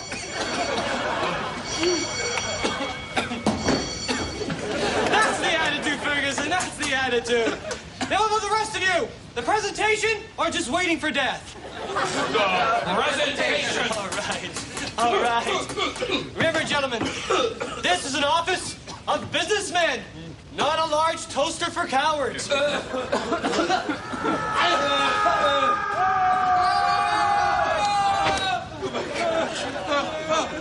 Gentlemen, do you realize what just happened? That was one of the guys from the firm of Jensen and Bronson. Congratulations. We no longer have any competition for the Wilbur account. Now let's get back to the presentation. Okay, back to my quite excellent graph. All right, first you notice here the diff. Please, sirs, you pay more attention to the graph and less attention to inhaling smoke.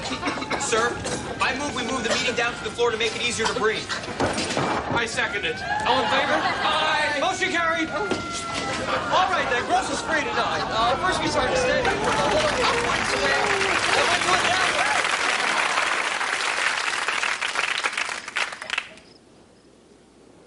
"30 Helens agree."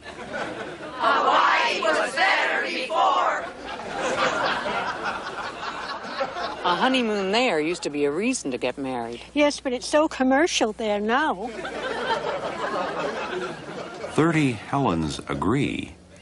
Hawaii was better before.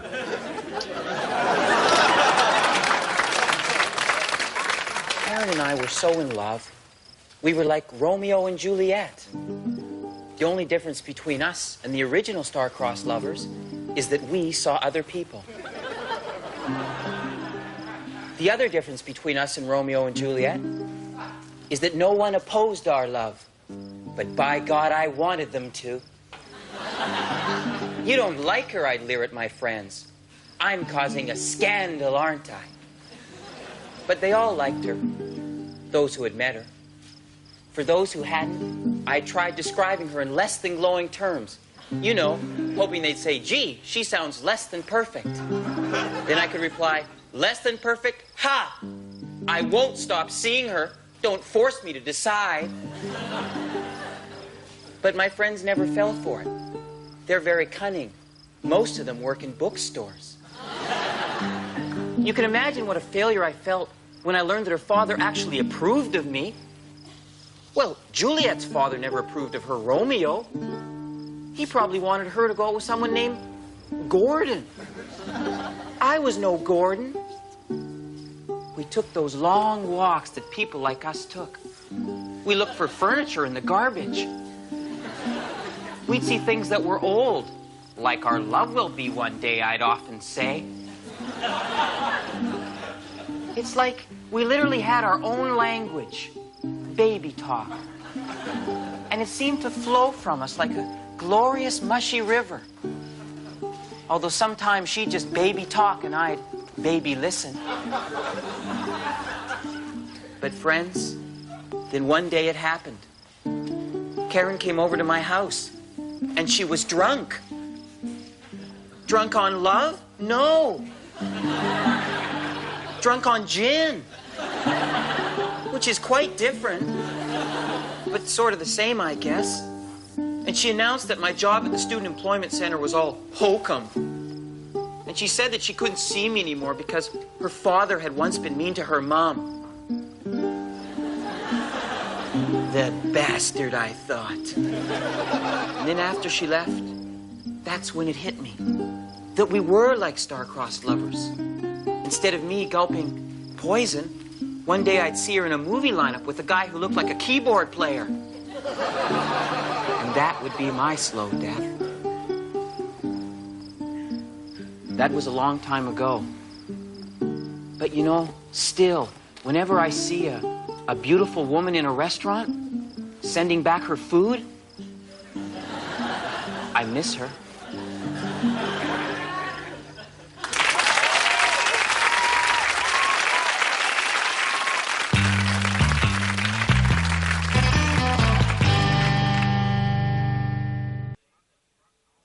They say the truck and his solid gold piano was burnt beyond recognition. But some folks say if you listen to the wind on cold winter's nights, you can still hear him out there, playing that honky-tonkin' music. I got you good. Good story, Clem. Good story, Clem. Good story. Yeah. Hi, everybody. Hi, Petey. Good to see you. Oh, I've got a newspaper for you, Billy. Oh, thank you, Petey. Hey, Petey, why don't you hang around? I think Clem's about to tell another story. Well, I'd love to, if that's okay with you, Clem. Would you please? Well, yeah, would I you don't... please tell a story, Clem, please? Tell us another story. Okay, this is a shorty but a goodie. All right.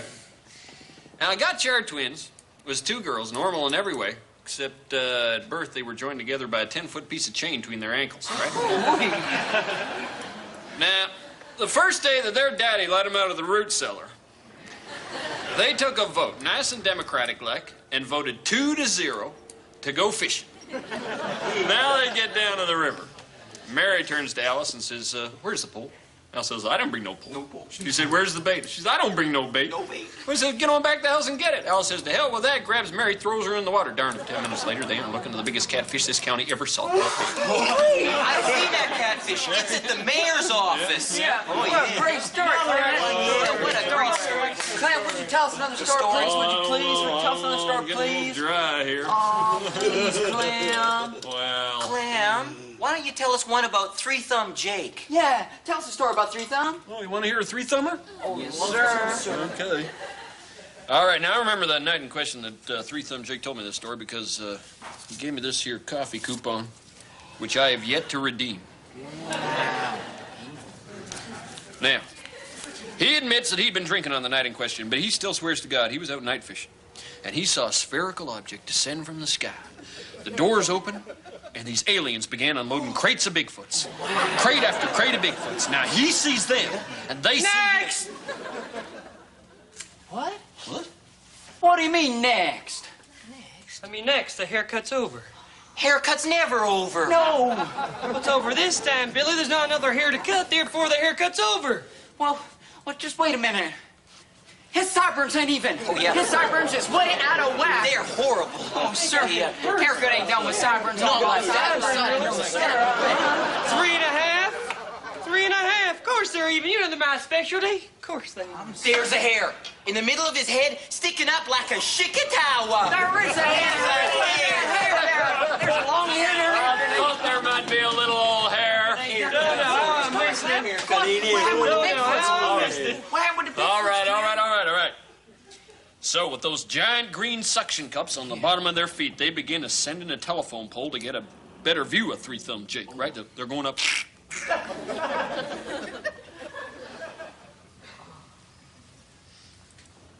Next! How do I look? Fine, sir. Then I guess I'm done. You're so clear.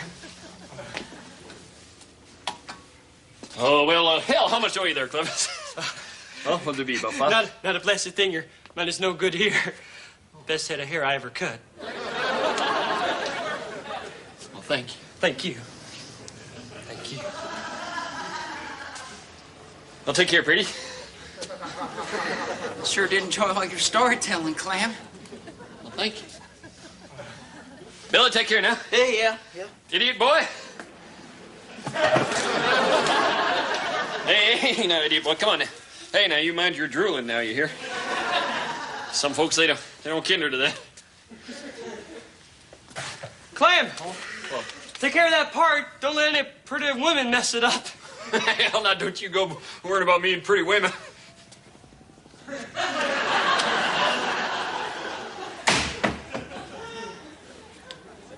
Next! I guess that be me.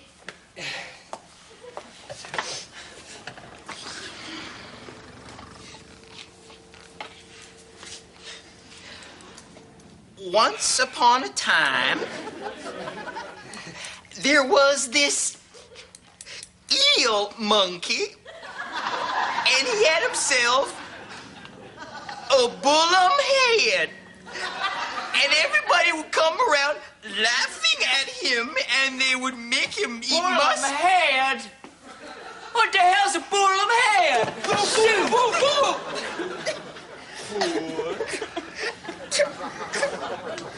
You know, the one thing I know about Clem's hair, it grows. He'll be back. Lots of folks have Bullum heads. I've seen them shopping and laughing and loving. I've seen them with their big Bullum heads. I saw them with their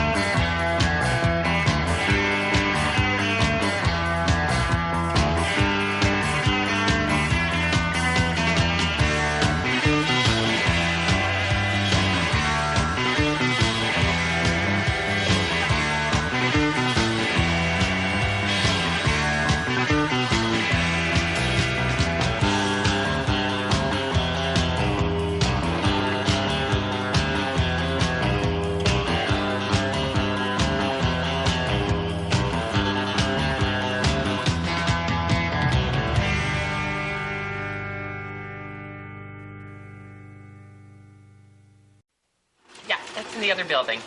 Sure, no problem. No, I'll look that up for you. Okay? You need 7-5. You got that? Oh my God. Okay.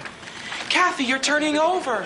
What? I am? Girls, quick, come over. Kathy's about to turn over. What? Get over here, Claire. Come on. Claire, right there. Oh my God, yes you are! Claire, am I? Your leg, what's up? Kathy's turning over. Kathy's sitting over. Type faster, Kathy. Type faster. Go on, type faster. Go, Kathy, go. Kathy, work Oh, faster. work faster. Go, That's it, Kathy. work faster. Go, Kathy. Go, Kathy. Go, Kathy. Go, Kathy. Go, Kathy. Go, Kathy. Go, Kathy. Go, Kathy. Go, Kathy. Go, Kathy. Go, Kathy. Go, Kathy. Go, Kathy. Go, Kathy. Oh, look, there it is. There it is. Oh, yeah. Yes. Oh, look at that. Oh, look at that. Woo.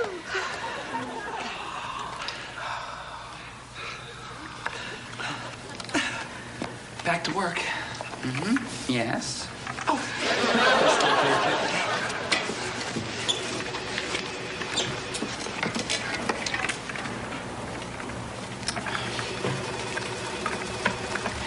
I know how you feel, dear. I was a bit down when I turned over, too. Thanks.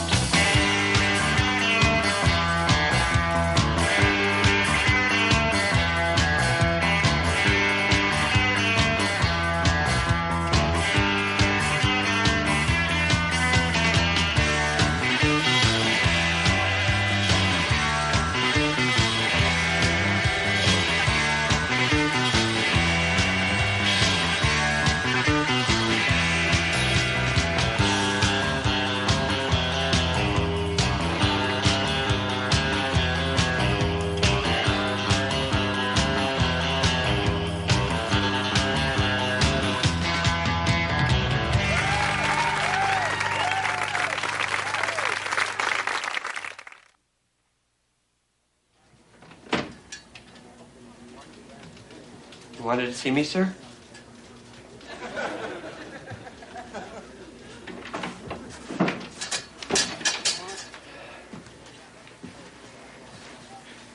William, I believe I asked for this report to be on my desk today at 1 o'clock. It's now 3:15, and my desk is empty. An empty desk is a sad desk. And if my desk is sad, then I'm sad. Right now, I think I'm looking at one of the laziest employees I've ever seen. And I think that... Don't touch my car. Don't touch my car, please. Okay? And I think that maybe you ought to try and make contact with that young man that once upon a time had the gumption to sit down with a matchbook and to put in his name and to mail off for a course in clerking. You're on a downward spiral, my friend. And if you continue on this downward spiral, you're going to find yourself at the bottom. Now, I happen to grade everyone who works for me. And out of 17 clerks in my employ, I rank you, there you are, 17. Now, I know that perhaps you think that things aren't done the way you'd like them.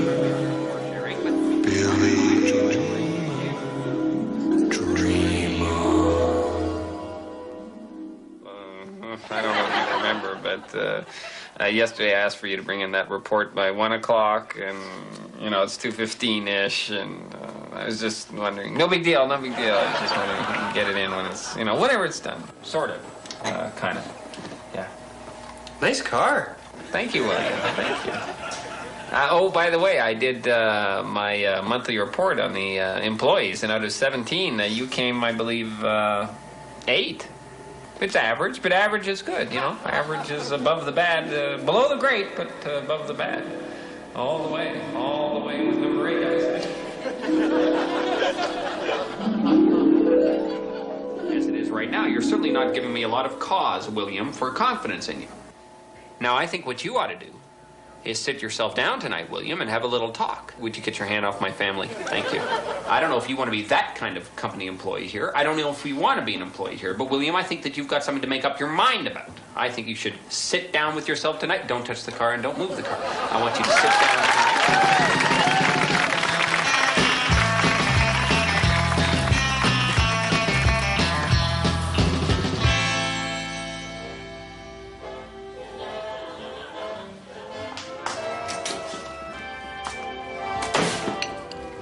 Gordon.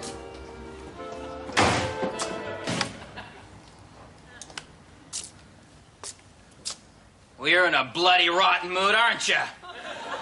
Eh? No, I'm in a good mood. Yeah?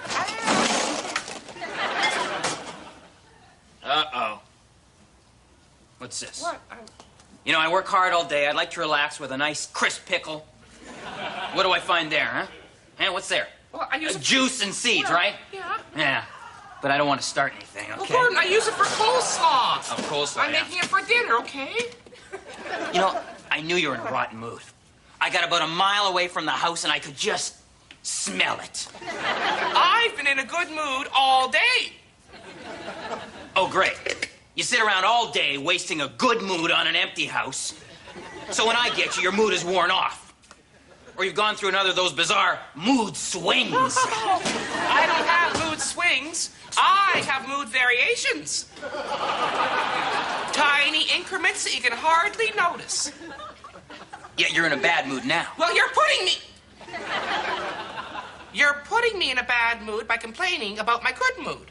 What came first, the chicken or the egg? Huh? Oh, Gordon, I think I know what's going on here. You know what I think? I'll tell you what I think, Gordon. Here's what I think. I think you are in the bad mood. I do, you know. I am not in a bad mood. Oh? Then what sort of a mood are you in? No mood. No mood. No mood, I'm moodless. You're moodless, are you? See, that's insane, Gordon. That's like saying there's no weather. That you go outside and there's nothing. I'm sorry, woman, I only have one mood. One sturdy, dependable, all-encompassing, life-affirming mood. You know, I wish you were moody. You used to be moody. Now it seems you're always just in a bad mood. I refute your words, it's you. You even complain about my good moods. Well, your good moods are a shambles, you know that. You shove them down people's throats. Well, I ask you, Gordon, what's the use of having a good mood if you don't share it with the people that you love? Huh? Got you there. I got you there.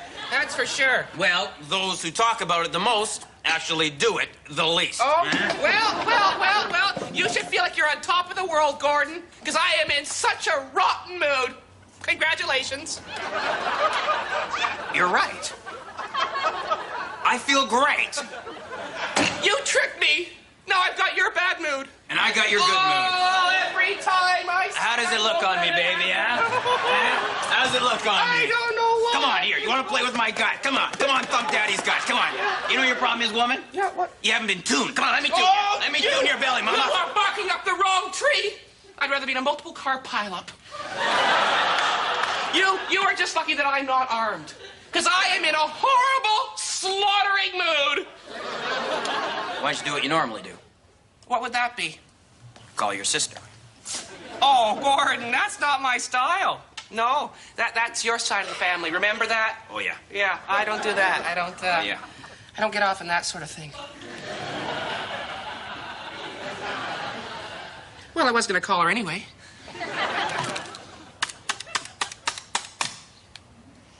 Hello, Barbara? Fine. Just calling to tell you how upset I was at how late your Christmas card was this year. A week? It doesn't give us much time to enjoy it now, does it? No. You just get up on the string and then you gotta take it down. Don't yell at me. Don't yell at me, Barbara. Whew. Why don't you just call me back when you're in a better mood, okay? Oh, my God. How's your sister? Not too good. I think her and Russ are fighting again. Well...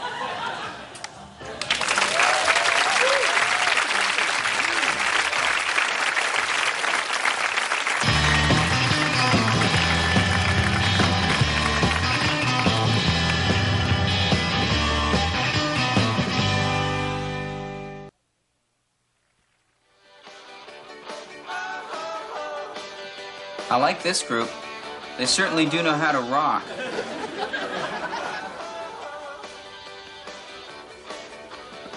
Wow. Imagine if the four of us ever learned how to play rock and roll instruments. We'd be the best band ever.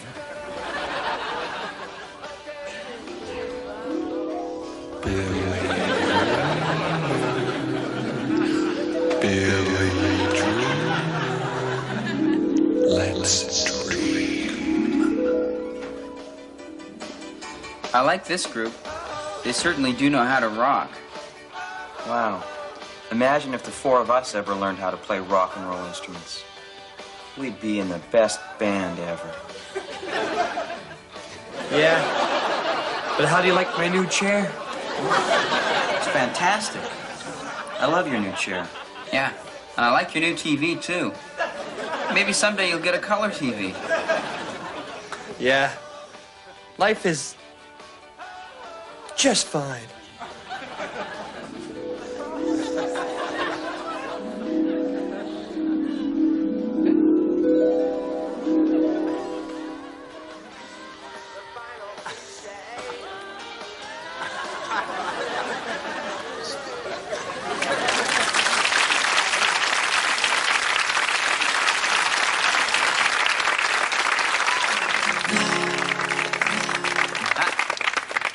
I'm just gonna slow things down a little, play a few of my favorite folk songs. You know, just sort of take a breather from the comedy and sit back and feel the good feeling. It's not only about you, folks, but I, for one, am very happy to see the resurgence of folk music in this nation. You know, that Tracy Chapman is going great guns, and Michelle Shockwell, she's quite a promising young talent.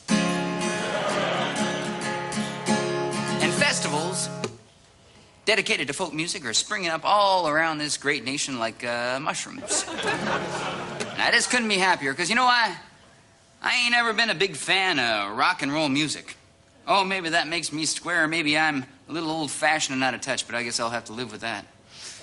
Nope, for me, rock and roll music, and excuse me if this is corny, just gives off too many bad vibes. All I know is I never heard of anybody up for a murder charge and trying to pin it on Pete Seeger. And as near as I can remember, the Manson family never scribed in blood on a wall, "Skip to my loo." So I just want you to sit back and relax, because the acoustic guitar never did nobody no harm, no how.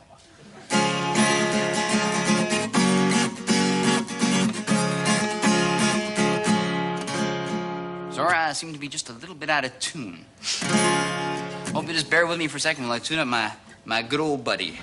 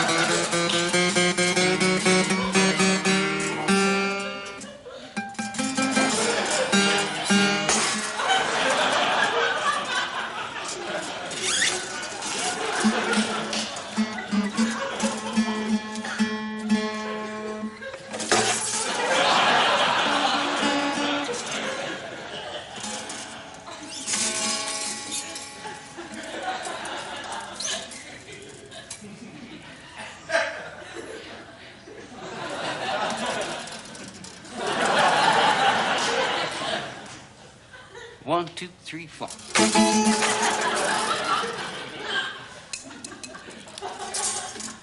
What the hell, folks?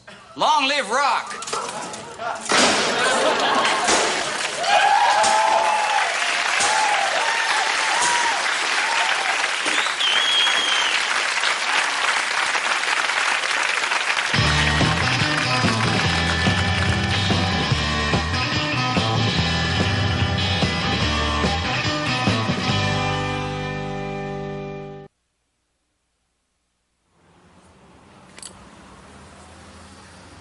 I once shot a man just to watch him die.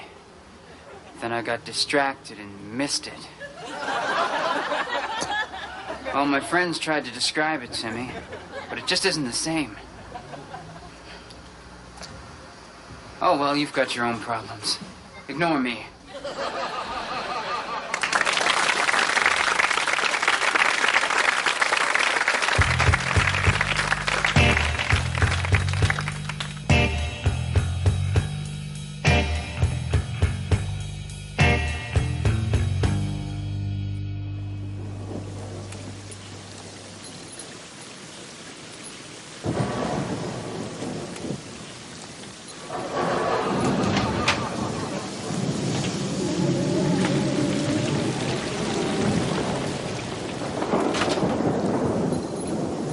Evening. Evening. Good evening. Evening. Hey. Evening. Evening. Evening. So, I guess you'll be wanting a room then. Yeah, just for the night. I'm on my way to Biddeford. Oh, Biddeford's a lovely, lovely town. Yeah. Excuse me, I couldn't help but notice, but everyone here seems to be, Mutilated? Evening. Hey.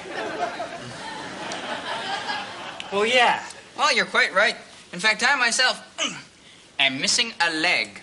I'm sorry, I guess I shouldn't have said anything. Oh, no, it's quite all right. We're really used to it around here. Oh, I mean, after all, it's not that often you see so many horribly disfigured people in one room now, is it? No, it isn't. No, well, I bet you're curious as to how this strange turn of events came to be. Actually, I am a bit curious. I thought Yes, you were admit it, curious. I am. thought so. I can usually tell. Well, Well, I guess I was the first to run afoul of the great beast. wow. Great beast. Mm-hmm.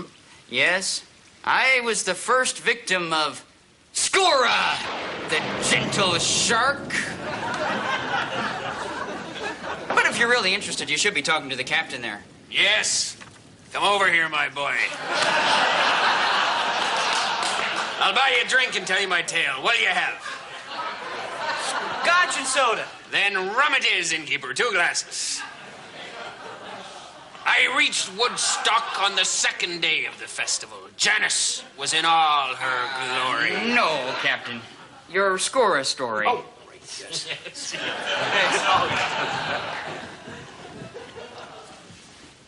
I used to be the captain of my own cruise ship. You know, it was the kind of boat that folks rent for weddings, parties, you know, that kind of thing. Well, on the night in question, it had been rented for a prom. Oh, the girls looked so lovely in their dresses. The boys, such fine little gentlemen in their tuxedos. Oh, they were all drinking and dancing and spiking the punch. I was dizzy with delight when suddenly my ship sank. We all went into the water, and then came Skora, picking us off, one by one, until only I was left. And as he bore down on me, he paused, as if to say, what can I do? I'm a shark. Gotta eat. And then he cut me in half. Cut me right in half. My wife measured me. I'm exactly half my former length. But as he swam away with my lower extremities dangling from his jaw, I swear to God, he was crying. Crying? Yes, crying. Oh, to be sure, he's a brutal, killing machine, but he shows more remorse than I've ever seen in any human. That's an amazing story. Thank you. Anyone else? Anyone else with an amazing story? Yes. I think they were first. I'm sorry. I think they were first. Jeffrey and I are marine biologists. Yes, we came here to study plant life in the Bay Area. That's right. One day we were out swimming when we came across Skura. But instead of attacking us, he beckoned us to follow him. You know, sort of motioning with his head. Yeah, like this. So we followed Skura, and he led us to a beautiful undersea grotto. It was filled with his own art. We felt that Skura had really opened up to us. Yeah, then he tore into us again and again. Then, when his belly was filled with our hot flesh, he suddenly stopped. Yeah, I remember that. Remember, yeah. Jeff? And filled with self-reproach, began to throw himself against the walls of the cave and left us alive. Yeah, we'd be better off dead. Better off dead. But he just didn't have the heart to do it. The teeth, but not the heart. You know, I don't think that there's a man, woman, or child, and that includes the young Hundlebees here celebrating their honeymoon this weekend, who hasn't been touched, oh, and horribly mutilated by Skura the gentle shark. It's incredible. Tell me, have you people ever thought of hiring someone to kill the shark? A shark killer? What? Have you completely missed the point, man? Have you missed the point? Jeez, did you miss the point?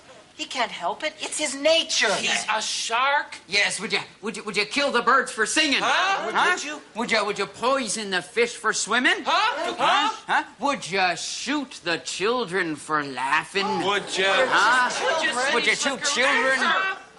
No, I guess not. No. I wasn't thinking. No, I guess you weren't thinking. I guess thinking wasn't what you were up to at the moment. No. Well, I'll show you to your room then.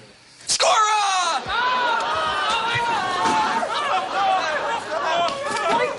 My God! Skura has eaten the innkeeper! And how is Skura taking it? Not very well. Oh, God.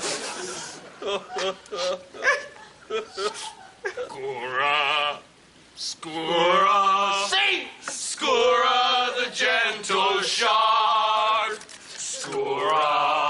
Skura, he's a killer with a broken heart. Don't blame him, he blames himself. Don't hate him, he hates himself. Skura, the gentle shark.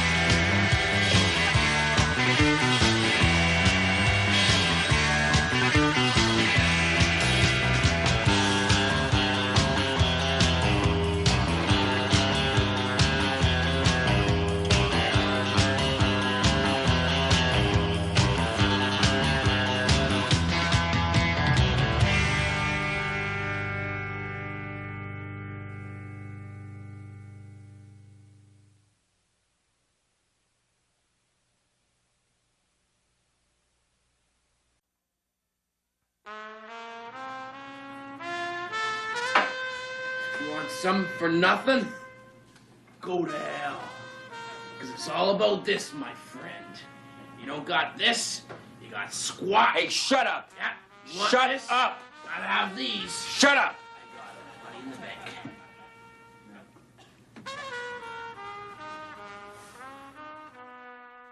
This has always been a lonely city. I know it. These are the signs of loneliness. One-man drinking contests. Hookers working for free. Any bachelor on a bar phone. I think you should come down. I think you should, yeah. Why? Because it's happy hour, that's why. But what really gets me is babies eating alone.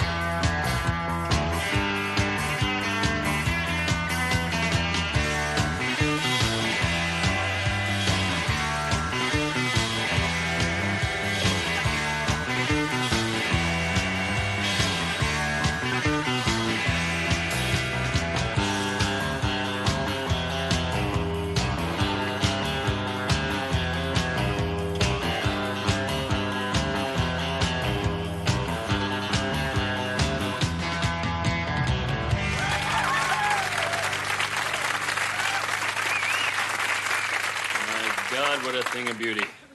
Great handshake. Yo, Mr. Tolson, how are you? Pretty good. Listen, I'm sorry I'm late. You know, traffic. Right. Yeah, traffic. Yeah. Try that on me, huh? You're right. That excuse you gave me works great. Yeah, doesn't it, though? Doesn't it? Huh? So why were you late, anyway? Traffic. Wow, life imitates excuses. Incredible. Yeah. Well, anyway, look out here, Gerald. There's a sea of businessmen. The ripples and eddies you catch with your eye, those are the important guys.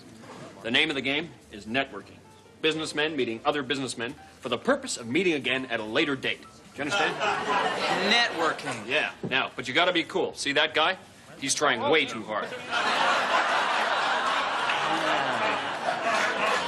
Thanks. Yeah. All right, so don't blow it. I won't. Just be cool. All Right right. on. Okay, here we go. Tony! Gerald. How are you, man? Pretty good. Good to see you. Good to see you, sir. Yeah. Okay. Look, this is the guy I was. This is the guy I was telling you about. Well, I would have told you about if I had been able to get you on the phone. Oh, yeah? I was on the other line. Good to see you. What's your name? Nick. Nick. What do you do, Nick? Well, I'm just starting out. Super. That's a great way to break in. Yeah, well, I hope to break in and get hot. Yeah. That's a great idea. Yeah, isn't it? Hope to see you on a mailing list someday. Great. See you then. Okay. Listen, I'm gonna stand a few feet away. Sure, Tony. Sure.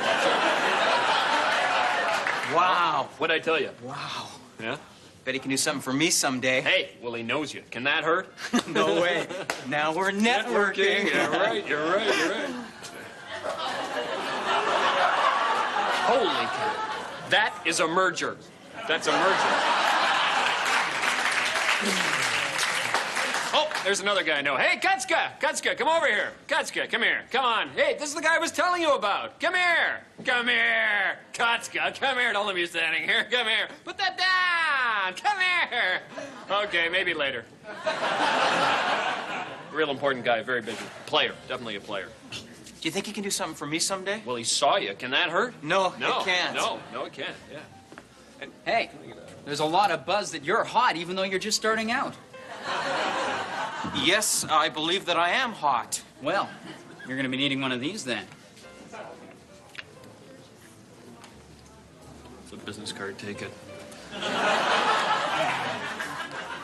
So, Jerry, do you like professional sports?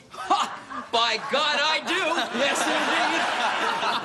Why, I cheer for all the local teams. Really? They're not as good as they used to be, Oh, I hear. no, nothing's as good as it used to be. Except money. Money! Gerald! I'm the hot guy.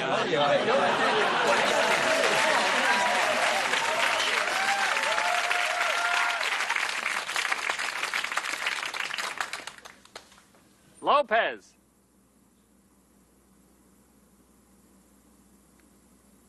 Lopez. Lopez.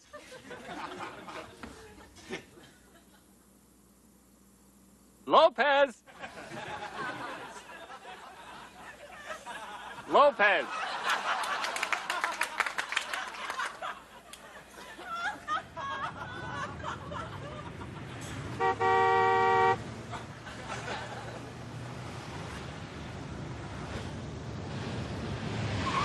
Hey, need a lift, Chubby? Yeah, thanks a lot. Well, jump on in, Fatso. So, where are you headed, Lumpy? Where's a great fat thing like you off to? Well, I'm going to Kitchener, but you could drop me off anywhere that's convenient. So, what's a big lump of lard doing in Kitchener, huh? I mean, what's a town like that have to offer a wide-ass, 2-ton hunk of humanity like yourself? Because, you know, it's a small town. You sure you'll fit? That's what I'm worried about. Will you fit? So I gotta ask, why Kitchener, huh? You walking, talking, sebaceous gland? Well, I have some family there, so I might stay for a while. Ooh, so the family fat's having a fat family reunion, huh? Whole flabby clan gathered together in the front yard to play lawn darts on wobbly thighs. Is that the idea? Am I painting an accurate portrait of this spectacle, huh? Oh my God, there's an elephant in the car! Rogue elephant, save the children! That's just you. Boy, am I hungry. You know, I guess I haven't had anything to eat in about, an hour. You ever done that? You ever gone a whole hour without eating? Guess not, not a man of your remarkable girth. Boy, are you fat. I'm not fat! I used to be fat, but I lost 60 pounds. That's why I'm leaving this town. I'm tired of being thought of as the fat guy. I'm gonna start a new life with a new weight in a new town. Not fat, I'm never gonna be fat again. Get the hell out of my car, Fatso. Come on, drag your cavernous stretch marks out of my car. I'm not fat. Now, go shout it from the mountain. Wait a minute. You are the mountain. God, I hate fat people. I hate what it says about their personality. Would you look at that truck? Hey! Why don't you get that fat thing off the road, you fat bastard! Jeez.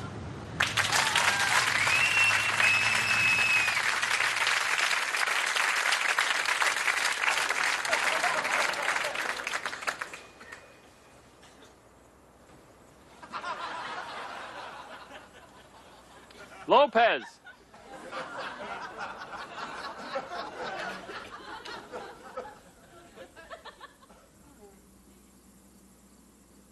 You in there, Lopez?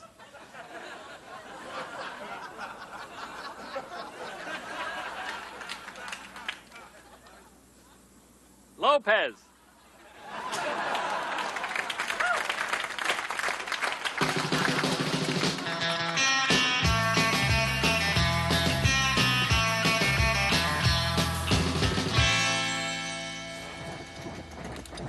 I'll have a chocolate glazed donut. I'll have a maple donut. I'll have a coconut donut. Oh, I'll have a plain donut. Have I said maple yet? Yeah. Better make that 2 maples. Look at you. You human crap holders. Your wrinkled faces wolfing down wrinkled crullers. Sitting there waiting for the donuts to turn day old. You're losers! Losers! Go home. Go home to your hot place and your dying cats. You're all hamsters on a treadmill, running, using oxygen, giving back nothing. If I were you, I would... Hey! You better stop before you say something you regret. Okay, yeah, you're right. I'll have a glazed cooler donut.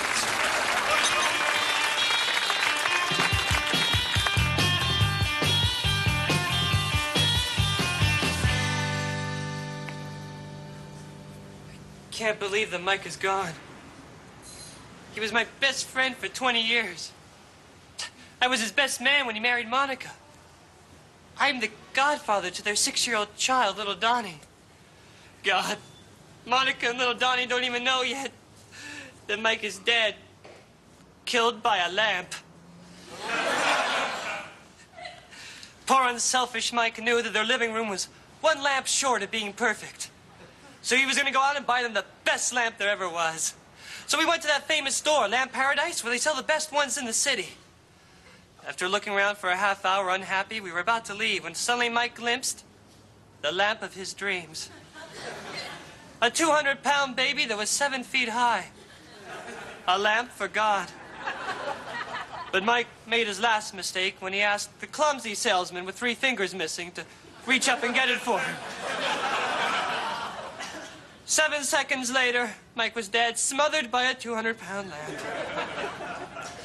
And now I have to call Monica and tell her. This is going to be hard.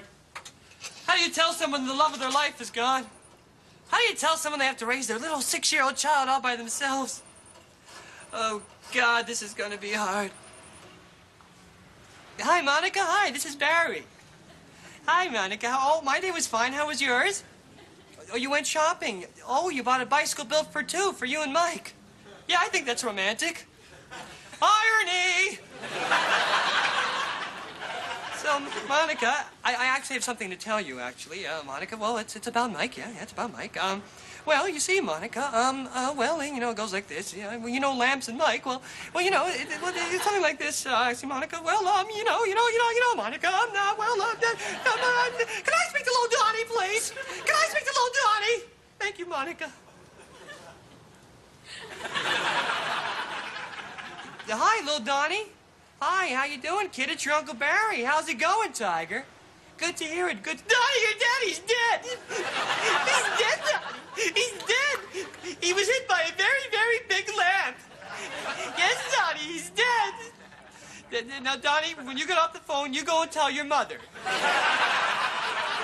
Thank you very much. Now, Donnie, do you understand what dead means? Right.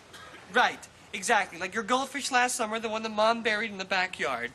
You're never going to see your daddy again. I can't believe he's gone. I can't... What? Yeah, Donnie, I guess you're right. Death is a stark inevitability of life. I can't believe it. Huh? Yeah, I guess your father would want us to put a happy face on and go on with our lives. It just that... Good point, Donnie. Good... Really, Sartre said that? I always thought it was Plato. You know, actually, Donnie, you're taking this very well. I mean, you're a very well-read, mature young man. Actually, I wish my employees at work were more like you. Well, they don't respect me, Donnie. No. You know, I hear their jokes behind my back. And, you know, when I call them in their offices, they put me on hold for no reason at all. You only get back what you give? Yeah, I've heard that before, Don. Treat them respect, they'll treat me with respect. That's not bad. Well, you know, Donnie, I'm also having problems with my parents. Well, they're in their 70s now. I think it's time for them to go to a home, but they're whining about it. And... Oh, there's someone on the other line? Yeah, sure, I'll hold.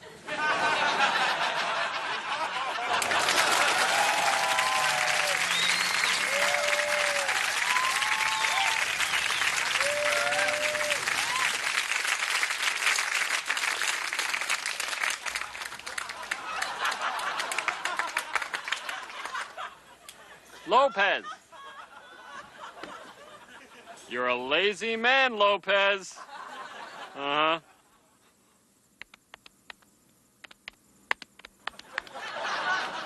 Lopez is a lazy man.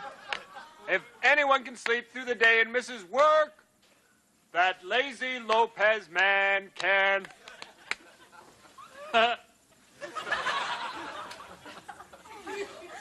Lopez. You just gonna take that?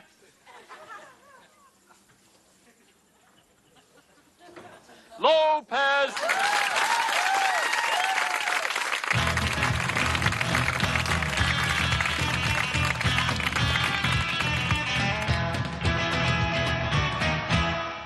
John, you are going. No, I'm not. They are your great aunts, and they need a 4th for bridge. I don't care.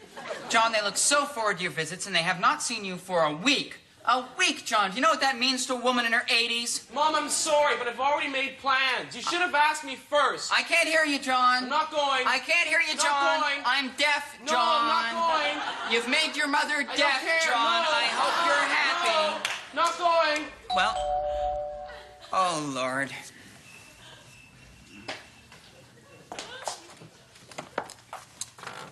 Hello. Hello? Is John home? Yes? May I speak to him? He's not feeling well. Maybe you should come back some other time. Ma? Is that for me? Yes! Teenagers, they bounce back so quickly. Yes, I know. I have 3 of my own. Oh, do you? Lakshmi! Hi, come on in. Great. What? Oh, Lakshmi, this is my mom. Mom, I'd like you to meet Lakshmi. So nice to meet you, Mrs. Maccabee. Pleased to meet you, too. Now, John, what are you? What is this? What? I mean, is this your idea of making the bed, John? Mom, I replaced the sheets. Well, that's hardly the point, John. Well, we better get a move on, eh? You want to get the best deal on those bagel nuts. Ah, yes. Parvati will be at the market today, and she's ruthless when there's a bargain to be had. Parvati. John, what? Can I talk to you for just a second? No, Mom, I'd love to... Just a moment, No, I'd love John. to stop and chat. I'm in a big hurry, okay? Yes. Oh, well, don't worry, fine. I'll be back as soon as the market closes, okay? Well, that's fine. Nice to meet you, Mrs. Maccabee. Well, pleasure. Okay, we're off. All right, well, bye. Oh, Mom, by the way, I'm becoming an Indian woman. See ya!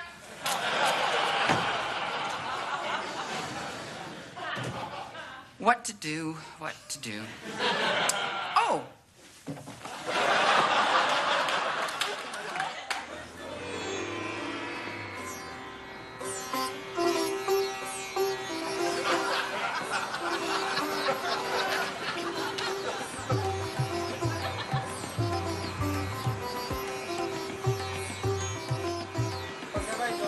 नमस्ते जी चावल कितने की है $7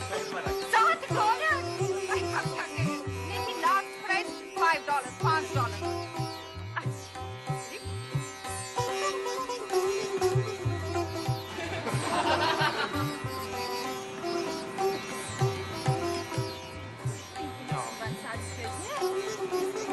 Oh, look at these.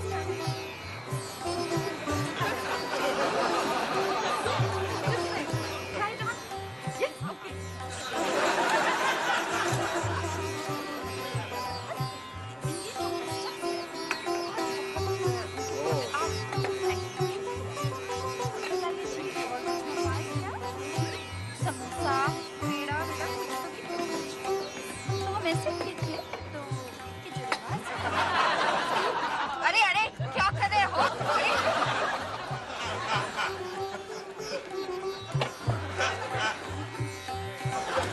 Okay, let us do it.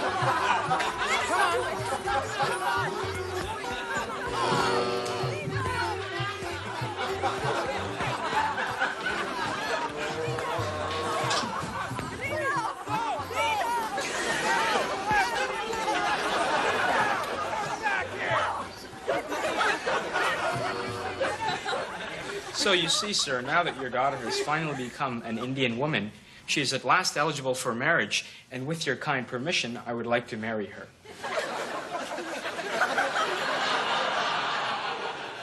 Well, well, well. Oh. Haji! Johnny! Ah. I made my proposal. Really? Oh, God. Well, isn't he great?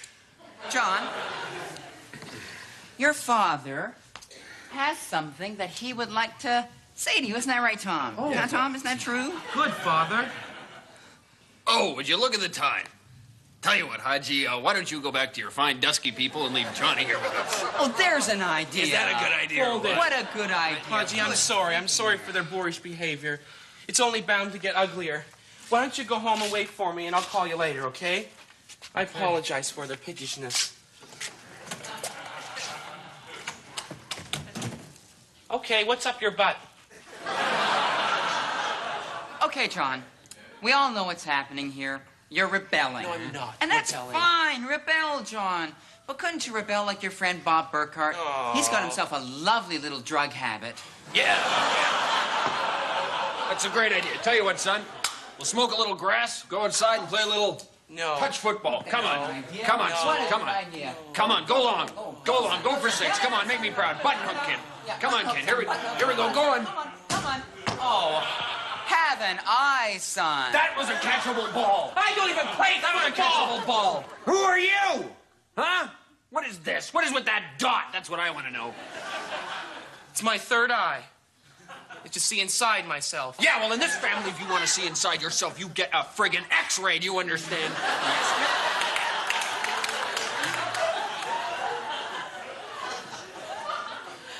Mom and Dad, ever since I was young, I've always known one thing. I like wearing sheets. Oh, Becoming an Indian woman seemed the obvious solution. You're not listening to me. I can't hear you. I'm deaf. Oh. And I can't hear you because I'm dead. Killed your dad, killed him dead. That's right. Dad, you're not dead. I am too. I might look okay now, but once the shock wears off, I'm a dead man. You're not dead. I am. Yeah. No. I'm dead. Well, there's no pulse, and since your dad's not a yogi, I assume that means he's dead. Now, I'm sorry to be so emotional, son. But it's just that I think he was a good man, and he deserved better. Mom, I'm a Hindu now. And this may be small consolation, but I know that Dad will return in the next life to get even.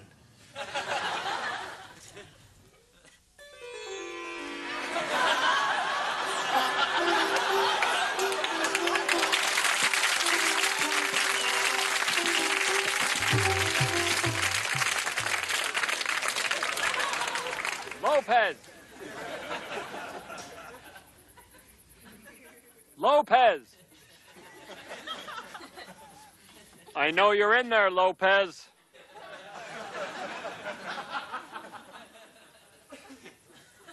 Hey, Lopez, where's the fire?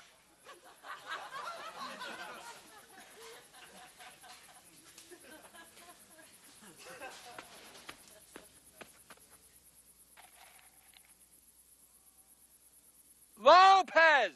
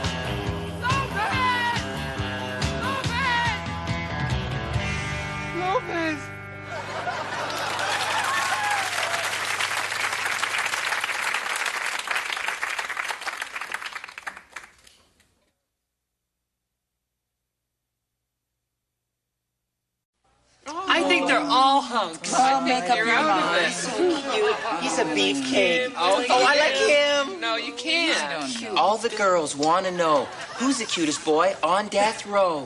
Is it Steve? Or is it Lyle?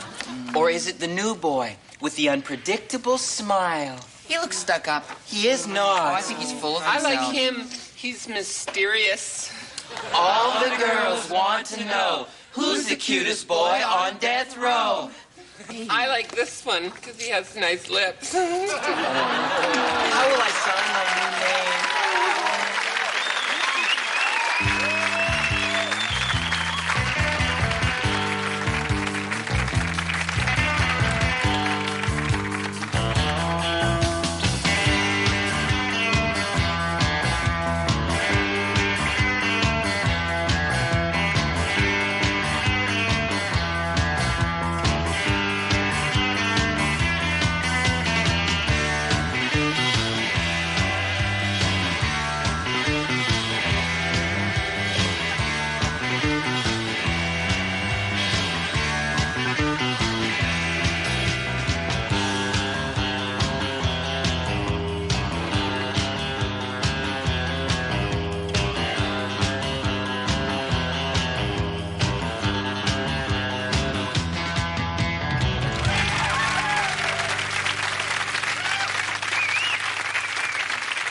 think we should lose this paragraph on page 46. It's unnecessary and confusing. Yes, I completely agree. Now, what about this character's vacation to Hawaii? To me, it came completely out of left field.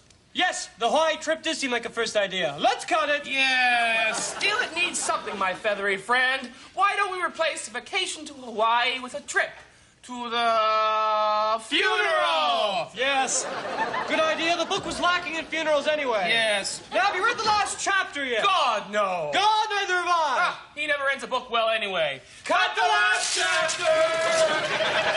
Now, what about this jacket? To me, it's obvious. It screams book. I trust you. Let's lose it. Done. Now, we need a break. Let's take a walk. Right. Left. Door. Open. Exit. And turn. How do you feel about that mailbox? Too red. Lose it. Feelings about the paper box? I like the box, hate the headlines. Lose the news. What do you think about that bike there? I like it. Oh. I think this neighborhood would look good in a fire. Uh-huh. Lose the fire hydrant. Bingo. Bango. Bongo. There's something missing in this area. Needs a bit more red. Gain the flowers. Nice touch. Nice looking band. But a bad looking bass player. Next up! Oh, that bench. Get rid of it!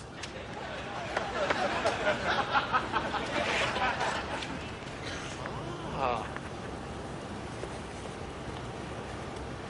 Nice looking couple. I like the girl. Hate the guy. Strike him! Oh, I meant to play with your jacket. Unnecessary. Lose it. Consider it gone. And your shoes. I like them, but I'm feeling cantankerous. Your belt. Don't like it. Strike it. It's gone. Better take your pants on. Make it easier.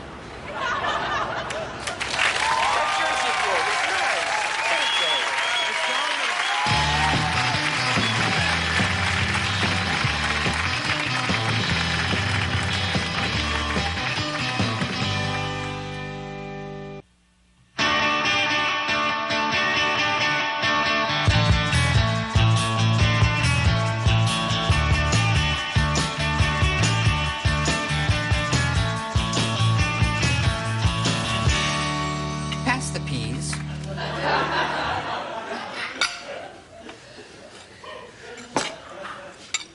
Should pass the milk. Would you stop the world?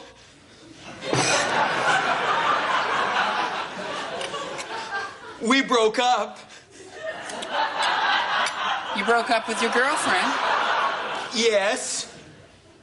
So, who broke up with who? It was a mutual thing. She dumped him. Obviously. No! It was what's deemed was best for both me and... I can't even say her name. What is it? It's Kathy, Sandra, Susan, right? Laura. Ah! It's not Laura. Ah! Yes, it's Laura. Ah! I gotta get away. Get away from her name. What? Get away from Laura? Ah! No, I'm sure it's not Laura. Ah! It was Laura. I know, because I really liked her. Did you like her? I don't like anyone. Oh, right. Laura! Laura!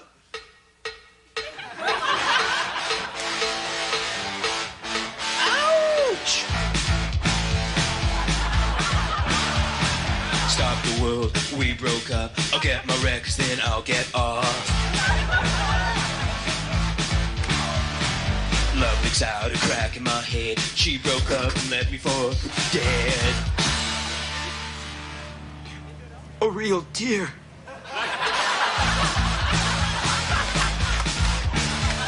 Like a monster truck across my heart. She did donuts while I watched. Operator, listen.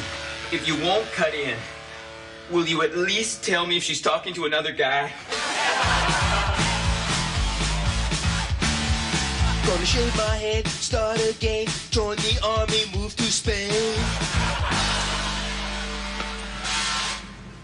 Country and Western music? I understand it now.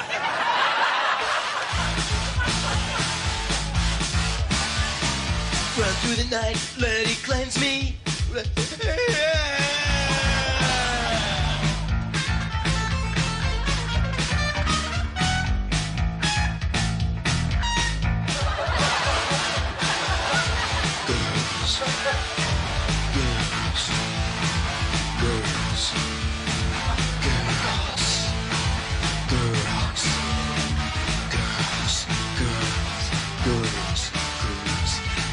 Laura? Girls. Girls. Girls. It's a mutual thing.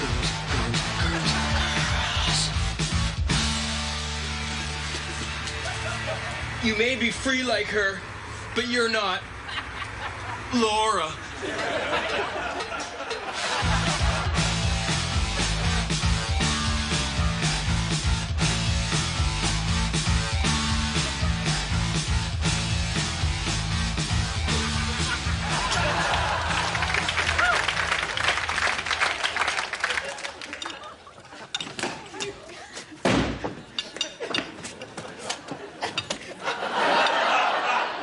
Oh, hi, Bob. Hi. Oh, Bob, your friend is here. She's waiting in the TV room. Who? Oh, I'm not going to say. I will. Laura. Oh, dear. What? Hi. Oh. Hi. So, would you like to ask your friend to stay for some leftovers, Bob? Mom, haven't you done enough already?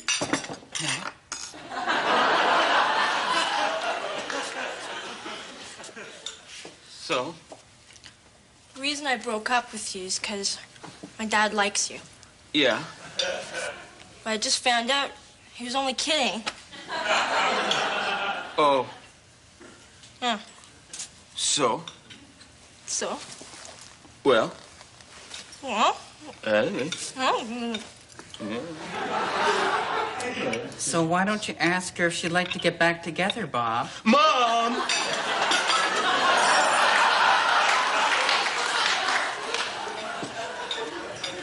Okay. All right. So, they're back together. Who? And What's the guy? What's the girl? Ah, cut the parents! Your number's 8. It's neither privacy. Yep. Young love. Officially, I guess it's like we never broke up.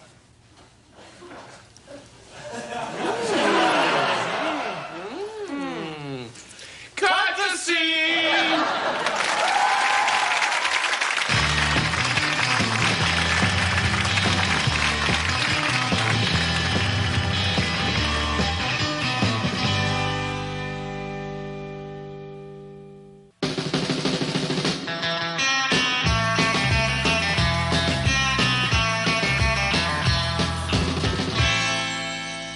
I'm sorry I'm late, but I had the most wonderful experience. That's okay. Let's just play golf. Oh, I've got to tell you this. You'll never believe it. All right, all right. I was in my study, Yeah. doing my tax returns, when all of a sudden I felt pangs of pain along my left arm.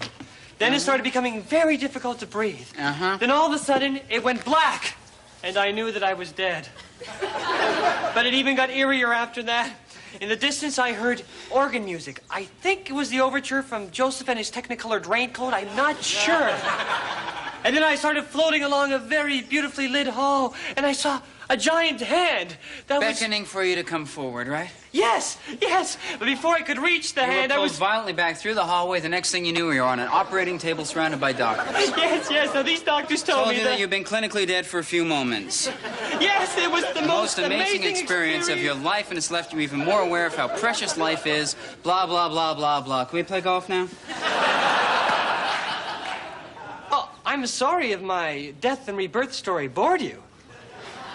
Maybe if I had some large breasts in it, you would have been more interested, huh? Large breasts and death, Well, that's your cup of tea? listen.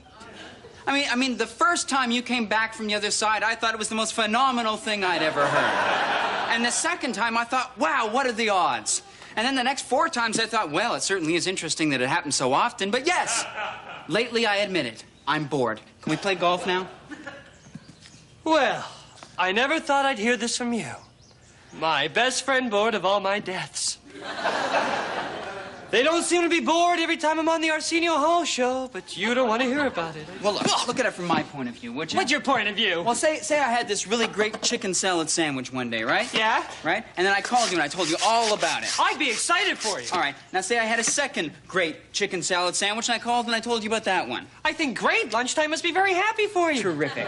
Now suppose all day long all I did was eat these chicken salad sandwiches, and at the completion of each sandwich I phoned you and told you about it. Wouldn't you start to get bored? No, I would not be bored. Wouldn't you get a little bored? I would not would be you bored. admit it, you'd get bored. No, I wouldn't be bored. I'd be concerned. I'd be concerned about your cholesterol level. Look, let's just play golf, okay, Lazarus? I can't believe that you're equating my returning from the dead with the chicken salad sandwiches. What is this freaky obsession you have with chicken salad anyway? It's beginning to scare me, actually. Oh. What? Oh, I'm feeling pangs of pain along my left arm. A little heart attack? Yeah, a little heart attack. I'm finding it very difficult breathing, actually. Oh, how awful. My old friend, I think I'm dying. Well, I think I'm that dying. terrible? I think I... Oh, no, he's dead. He's dead again. Oh, no. Is that it, huh? Huh? You dead again, huh? Huh? Yes, I'm dead again. Wow, now this is neat. Yeah, nifty. Come on, this doesn't impress you. I've never been a ghost before. Well, I've seen it. Where have you seen it? The Ghost and Mrs. Muir. That was a movie. Was that a movie first? You are so stupid. Yeah, right. I'm stupid. I'm a moron. Yes, you are okay, a moron. 4... Wow, now that was neat. Yeah, right. Jesus, did you find the first moon landing boring? Give me a call when you're alive again, okay? See ya. Woo-hoo! Ignoramus! Well, I guess I better go call the ambulance.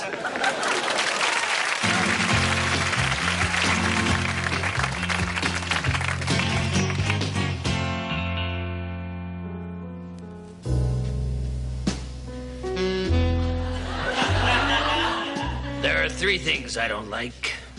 Crazy cars, crazy kids, and birds. The first 2 I avoid. The last, I eat. Oh, me, I'm a cat.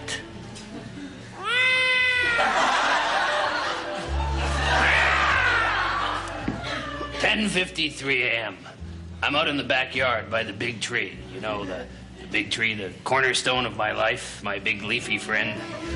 There's a bird around, but he's sticking to the upper branches, so I'm staying wheel still, motionless. In fact, when there's a bird around, I like to pretend that I'm a log. Yeah, that's it, a log. Because logs are still, they don't move. Take it, boys.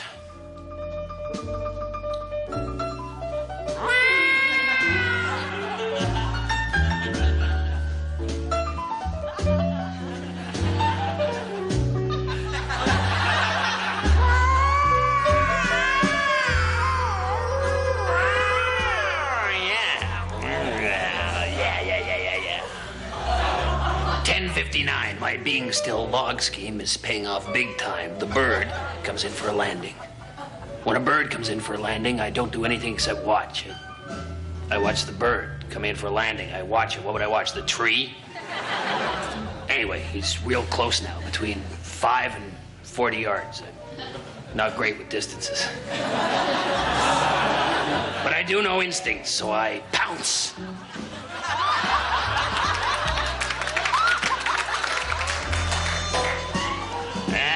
The bird flies up.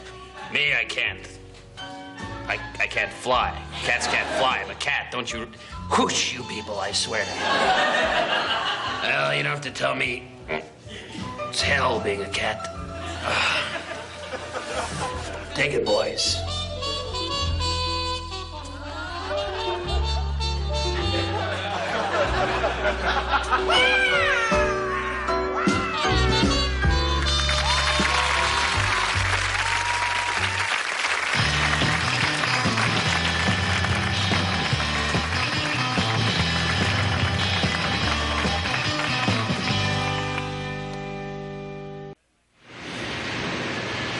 And then my daddy died. I spent the last 4 or 5 hours of his life up there in his bedroom with him. We settled our differences. I told him I loved him. And he made me promise him that I'd never sell the farm. Well, I lied. Huh? So sue me. My mother is. I don't know what her problem is. I think this is great.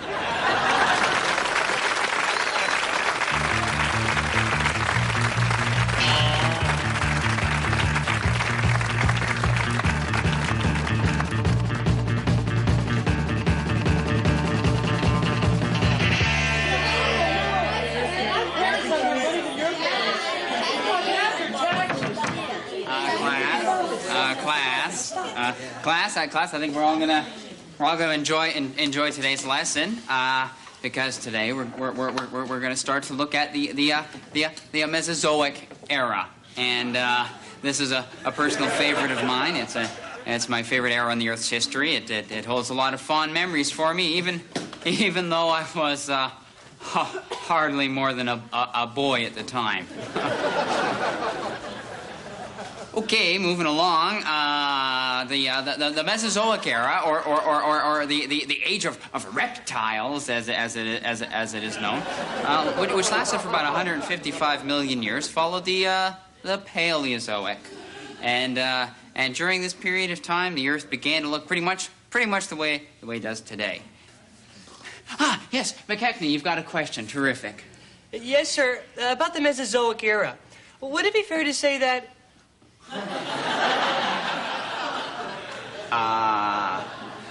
Class? Class?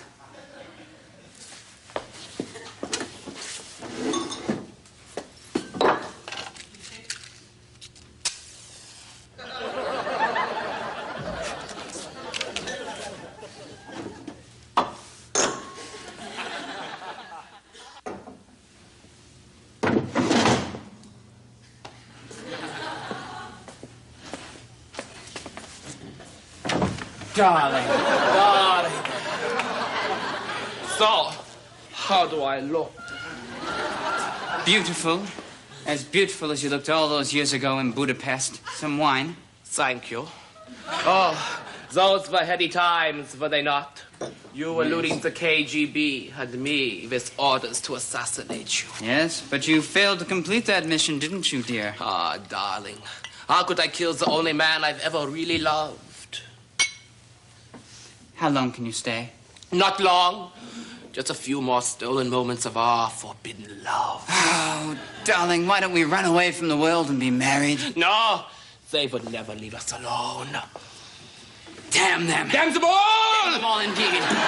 Damn them! Damn. Why must their Cold War interfere with our hot love? Their Cold War gradually taking away heat energy from our love, increasing the temperature of their war, while decreasing the temperature of our love, until the two reach a mean or average temperature, at which point it sort of levels out and Darling! Don't talk to me of thermodynamics. Talk to me only of love. Come to me!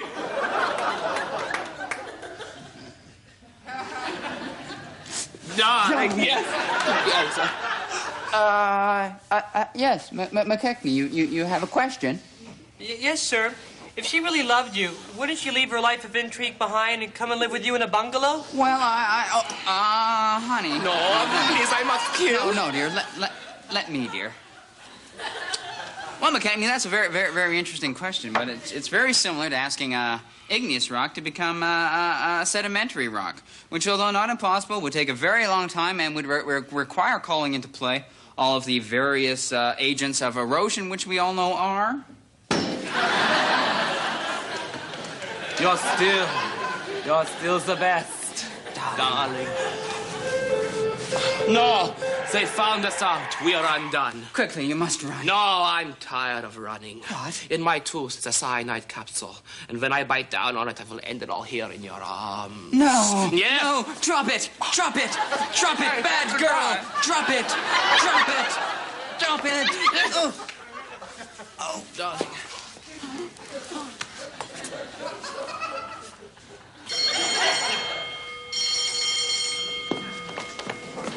Class, be sure to read the first 3 chapters of the new text as homework. I can make it 4, Mr. Bellini. And feel free to read ahead, for tomorrow you may die.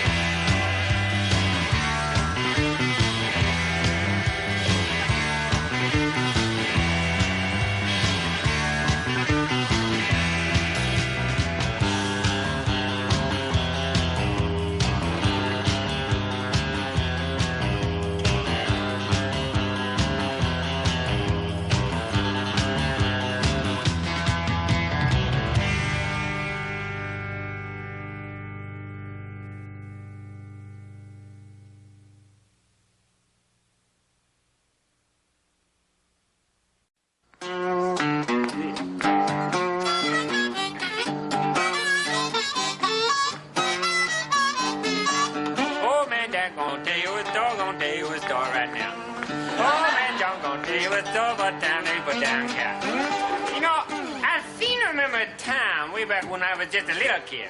And that wasn't too long ago, you understand. Then one day I was coming back from the schoolhouse. And me and my brother, we walking along the road there. And we see this cow standing in the middle of the road. And my brother said to me, see, there's a cow standing in the middle of the road. And I said, well, that don't look right. And he said, that's right. Me and my brother, we went away, and we got ourselves these sticks, what we call thwack-em sticks. And we went around the cow, you understand? And we whooped its butt. Yes, sir, we whooped its butt into it back in farm in Jackson's Field, because that's where that cow belonged, you understand? Yes, I was.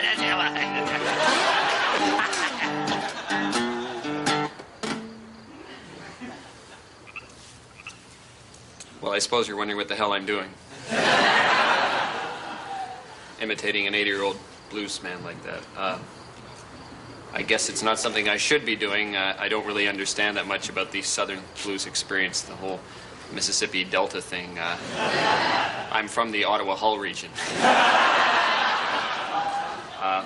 Not that I wouldn't want to know more about the blues experience. It's just that there weren't a lot around, bluesmen, I mean, when I was growing up. They tend not to ski. So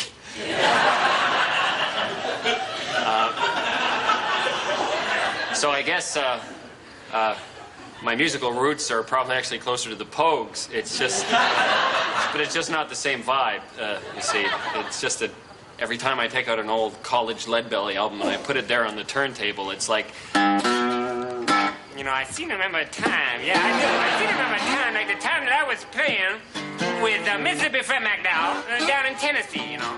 And we was playing a juke joint, as I remember. And at this juke joint, it was built out over an old liquor warehouse, you understand? And there was some barrels of bad liquor down the basement. Very volatile stuff, you know. So we was about halfway through our set that night, you understand? And I hear a kaboom, and I see Mississippi Fred going up through the roof like a rocket, yes, sir. Now, he go up, but he don't come back down. I didn't see him like 9, 10 years later until in Chicago I saw him again. He was playing the same song, too. And when I saw him, I jumped up on stage with him, and I said, come on, Mississippi Fred, let's ham-bone. Oh, yeah, we ham-bone down there.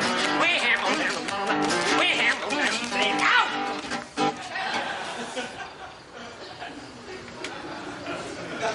well, I seem to have injured myself doing the ham bone. I guess the saner of you might say, what are you doing the ham bone for in the first place, college boy? You'll injure your lily-white collegiate hands. You'd be right. Well, I think I should just leave. Yeah. I think I should just end this. Of course, course, I could always leave in the key of C.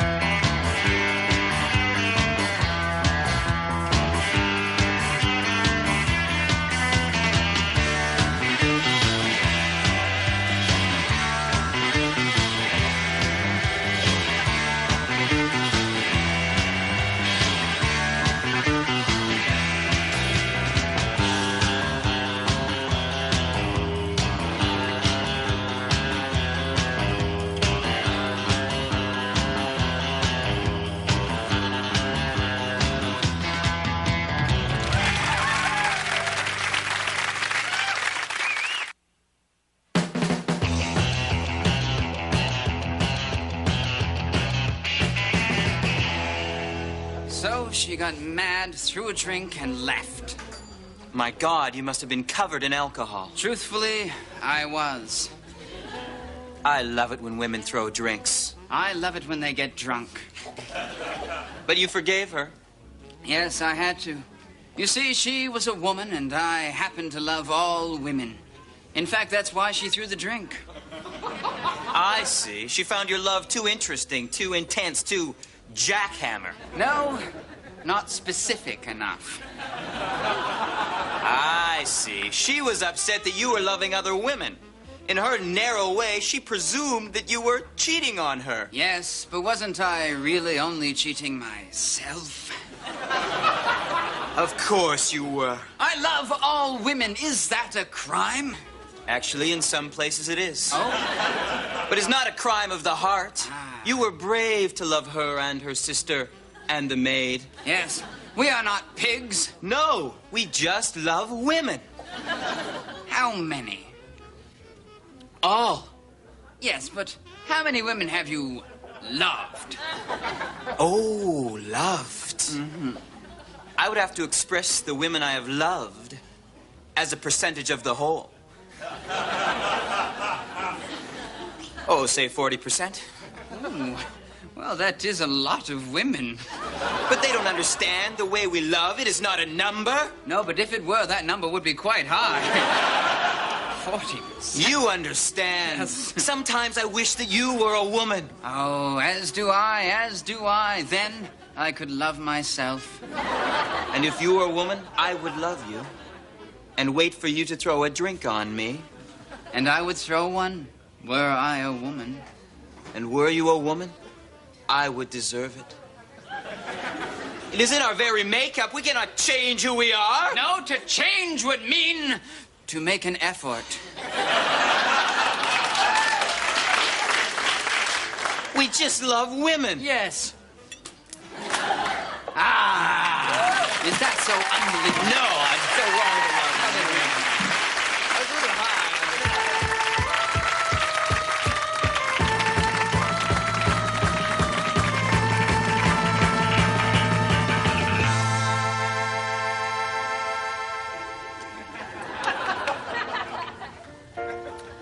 What I, Buddy Cole, love best about dinner parties is that moment when the conversation suddenly dies a horrible death. And some helpful wag pipes up with, if you were stranded on a desert island and you could only bring one book, record, and person, what would they be?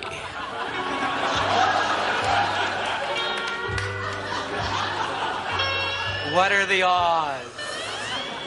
I can't believe it. Here I am, stranded on a desert island. And my only supplies are my favorite book, All About Rhoda, by Peggy Hertz from Scholastic Press. And my favorite album, Johnny Mathis and Denise Williams. That's what friends are for. I always like to have an ex-lover's music around. Denise is good, too. And for companionship, the one and only Oscar Wilde.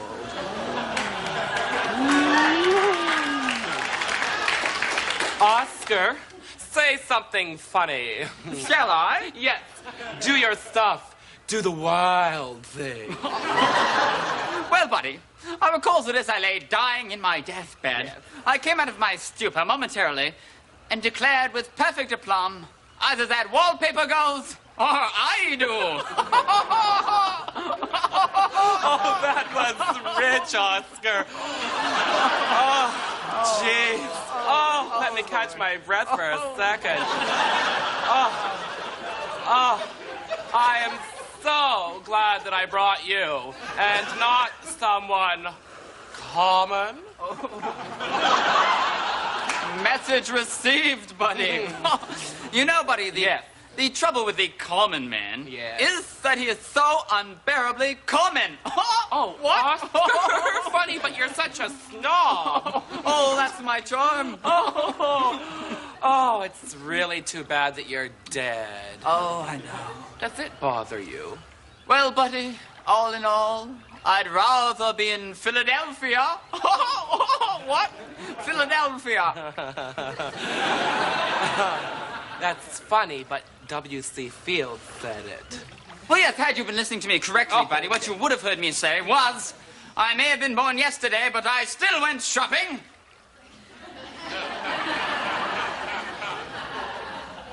That was me. Oh, yes. Well, I seem to be getting a bit of laryngitis, buddy. I'm afraid there'll be no more quipping today. Oscar, please stop with the laryngitis nonsense. You're pathetic. Well, buddy, I'm just going to go and try and find some honey for my throat. That's a good idea. And remember, it's a very small island, so stay out of my way, Gilligan. Oh, look, Rhoda. And while you're at it, do something about your hair. It's threatening to become more interesting than you. Speaking of traveling, that reminds me of the time that I was crossing the border into Albania, and some border guard asked me if I had anything to declare, and I said, this is great. Only my genius. Buddy, that was mine. So what? You owe me.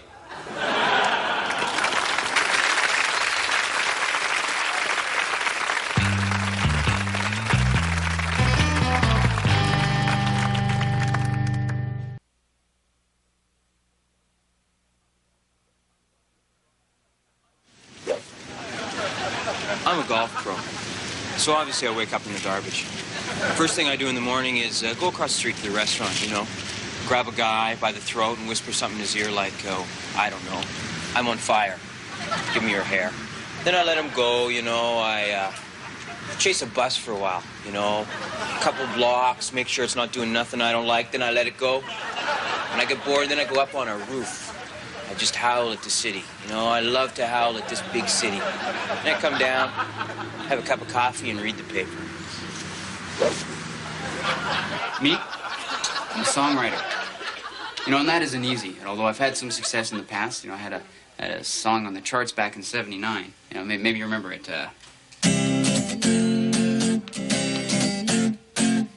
If you need someone to da-da-da-da-da-da, Rabunda. Well, it's called Rabunda. Well, ever since then, I've just been plugging away, you know, trying to come up with number 2, because, you know, I'm sure I've got it in me. And so what I do is every day I get up and first thing, I rewrite my hit. Write it out on brand new paper and give it a brand new name. You know, and then I send it out that way, out towards the industry. And then I go back home, have a cup of coffee, read the paper. My routine? Sure, no problem.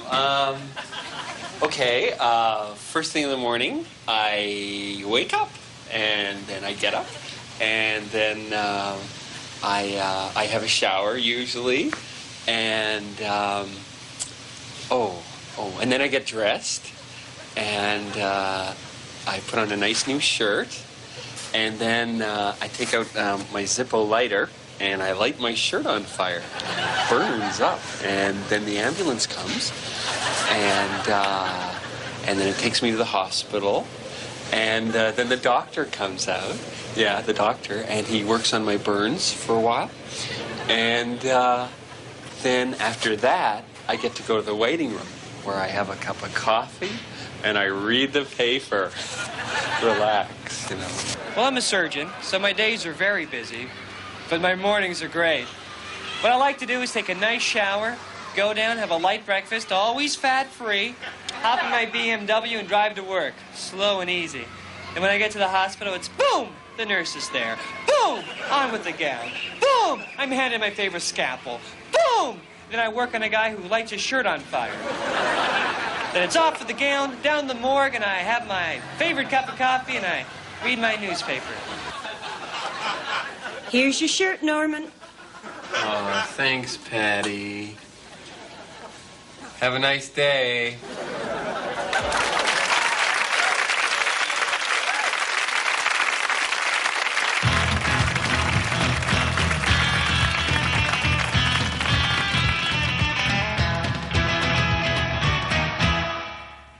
Excuse me. Seeing as you're under my car, does that mean it's not done yet?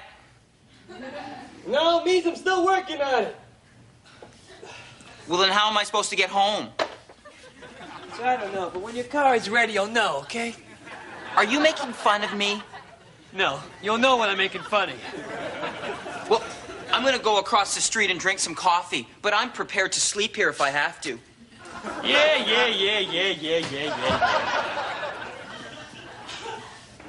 I've been a mechanic for 17 years. I love cars, and I consider myself lucky that my job is something that I love. But I don't think I'm your average grease monkey. Hey, I love the opera. As a matter of fact, I happen to be writing a light opera about a guy who brings a station wagon to an auto shop. They don't have the extra parts he needs, and he kills his lover. Very nice. I also have an extensive wine cellar that was once written up in a magazine called Wine, Wine, Wine. But I think the thing that sums me up best is this. My beautiful blonde locks. When I was a young lad, my tragically bald mother told me, son, beautiful hair is a wonderful treat to the world. Don't do what I have done, my son. Take care of your hair. Take care of your hair. So I have.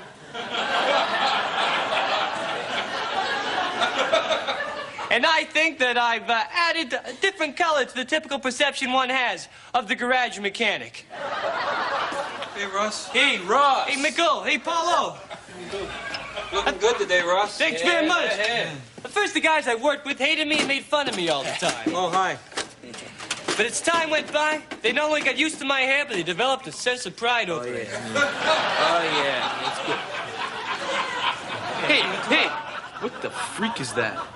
Hey, I read a magazine last night at Springtime. I'd like to try something different if you don't mind. Stop reading. I'm not going to stop reading. I think he needs a new look. Guys, come on.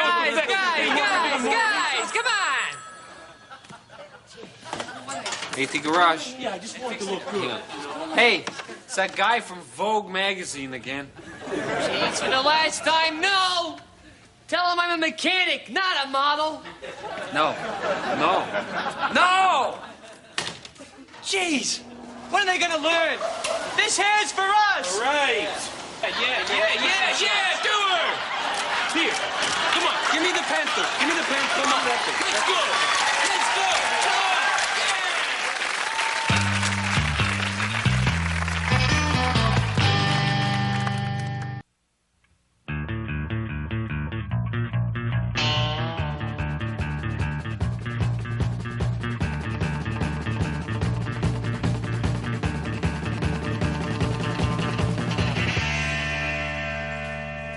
Is that what I think it is?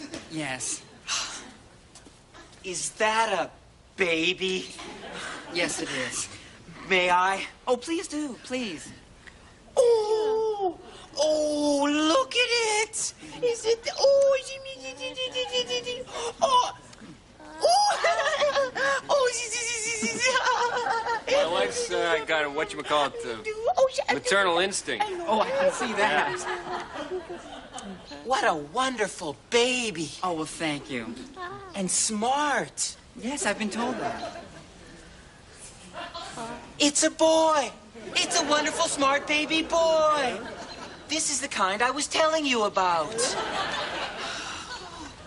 How many miles on this baby? Well, he's 5 months old, if that's what you mean. Yeah? Has he got all the shots and stuff? I mean, is there anything wrong with him? Like, does he eat a real lot? Does he leak? Or... Oh, look, he's got your eyes, honey. Oh, yeah? He's got your eyes. You know, first they have their baby teeth. Yes. And then they fall out.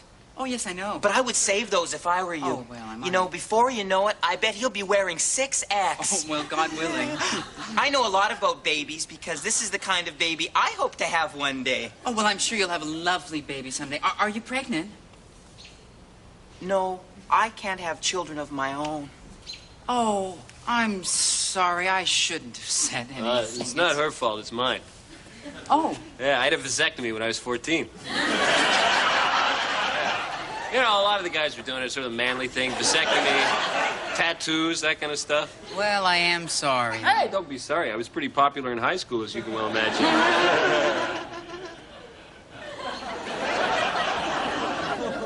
Well, I really must be going now.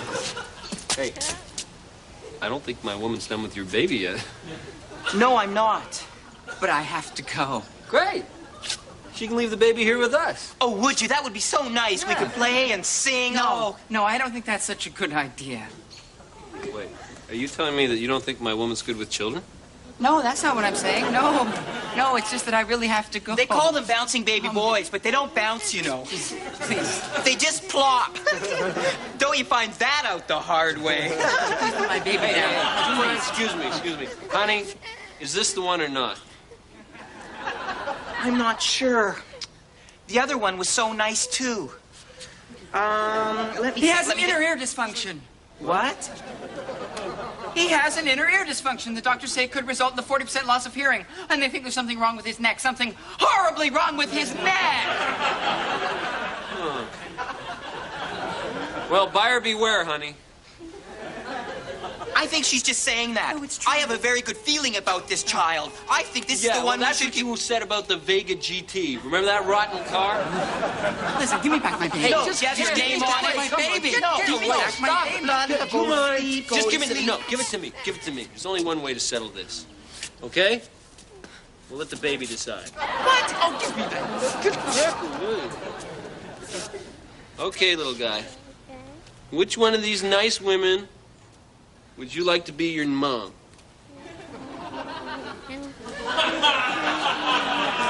Pick me. No, pick me. No, Mommy's pick here. me. Mommy's Pick here. me. Come to mommy. Pick me. Come to mommy. No, over here. Jinx. Over here. Mommy. Getting hot.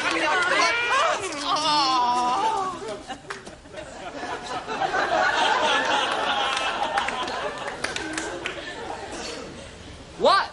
Fair's fair, honey. Hey, look! Hey, she left the carriage. Look at this. Come on, we can throw some blankets in there, tell people the baby's sleeping. I don't think we'll ever have a baby. It's God's will. I feel empty. You are. Come on, I like this more than the Vega. Come on, look at this. Convertible.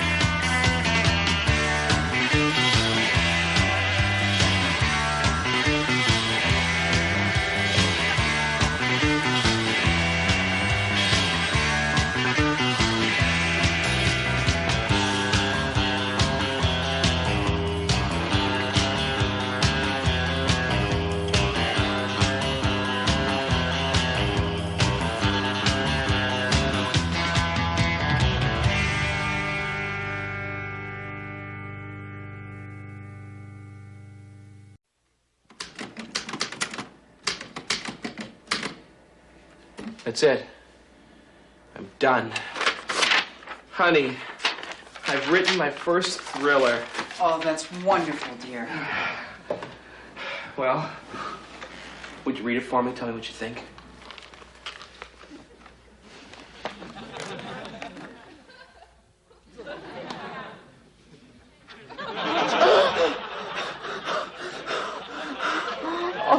Oh, I think you've done it, dear. I think you've really done it. Really? You think so? Oh, I'm so proud of you. The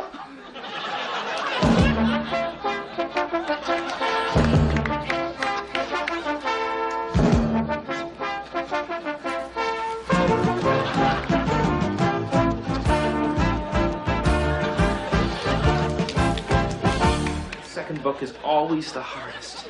God, it's got to be great. If it isn't any good, they'll just say that my first book was just a fluke. I've got it. I've got it, yes. Yes. Yes.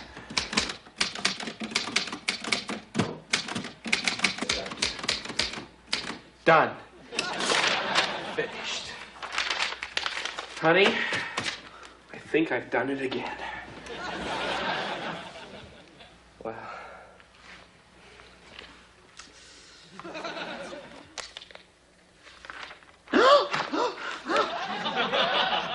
Huh? Oh, I'm so proud of me.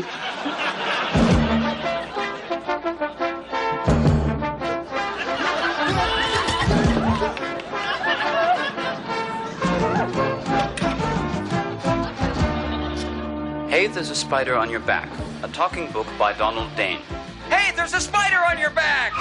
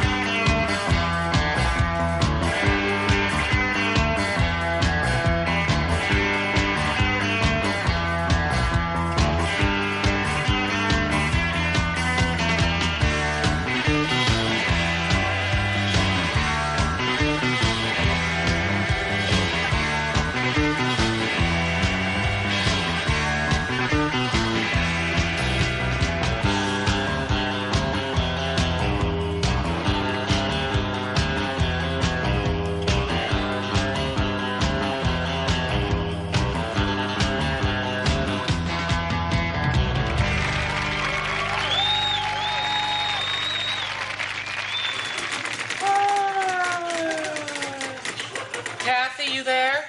Yeah? Oh, God. Wednesday, huh? Oh, yeah, I hate them. Oh, I loathe them. Oh, God, Wednesdays. I hate Wednesday. You know what part I hate the most about Wednesday? 3 to 4 p.m. Oh, I know. I know that's when I'm gonna die. Oh. I just know it. It's the worst. Well, back to that 4-letter word. Work.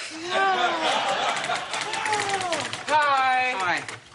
Hi, new guy. Oh. Hi. It's Howard, actually. Howard. Hi, Howard. Hi, Howard. Hi. Hi. Hi. Hi. Howard. Hi, Howard. I'm Kathy. Oh. And I'm Kathy. Yeah. Oh. Well, I'll try to remember that, although I'm not really very good with names.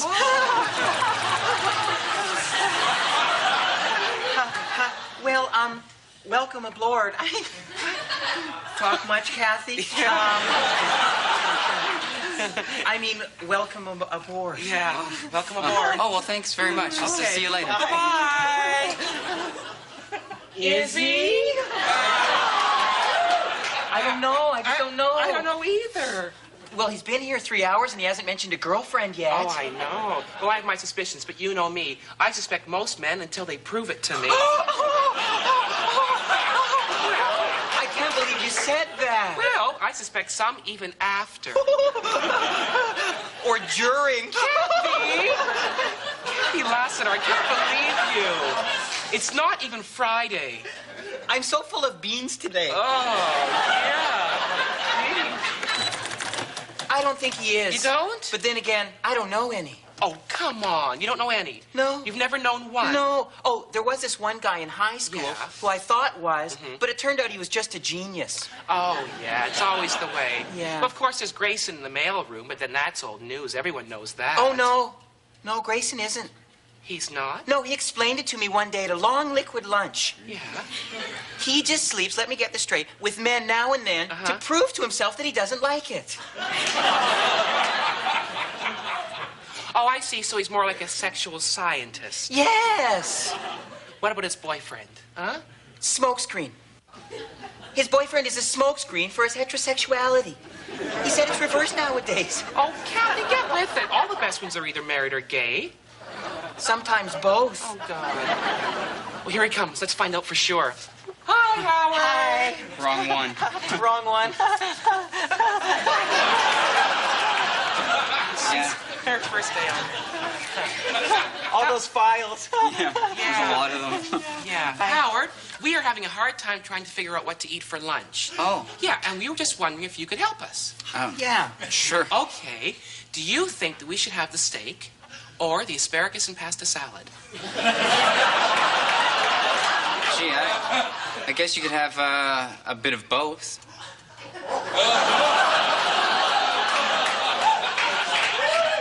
And then what should we have to drink? Yeah. I don't know, a beer? Or a glass of white wine is nice, I find. Thanks. Oh, you're welcome. He's by. God, worst case scenario. No, he can't be. He's just too good looking. I won't admit that. No, Kathy, no. Kathy, look at me. The proof is in the pasta. Well, is he?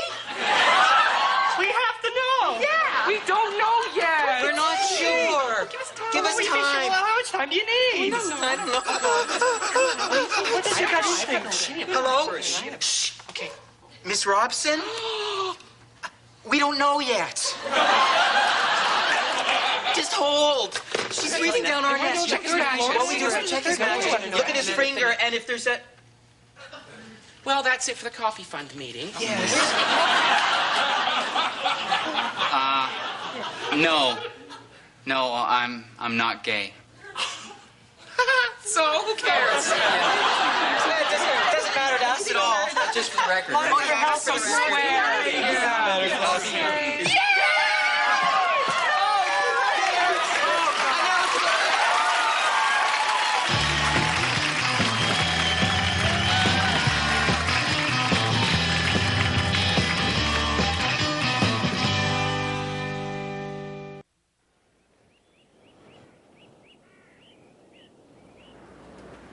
"30 Helens agree." If you want to remember something, write it down. That's what pens are for. 30 Helens agree. Pens are good. Although pencils are good in case you make a mistake.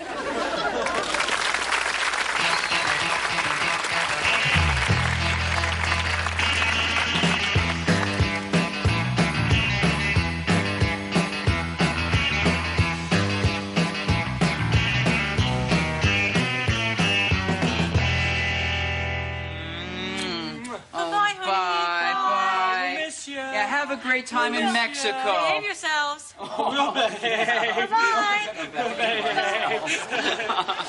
Great! We have the whole country to ourselves! Just two bachelors on the loose. Hey, let's party! Come on.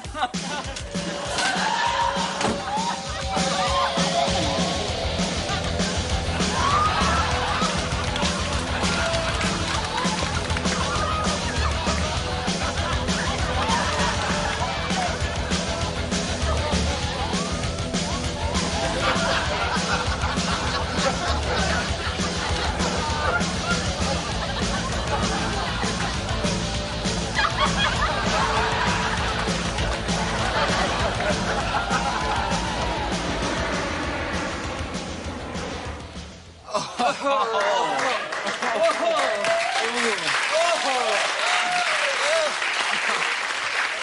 God, I'm tired. What day is it? Let me check. It's the 23rd. Oh, no. The girls are coming back today. Oh, no. We better clean up the country. Oh, Jesus.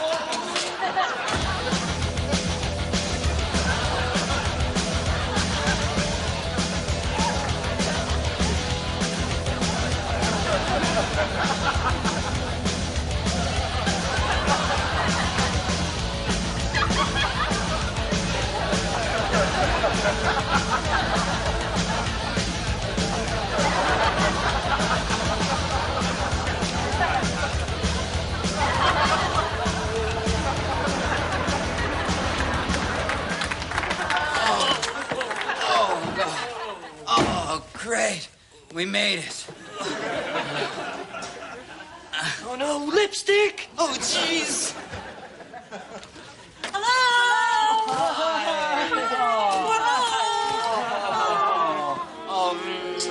Did you miss us? Oh, sure we missed you. Of course we missed you. It's great to be back. Oh. I know. Let's celebrate. Let's go dancing. Oh, no. Sure, dancing sounds Good like idea. a good idea. Let's go dancing.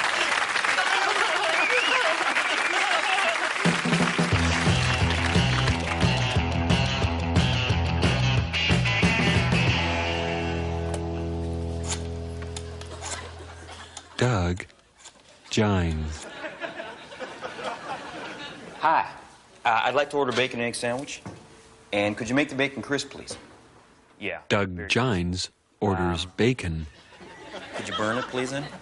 Yeah. No. Could you burn the bacon, please? Yeah. I want you to put it in the pan, take it out of the pan, make sure it's black, and put it back in the pan. Yeah. Doorstop heart. Yeah. Yeah. Doug yeah. Gines orders bacon. Yeah, Crisp. Yeah, a week. Yeah. And soft eggs.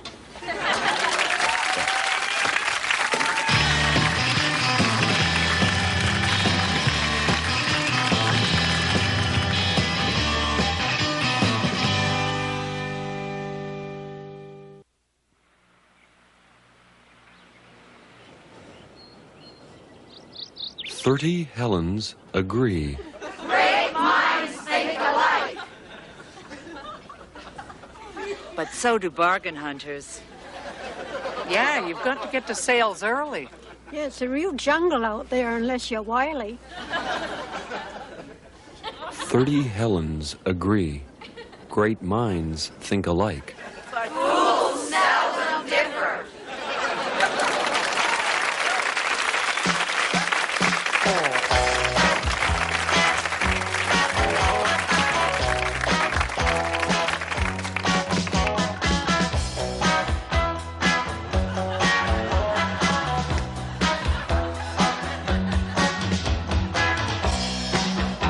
That's the best bass player I ever heard.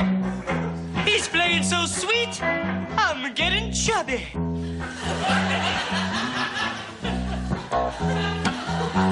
you know what I like best about the bass player? His neck.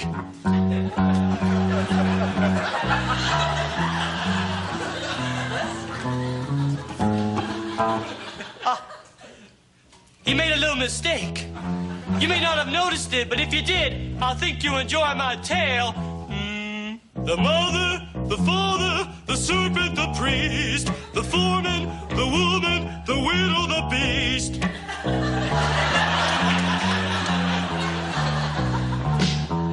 Hey, bass player! Look at the bass player. Look at that smile. There's sadness in that smile. Look at that chord structure. There's sadness in that chord structure. Look at him flail at the wailing wall with nothing but stubby fingers and a dumb look on his face. You don't know it, but he's balding. Spiritually.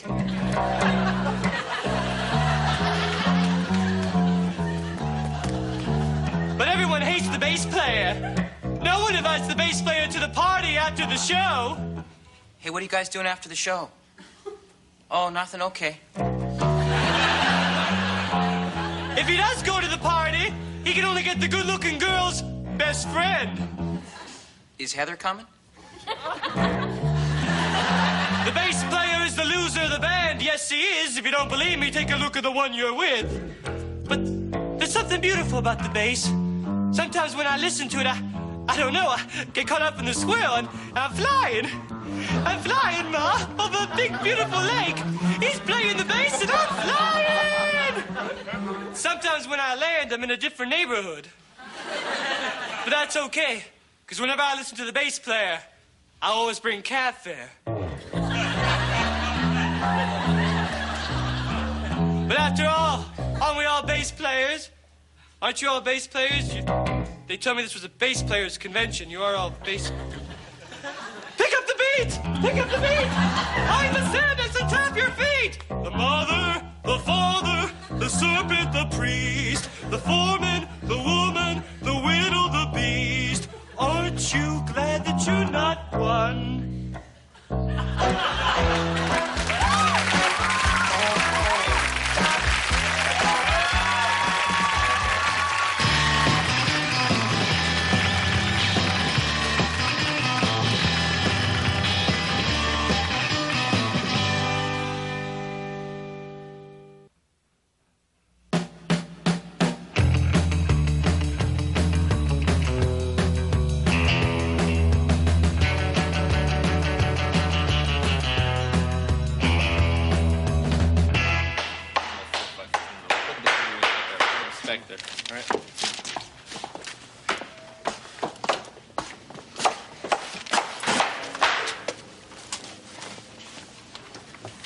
Hey, kid, you're late. I had trouble getting dressed. Kid, remember, your snooze button, it's your friend and your enemy. Right. Well, let's get to it then, eh? Let's hammer some nails, eh? Hey, what's wrong with you? I hate this job. I'm in a rut deep enough to hang up posters. So why don't you quit? I can't. The only thing worse than having a job is looking for one. Thought I recognized that look. What look? The look of a guy who's daydreaming about a disabling but non-crippling injury. How did you know? Hey, I'm a foreman. How old are you, kid? 17? 18? 29. You might be ready. All right. There is a way for the average guy to get what's coming to him. It's called compensation. Compensation? Compensation. Comes from the Latin word meaning free money.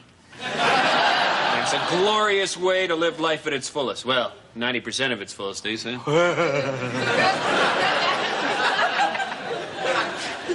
Compensation is a river of goodness flowing through the industrial heartland of America, dispensing its bounty to the blue-collar hero brave enough to lap at its shoulders.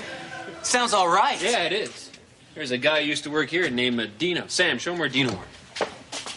Worked right there. He used to come to work every Monday morning, hating his job. Hey, like me. Yeah. But he won't be back for 9 months, thanks to Mama Compensation. I hear he bought a dog and trained it. Me? I got a bad back. You been on compensation? Hell yes, we've all prayed at the altar of compensation, even Sam.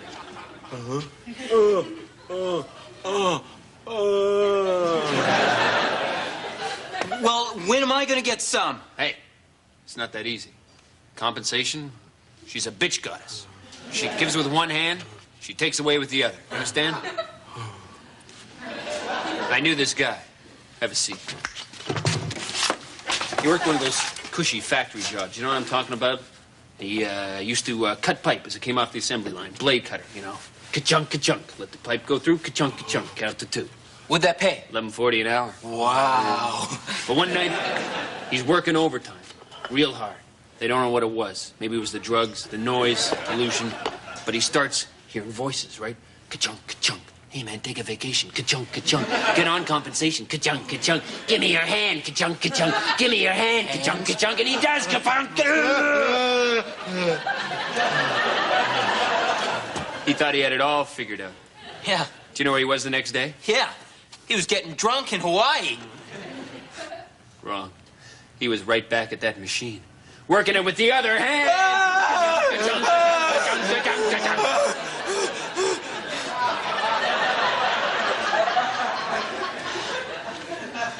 So what's it gonna be? I want in. I just gotta be smart. Yeah? How? I'll shoot off my foot with my brother's crossbow. No, it's gotta happen at work. Come on, you're a laborer. Use your imagination. I'll drink 40 gallons of this varnish. No, it's gotta look like an accident. I'll tell him I was really thirsty. Look at Sam's hammer. Doesn't that give you any ideas? I can club myself in the head with Sam's hammer. Better yet, if you ask him real nice, he might do it for you. You sent more than one blue-collar brother down soap opera lane. Sam, will you club me with your claw hammer? Sure.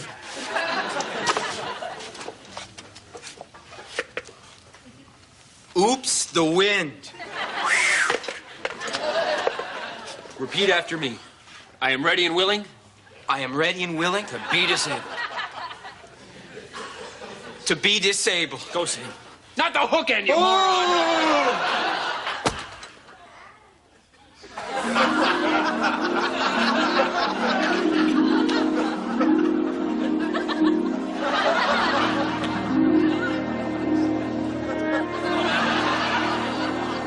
'Hey, guys! Thanks for hurting me! Look at him, Sam. He just punched in with the goddess of compensation. Go, kid! Go! Go!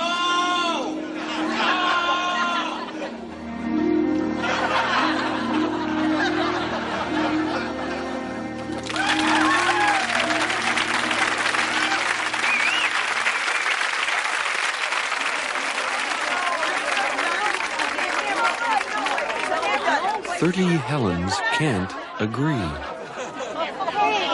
Hey! Can't we just agree to disagree?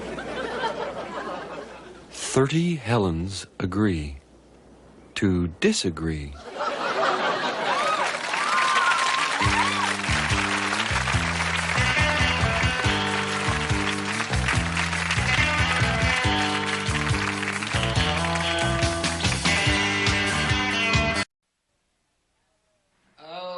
What has happened to my world? It's terrible.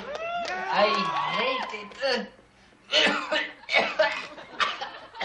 Oh, the pollution, the mess. Oh, gross. Yeah. Oh, I hate my work. Hey, buddy. Oh my God, he's dead. Dead. Oh, the misery of finger existence.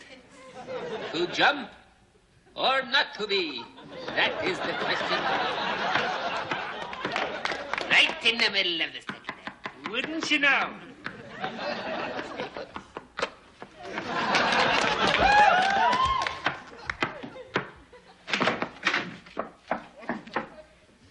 Good morning, Misha. What the hell do you want? I don't have enough money to pay for this cab. No, not this again. I don't have enough money to pay for this cab. Sit. Continuing with Act 2. Oh, you seem so sad, my friend. Why the... I don't have enough money to pay for this cab. All right, that's it. I'm fed up with you. I invite you into my house to put on a play for you, and you interrupt me? What kind of... I'm crushing your head. I'm crushing it happily. I crush your head. Get out of my house, fool. Take it and get out of town. There is nobody home.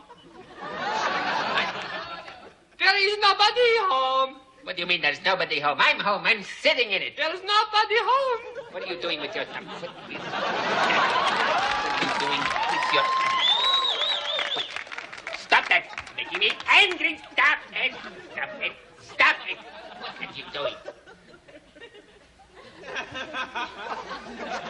I see. There's nobody home. Nobody home. There's nobody home. Nobody home. I'm blotting you out. I'm blotting you out. Stay there, nobody. Stay there. What is it? I want to talk to the lady who went inside. Why? She didn't pay me. So what do you want me to do about it, Mr. Guy? I want my money. Right, Mom? All right, I'll go look. All right, I'm looking. I'm looking. I'm looking around. I'm checking really hard. But it looks like there's nobody home. Nobody home. So get lost. I'm going to call the cops. Let me talk to your mom. Ma'am, I'm crushing your head, you wrinkly old backlash. And here's one for you, you We're gonna come cabby. back Crush, and crush, get go you. suck on the We're gonna eatable bring teeth, back you tear wimpy, gas, flat-headed rubber mama's bullets. boy. Crush, go, run, flee. Flee my fingers, because I'm crushing your head. I'm crushing your cab. I'm crushing your taxi.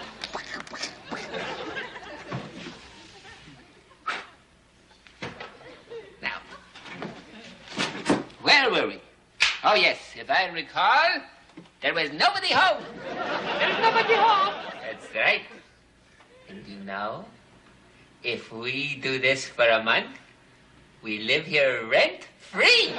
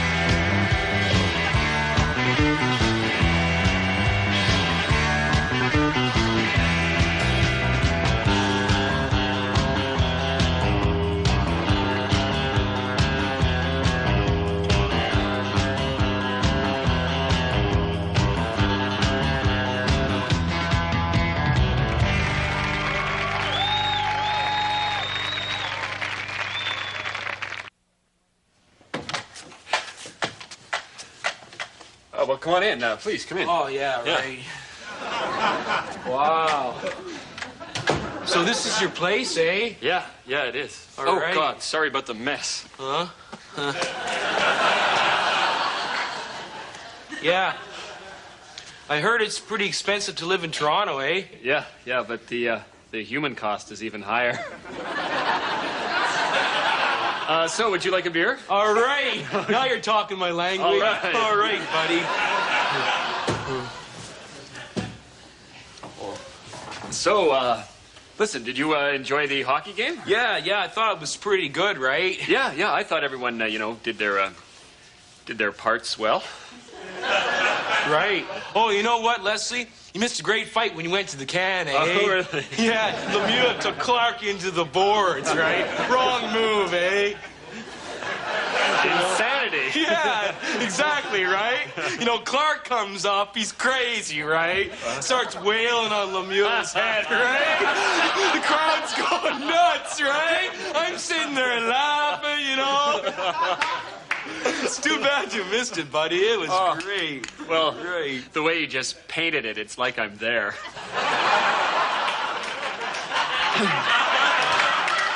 Anyway, I think I'm going to go change. Do you need to change or anything? Hey, I'm okay, yeah. All right, okay. Hey, I'm casual, right?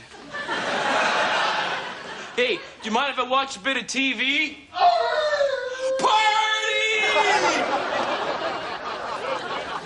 It's starting to clear up a little bit in Prince Rupert on the coast, but still rain in Prince George. Prairies, for the most part, we see some nice clear spots. But we see cloud moving into Alberta. There we go.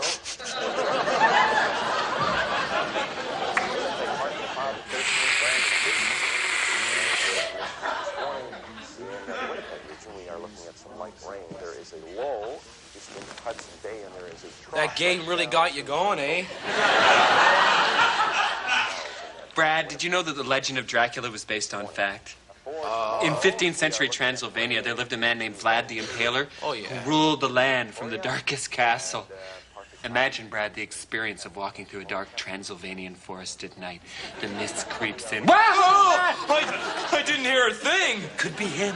You run, stumbling, fearful, the brambles catching on your white, loose-fitting peasant blouse, your underwear caught around your ankles. You stumble into a clearing. Haven't I been here before? I'm lost! Did I scare you? No, that's just a movie, eh? Okay. Yeah. Movie? Do you like movies, Brad? Yeah, I like movies. All right, let's watch one. Yeah. I have lots of very interesting movies in my film library. Oh, yeah? Hey, you got any of those American Ninja movies? I think I took my last one back. But what could we watch? Oh, look at this one. Well, it has no title. I wonder what it could be. What a mystery. I don't know. Why don't we put it in the VCR and solve the mystery together? Hey, let's do her up, babe. Let's serve her up. Mind if I swoop? It's your place. Party.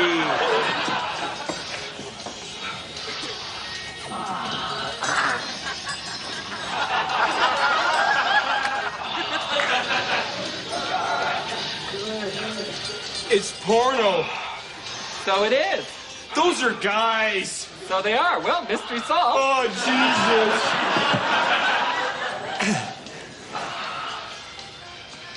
I like this one. It makes me hot. How about you?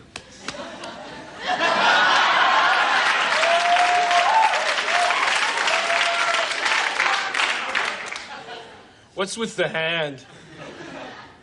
The hand? Yeah, the hand, right? Okay, Brad. It's like this. You're a nice young guy. You're thoughtful and handsome, really bright, intelligent, considerate, hung, industrious, forward-thinking, patriotic. These are all qualities I like in a guy, you know? And I guess what I'm trying to say is that I want to help you out in any way that I can, you know? Okay. So if you need money for tuition, you come see me. Yeah. You know, you need more tickets to hockey games, you come see me. Yeah. You need the odd sexual favor. Oh, no, not again. What? Every time I come to Toronto, some guy picks me up at the bus station, takes me to a Leaf game, gets me drunk, and then tries to do me. Why can't people like me for me? Well, gee, Brad, I'm sorry. I do like you for you. All right. But as far as I can see, that's no reason to break with that little tradition you got going. I'm not queer. Oh, no, of course not. No, of course you're not queer. But why don't you have a couple of drinks and see if you can put the bi back in bisexual? I'm gonna need a lot of beer. I keep a chilled keg in my bedroom. Oh, Jesus! Look, I don't do nothing. You come, don't you? Yeah? Great. This way. Great. Brad. What? When you speak of this, and I know you will, be kind. Yeah, right. I ain't telling no one. Deal, sure, whatever you want.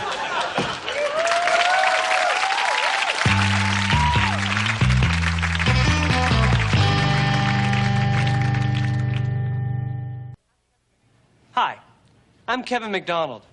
You may know me as a member of the comedy troupe, The Kids in the Hall, whose show you are watching right now.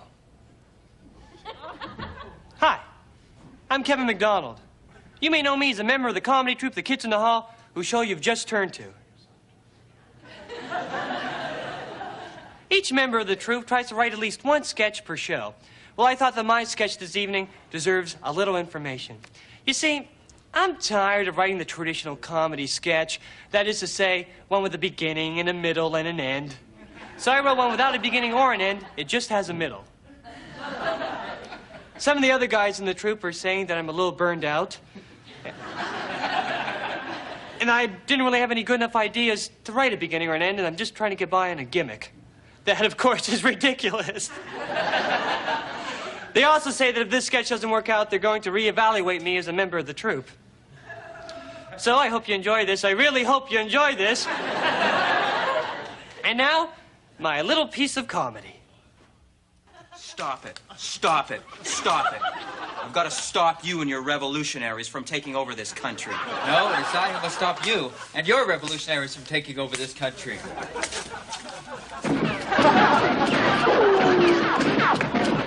Hell, both of you stop it.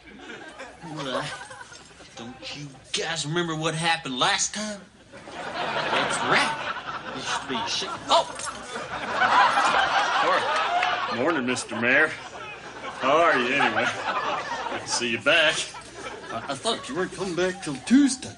That's what I thought. 'Cause that's what I heard. Well, that was my sketch, or the middle of it anyway.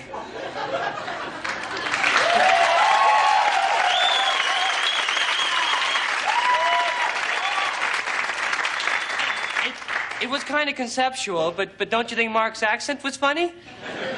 I thought it was a great middle, Kevin. Thanks, Mom. My mother.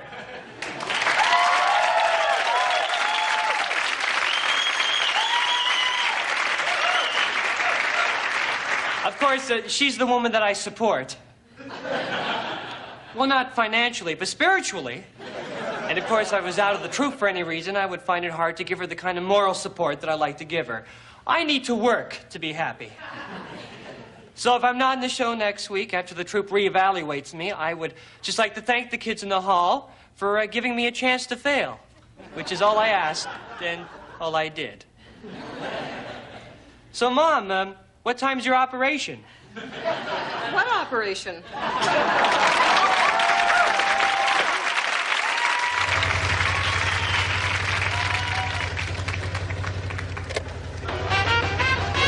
I love this song. I love this song. Oh, it's so true.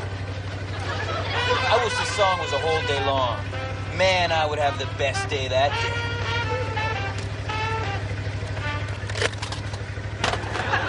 I just can't listen to it while I drive. It's that good.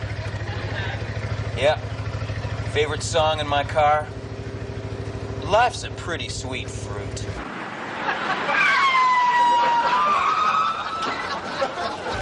Don't you ever laugh at my car.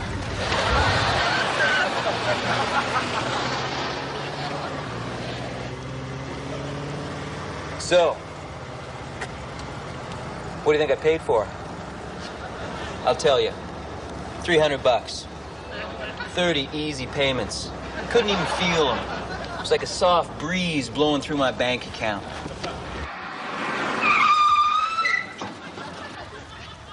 Who am I kidding? $36 a month almost killed me.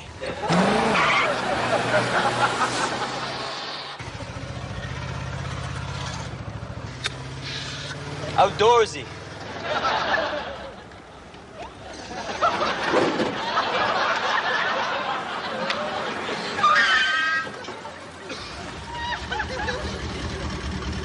Not a word.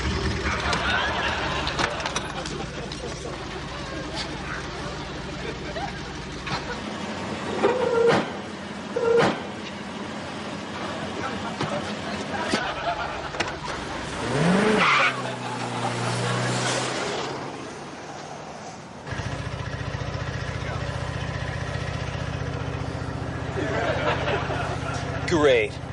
I had to pick today to go bald.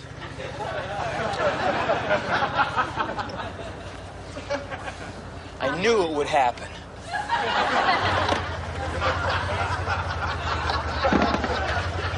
What's a guy need his hair for when he's got his radio?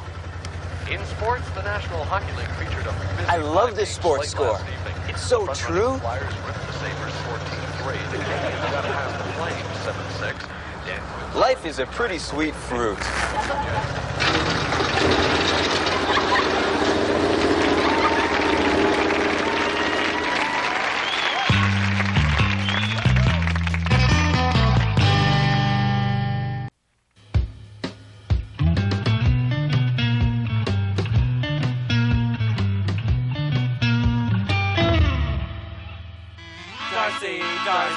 Darcy Pennell.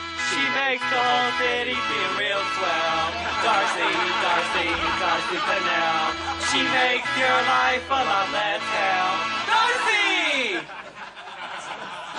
Why aren't you speaking? Your lips are moving, but you're not speaking. What? Welcome to the Darcy Pennell Show. I'm Darcy Pennell. Hi. How you doing? Today we're going to take a look at the world of high fashion. I'd like to welcome our guest, internationally renowned fashion designer, Christian Renoir. Christian Renoir. Christian Renoir. No, Christian Renoir. Christian Renoir. Christian Renoir. Christian Renoir. Christian Renoir. Oh, listen to me, Christian Renoir. I'd like to start out by saying that you look like a right guy. You look like a serious, straight-shooting guy. You're wearing a guy shirt. Why fashion? Well, Darcy, it's just that I've always loved beautiful women. All my life I've loved them, and I've loved the way that they look. And I've always wanted to be a part of the beautiful women in some way. An appendage to the beautiful woman, an arm or a leg to the beautiful woman in some state. So I think I should design clothes for the beautiful woman, and that way I can celebrate them and become a part of them because I love beautiful women. But I hate ugly women, Darcy. Oh, I hate ugly women with a passion you cannot begin to imagine, and they are an abomination of everything that a beautiful woman stands for. So has this hatred for ugly women affected your work at all? Yes. In fact, my career's taken a bit of a turn in that direction. I'm now designing a line of clothes specifically for the ugly woman. Are you French? No. Well, let's take a look at your sketches. Fine.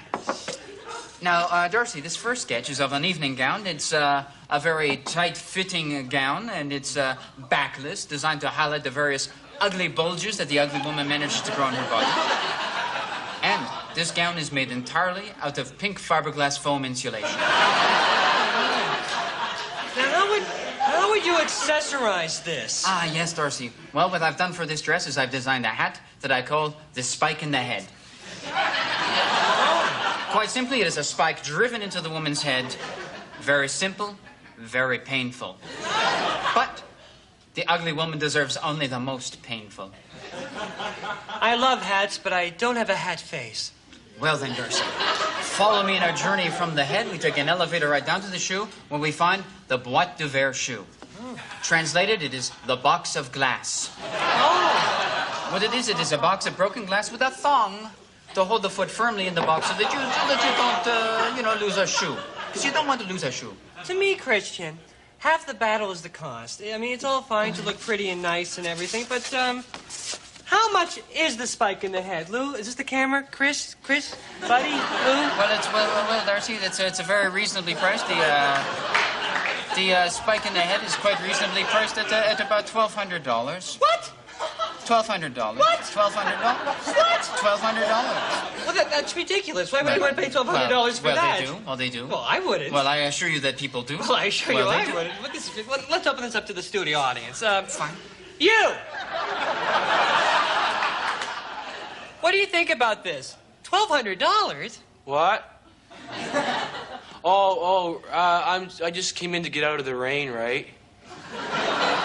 Yeah, but what do you think about paying $1,200 for this? Oh, the hat thing. All right, yeah, Christian. Is that like just a regular household spike? Well, it's very similar to the sort of spike you might find around the house. Yes, it is similar, yes. So it's not like couture. So I could, get it myself, right? No, I don't know why. Just go down to the railway and pick myself up a tie, right, and bring it home and fashion it in my workshop. You could get a copy. You could get a copy, Darcy, but you would know it was a copy even if no one else knew. Hey, don't I know you? I don't think that's very likely, no. Didn't you take me to a Leafs game?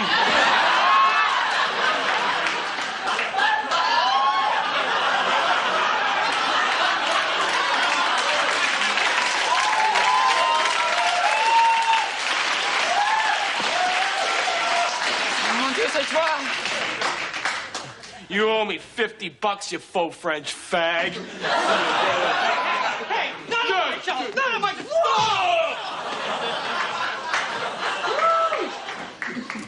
Well, that's all the time we have for today. Join me tomorrow when I'll be on the road with the Hell Riders. I would like to thank my guest, Christy Renukowas. Christian Renoir. Christian Renoir. Christian Renoir. Christian Renoir. Christian Renoir. Darcy Pennell. She makes all city feel swell. Darcy Pennell. She makes your life a lot less hell. Darcy!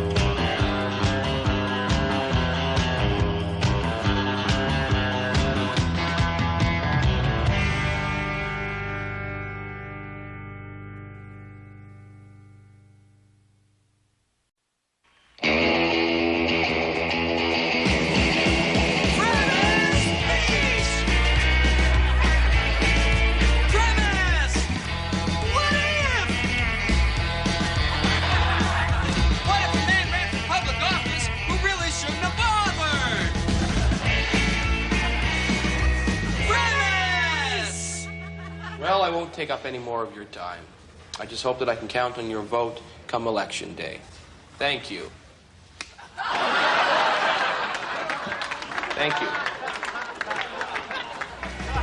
Get it? He doesn't stand a chance in hell! He's got a meat hand! Surf's up on Travis Beach! Travis!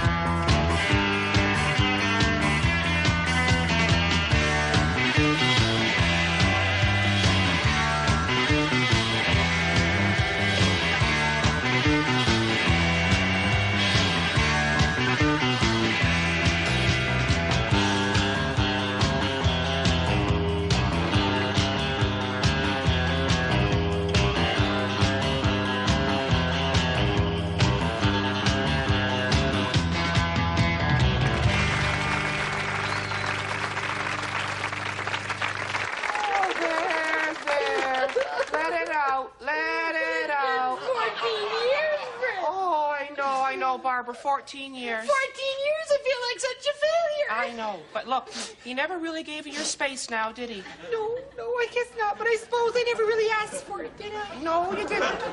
14? I'd love a cup. Okay. Come on.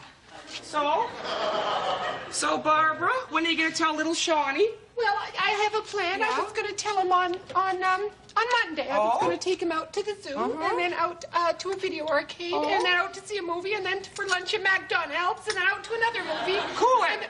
Stop right there. You're going to have to tell him right away. Oh, I can't. You've got to. Here he comes. Shh, shh. Mommy, I'm his friend. Hi, Sean. Sean, sit down. Your mom's got something she'd like to discuss with you. Oh. Okay? I'll get you a glass of milk, okay? Okay. Yeah. What is it, Mommy?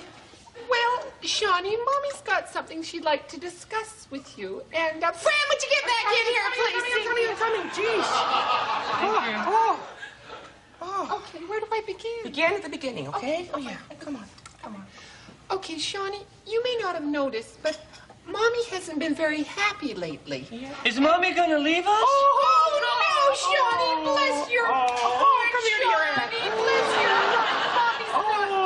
Mommy's Barbara, your youngest is so young. Aren't they? Yeah, so young. Okay. No, there's just going to be, some changes around the house. Changes? Sort of like a spring cleaning, huh? Yeah. Oh, you like spring, don't you?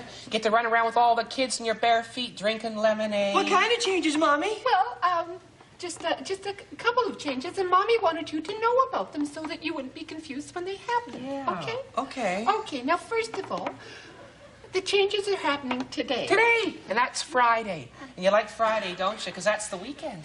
You get to run around with all your friends in bare feet, drinking lemonade. Fran, would you shut up for a damn minute? I'm trying to talk to my child here. Well, I'm sure I'm sorry. Well, I'm sure you are. Go on. Anyway, the first change that you may notice is that Mommy's decided to change her hair color. That's what this is all about, okay? And Mommy wanted you to know that it's the same Mommy, only with a different hair color, okay? Mommy's changing her hair color? Yeah. Well, that's okay, I guess. Okay, good. That's good. And, secondly, after today, your father won't be living with us anymore. Daddy's leaving us? Yes, your father's leaving us. Is it because you changed your hair color? Oh, God, I need some more tea. Well, Shawnee, there's a lot of reasons why Mommy and Daddy aren't going to stay together, but I think the important thing for you to know is that he loves you. It's time. What? Time for the unveiling. Oh, time for the unveiling. Let's okay. do it. Oh, God, all right. can't wait. Oh, some good news. We'll talk about the other stuff later. Here we okay? go. Okay. Oh, God. Oh. Oh, I like it. Oh, I like it. I do. Oh, look at that. It's gorgeous. Oh, it's fun. It's fun. Yeah. Oh, yeah. I think I might buy that halter top. Yeah. What do you think, Shawnee? Do you like it? There's so much evil in the world. What, dear? You changed your hair to pink. Well, it's pinkish, Shawnee, but... Pink is a stupid color. No, Shawnee, come on. No, all my friends are going to make fun of me. They won't let me in school. Your mother's a pink kid. Your mother's a pink kid. Shawnee, stop. Now, I'm sick of being criticized by the men in this family at this point. I want to move with Daddy. What?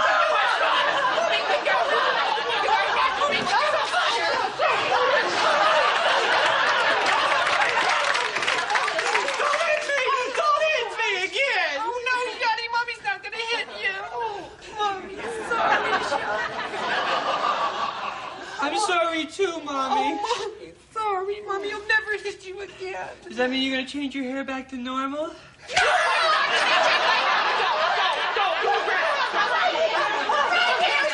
Stinky pig, stinky pig, stinky pig. Well, Stinky Pink cooks your dinners.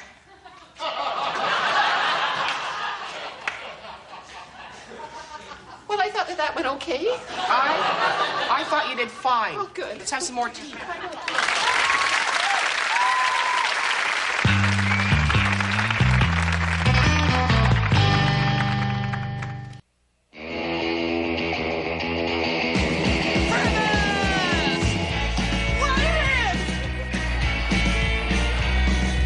What if there were people whose heads resembled beautifully wrapped presents? Brilliant! It's a wacky premise! Premise! Thank God we made it through another Christmas safely. Without our heads being torn to shreds by happy children.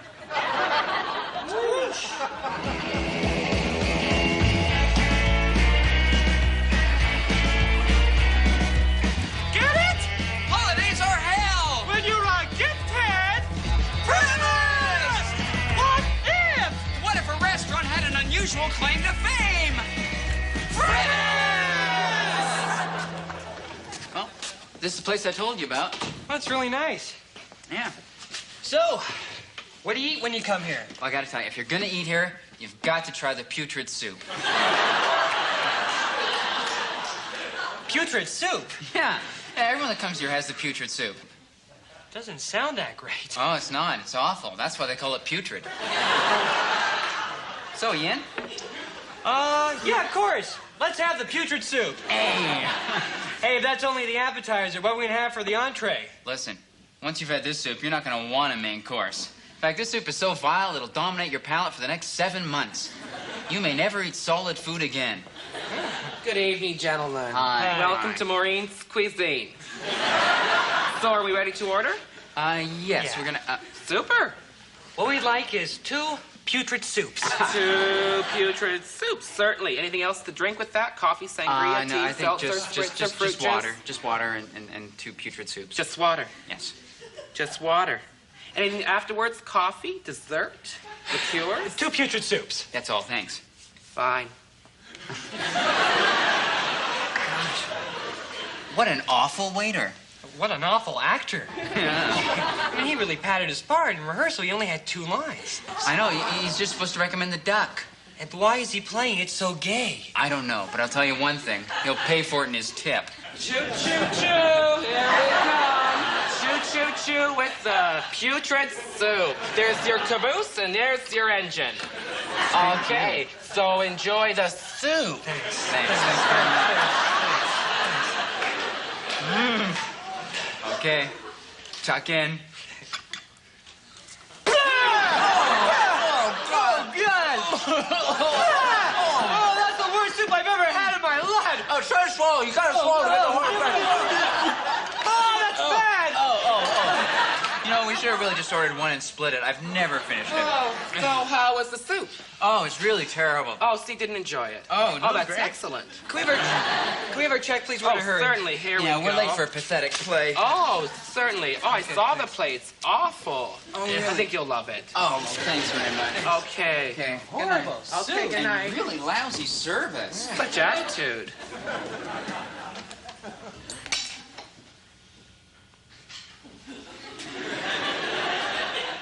I'm not really a waiter. I'm actually actor-comedian Scott Thompson.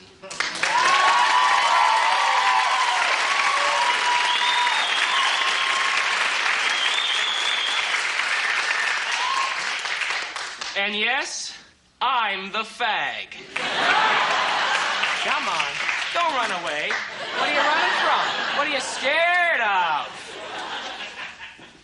As a gay entertainer, I feel a special responsibility to my brothers to portray them in an accurate and dignified manner.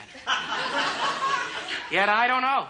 Whenever I play the part of a waiter and I walk out on stage and those lights hit me, I immediately begin to lisp. It's not my fault. It's a chemical reaction, really. One day, the character of the gay waiter will be a folk hero. But until that day, smoking or none.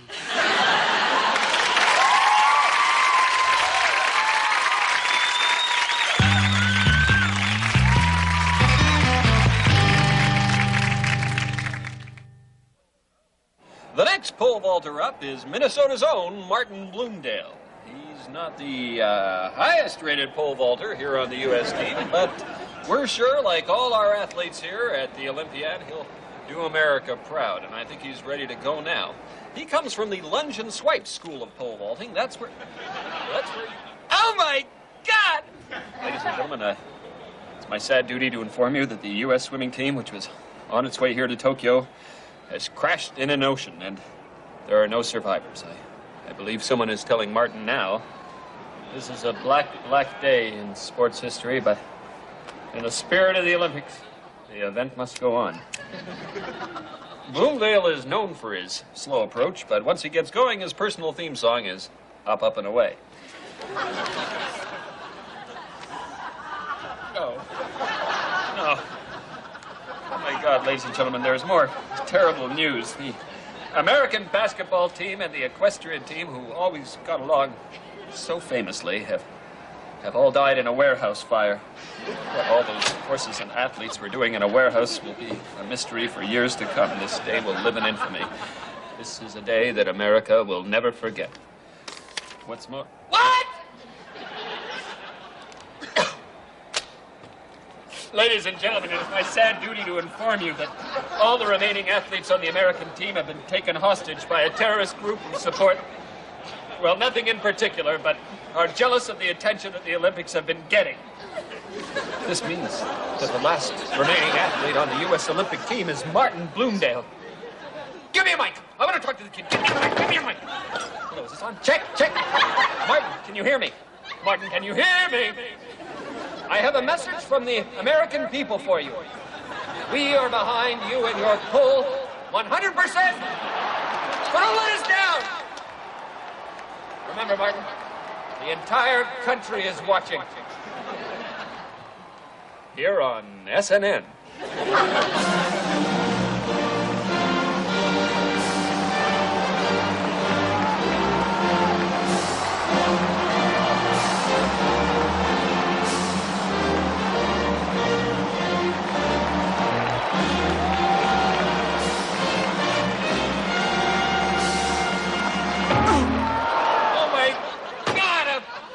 Olympic history.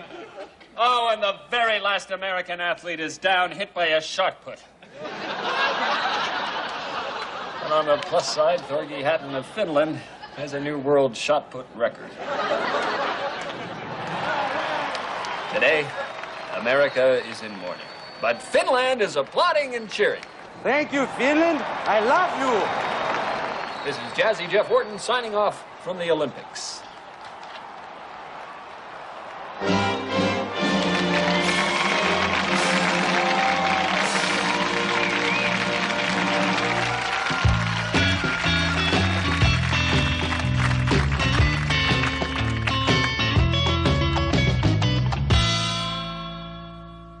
The biggest crouton I ever saw was this big. It took 3 guys to lift.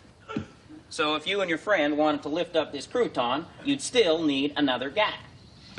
That's how big the crouton was. The guy who owned it kept it in a shed wrapped in velvet. And if you wanted to see it, he'd take you there, but it cost you $15 cash down, and you had to be drunk. Drunk, so you wouldn't know where he kept the crouton. They called him Old Darryl, even though he was only 18 years old. It's one of those names folks hoped he'd grow into. Sort of like Hank, you know. And Old Darryl loved his crouton so much that it worried his girlfriend, Hazel, a name that no one ever grows into. And one day she said, "You know, Old Darryl, I think you love that old crouton more than me." "Well, there's the door," he said. And at that, he motioned at a large hole in the wall that he intended to build a door into as soon as he got some tools. So the fight ended in a compromise. He decided to buy her a humidifier. And as fate would have it, as they were out that night, some kids I guess about your ages, your sizes, smells, hair color, and ethnocentric background, were out in the midst of a rango-tangled devil-may-care spree, and they happened upon the crouton shack. They broke right in. They claimed they were looking for Mother's Day gifts. But I don't believe that, because as soon as they saw that crouton, they had their little Swiss Army knives poised and started hacking away at that beautiful crouton just to garnish their selfish salads. And then they skedaddled as mysteriously as they came. They were kids a lot like you. And by the time Old Darryl came home with the humidifier under his right arm, that crouton, once mighty and towering, was now the size of, say, a Rubik's Cube. And if you had been there in the middle of that Monday night, you might have heard the sound of crying. Male crying, the rarest kind.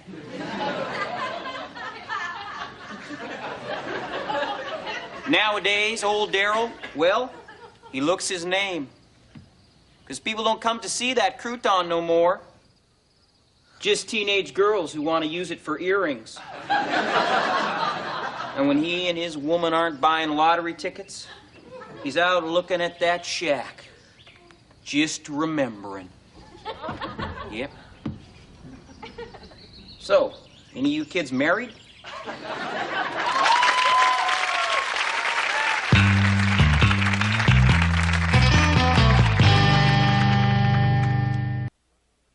Beautiful.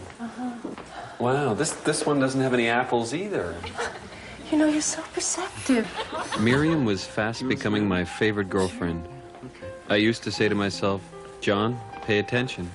This girl has it all." Only for once, this one did. She had natural beauty. I never wear makeup. I never learned how. She was really bright. Not bright in the way that I guess doctors or lawyers are meant to be bright, but more in the way that someone who's turned on by intelligence is bright.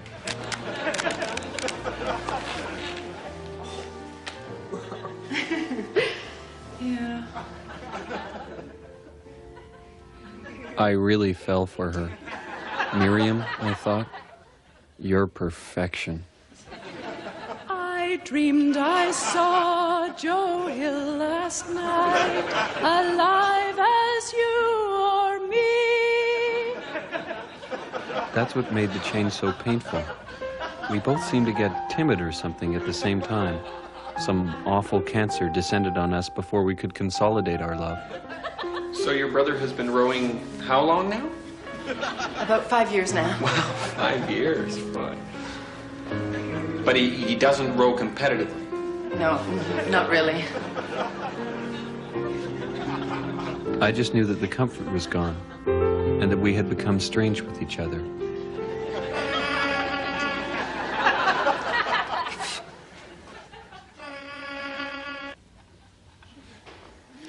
Look, I was thinking maybe we could go to that Chinese restaurant. You know, we could go back there. I mean, we don't have to. It's been, you know, a little while. But do you think would you like to go there? Is that a good idea? Yeah. Sorry, what are you doing there? What's that? What is that? Try it. No, I don't want to try it. Look, I'm sorry, Miriam. Did I say something to upset you? I'd like to know. If I did, would you just be straight with me? I mean, is that... I'm sorry. I didn't mean to grab you. Have a kiss. I've got to go. What? Miriam? What? I remember thinking, well, screw you. But then I thought, wait, this is a decisive moment in our love. It can either go forward or backward from here. I decided to gamble on forward. Hello? Hi, Miriam. Hi, Graham. Is there something you wanted to say? Well, it's a little hard.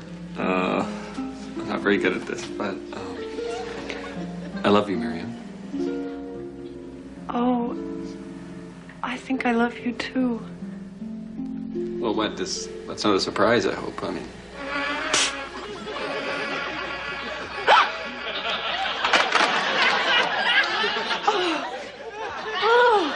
Mir?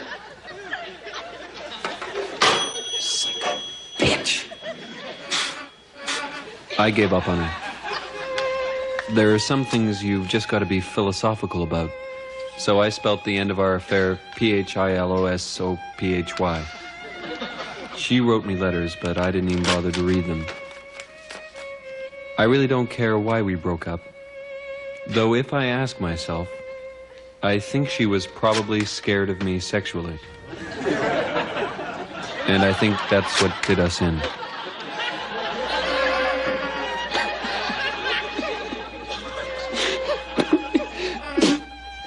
I can only hope for Miriam's sake that she found her way to some kind of therapy.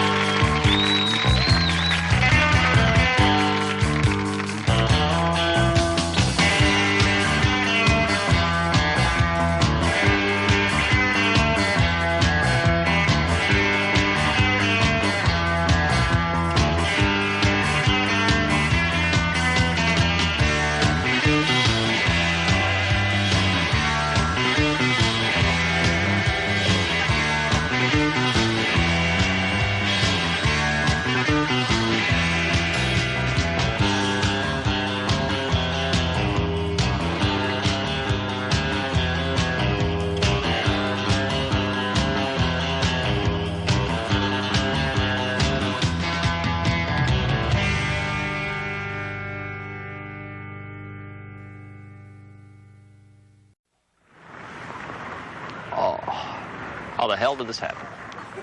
How the hell did this happen? Huh? I'm on the fast track. I got a Harvard MBA. Junior partner at 28. I do everything right. How did this happen? Mr. Nolan said, Tom, your ends were great. Keep it up. I kept it up. How the hell did this happen? This is really bad. This is really bad.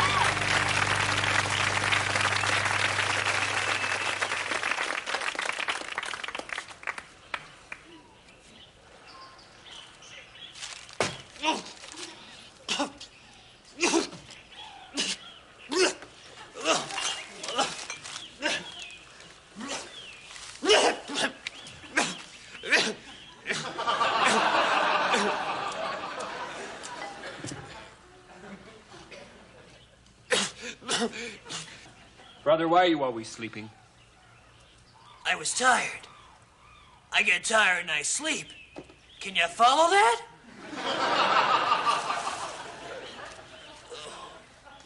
Did you finish building the fence? Do you see a fence? No.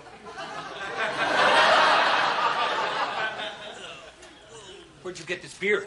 What beer? What beer? I don't know any This beer. Well, that beer, I bought it, sure. Ooh. How'd you buy it? I borrowed money from a friend. What friend? What? We're not friends anymore? You've stolen my money. Oh, come on. Stop that. No, I didn't steal it. I borrowed it. Besides, I'm keeping a strict account, a very accurate account that will pay you back to the last penny. How will you do that? Actually, I've been thinking about that. Oh, you've been thinking? Very simple. I'll just carve more of these coconut boats. Tourists always buy those things from us kids. This is a boat. Yep, built with my own hands. What tourist would take pity on you enough to buy this pathetic object? Huh? Hey, it's my boat. Besides, you are a hideous, chain-smoking child.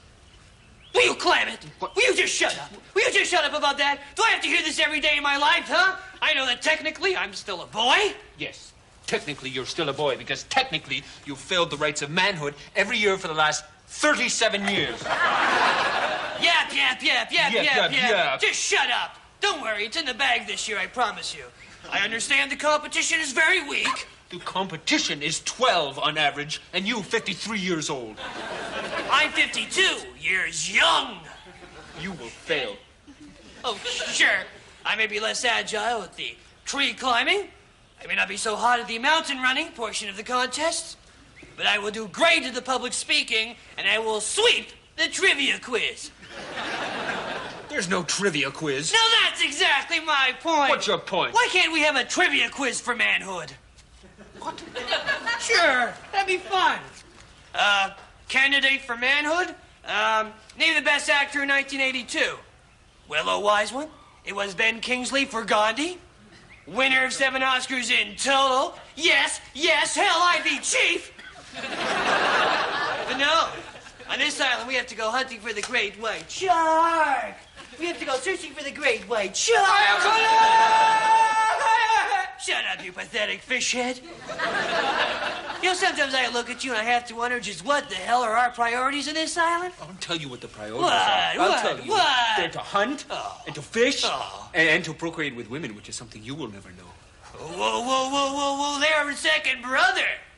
Now, I may be a boy, but when it comes to women, sometimes I'm a bad boy. That is forbidden, you. Oh, it's forbidden, yes, huh? It's forbidden. So spank me. Come on, spank I'd me. like a spank. Get the elders. Give him a spank this I will ass. I'd get like to them. see you spank this ass. You haven't got the guts. How do you know? I bet you're still a virgin, too.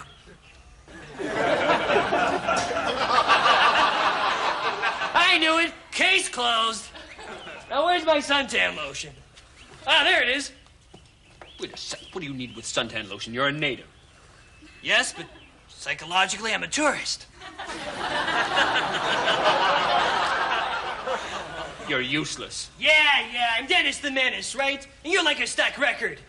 And speaking of monotony, are you and the boys going out fishing today? The men of this village fish every day. I know, I just thought that says Pagoo got eaten by the shark. What? Oh, you didn't hear?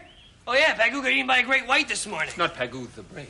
Oh, yeah, they brought back Mr. Brave in a little paper bag, I'll tell you that. In fact, isn't that his hand mounted on his widow's hut? Oh, personally, I think it's tacky, but if she likes it... We are still masters of the shark, don't you worry. Oh, yeah, I can see that. But anyway, old master, be careful on the boats today. Don't you worry. Because you never know. Do-do. Do-do. Do-do, do-do, do. Don't you get it? What? Jaws. What? 1975. Oscar winning for Best Original. Oh, forget it. I'm out to the beach. Yeah. Go to the beach and help the women with their washing, boy. Yeah, I think I will. I wish they all could be California. Hey, Mona, how's it hanging, baby? Mona, it's me, Sabu. Sabu Dvorsky. I live in the second hand.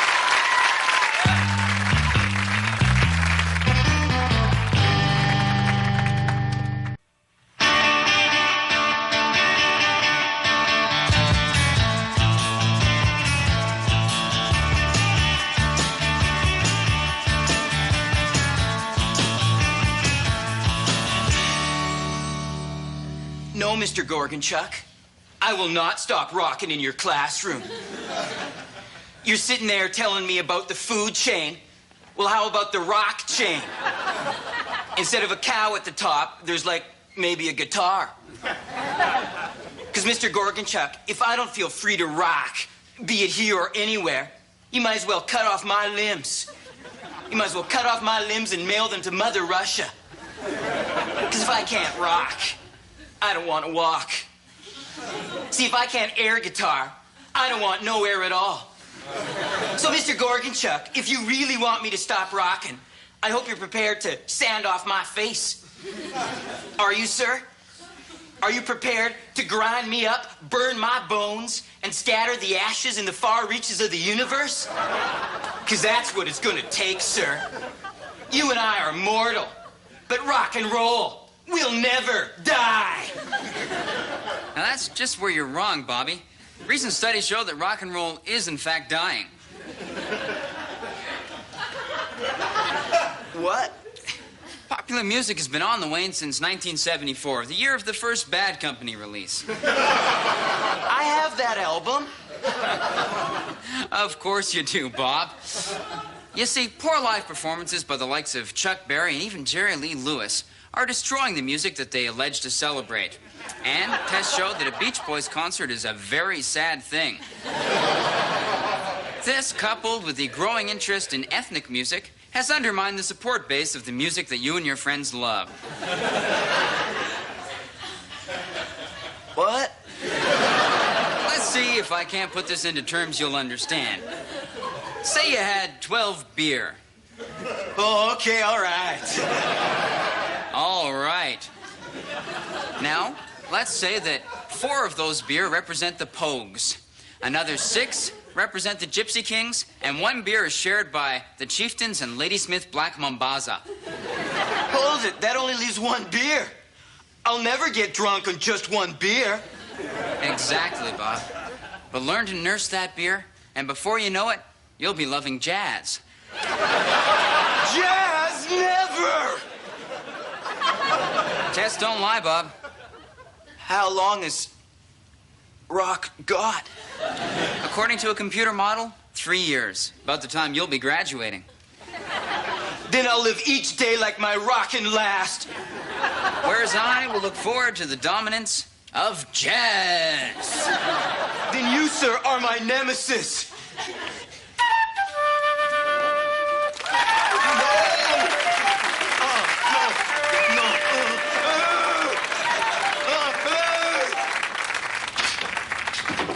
Come on in.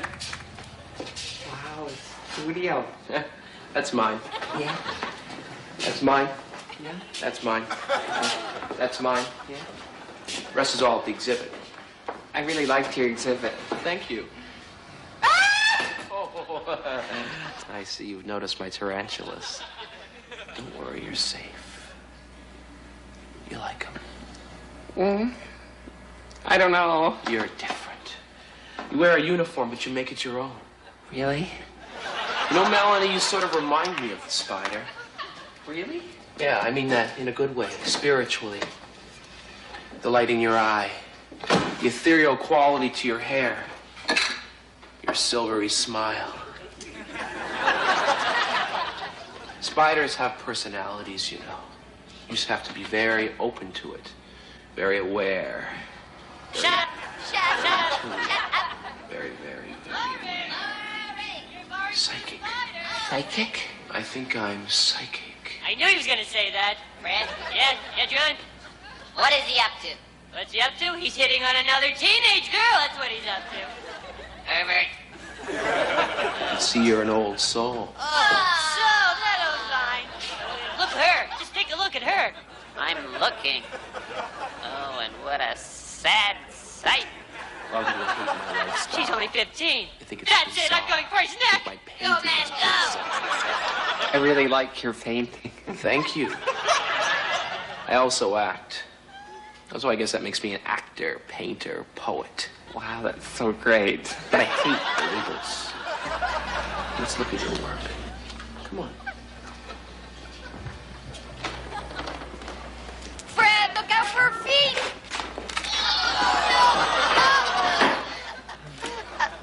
Oh, no. Fred. Fred. Don't be embarrassed. I'm sure it's... Oh, Oh, geez. Don't panic, Melanie. Watch it, watch it.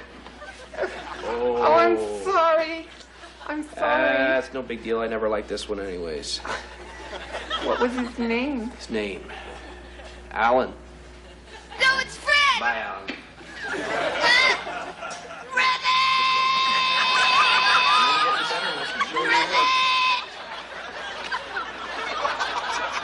Ooh.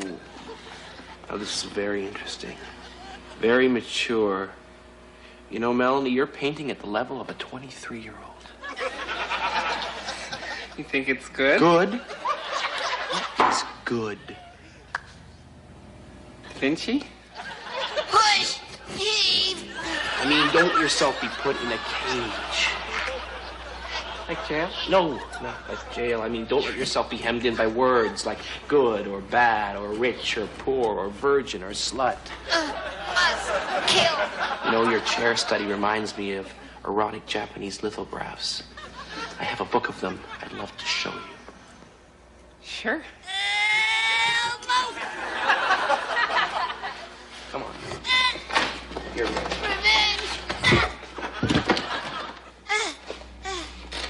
Weird.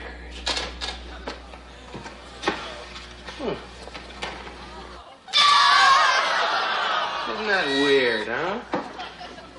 Come on. Come on.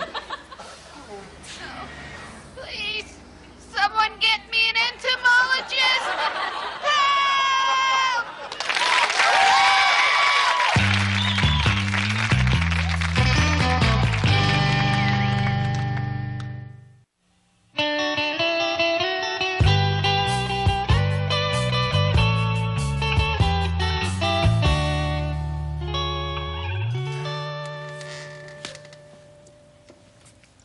So there we were, sitting in the subway, me and a woman named Cynthia.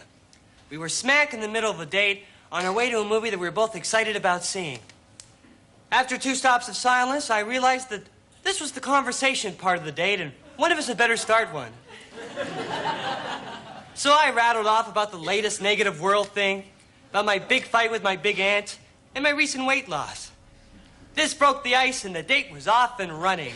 In her part of the conversation, she talked about how she was unhappy with her new job. She said she was a lot younger and had nothing in common with the other people in her office. I said, well, look, if we were all the same person, it'd be a dull world. She said, no, not if we were all the same flamboyant and unpredictable person. At this point, we reached the theater. We bought our tickets and went to the candy bar. I ordered a popcorn and a Coke. The guy behind the candy bar asked me if I wanted any butter. This was my chance. The opportunity I was looking for. My chance to be funny. This is what would prove to Cynthia she was having a good time with me. Whenever you read top 10 lists in magazines about what women like in men, number 3 is always a sense of humor. Knowing that I could never achieve numbers 1 and 2. I knew that this was my ace in the hole. With perfect timing, I said, yes, butter, please, but not in the Coke. Silence. Cynthia turned red and averted her eyes. The candy guy gave me the sarcastic stare up at the ceiling look that you only read about. I had gotten a golden opportunity and I had failed miserably. To add insult to injury, when the candy guy gave me back my change, he said, and here's 33 cents for Mr. Funny. We walked to our seats in silence. Well, after the movie had started, I turned over and looked at Cynthia. She was smiling at something that was happening at the screen. It was a wonderful smile, and suddenly I realized I was with the most beautiful woman in the world. And that's when the fire started. The fire in my heart. I wanted to have her right there in the theater. And I wouldn't be having sex with her in an uncomfortable seat in front of strangers so much as I'd be proving to her that it was okay to be a woman in the 80s. Yeah. In fact, I'd be supporting the whole women's movement. I would be, in essence, marching in a feminist day parade. Long live Gloria Steinman. Long live other famous feminists. Long live womanhood. Do me, Cynthia, do me, do me. Well, when the movie ended, we walked home in silence. After I left her, I realized that it wasn't just lust, it was love. I loved her pure and simple. So I decided to save myself for her. The next day, she moved to another city. But still, I saved myself for her. Come back to me, Cynthia. I love you. Come back and do me! Do me! Please do me! I've never been done. Someone has to do me. I love you. Might as well be you. Do me, do me, do me!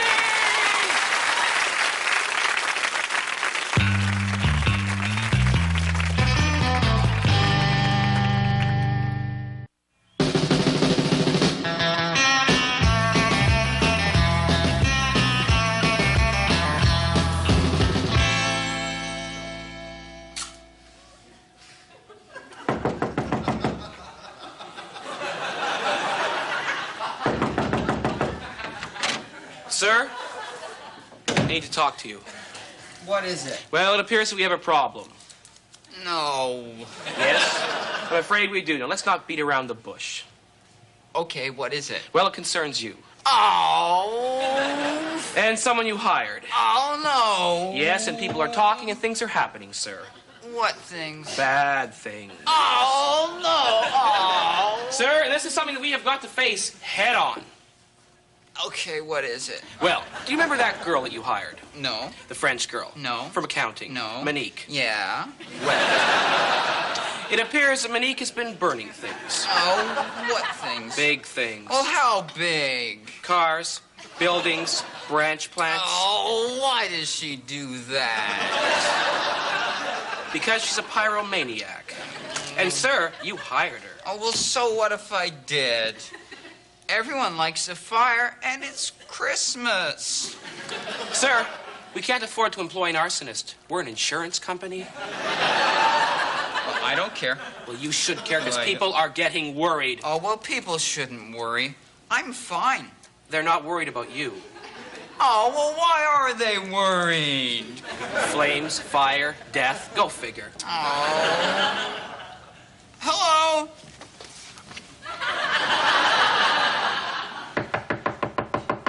I think you're trying to avoid this confrontation. That's ridiculous. Is it? Well, what if it is? My head hurts. Sir, we are in a crisis, and action must be taken. What do you say? Vegetable? Wrong! You're going to have to fire her. In this life? Today. Tonight? Now. Oh. She's outside. I'll go bring her in. Hey, maybe if you kept her waiting, she'd quit.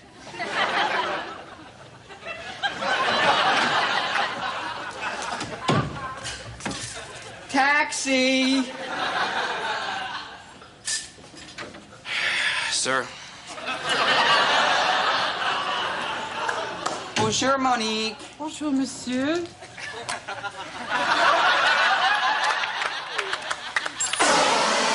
Momo. Yes?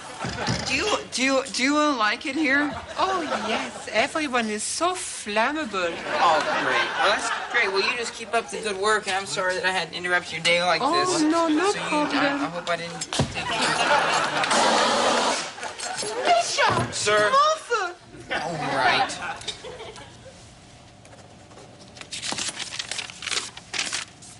Oh, thank you very much. Who's at Trey Bell? Sir! All right.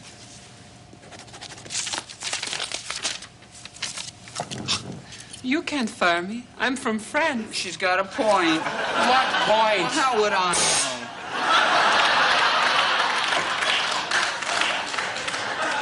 Do it! Oh, well, help me out. Come on, be a team player. Chip in, muck in. Come on. Monique, you're fired. I hate you. Oh, now she hates me. Oh, that's not good. She's not the only one. That can't be good. I don't want to be hated. Well, I hope you're happy. You're pathetic. Am I? Yes. No, I'm not. Yes, you are. Okay, well, big deal.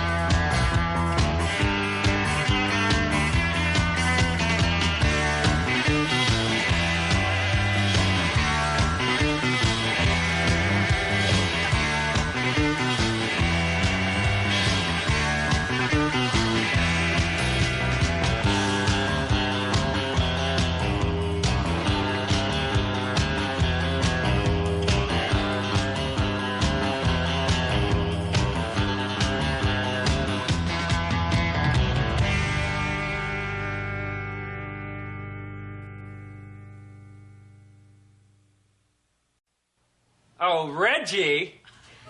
Oh, yes, Lyle? Come and see what that fat bastard is doing in his apartment across the road. No, that fat, disgusting, make me puke slob. How can he do that? I don't know. What is the fat man doing across the road? Doing across the road, oh, doing across the road. Oh, tell me what is the fat man doing across the road? And how can his wife just sit and watch him? Why doesn't the fat man turn the lights down low, get his ass up off the floor, and go and mind the store? But tell me what is the fat man doing across the road? He's chewing on his toes.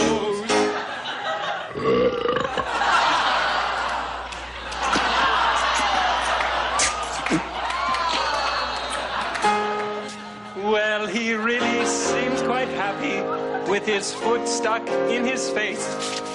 I can see him very clearly from where I'm standing in my place. We've been watching for 1 hour, and our fried eggs are on fire.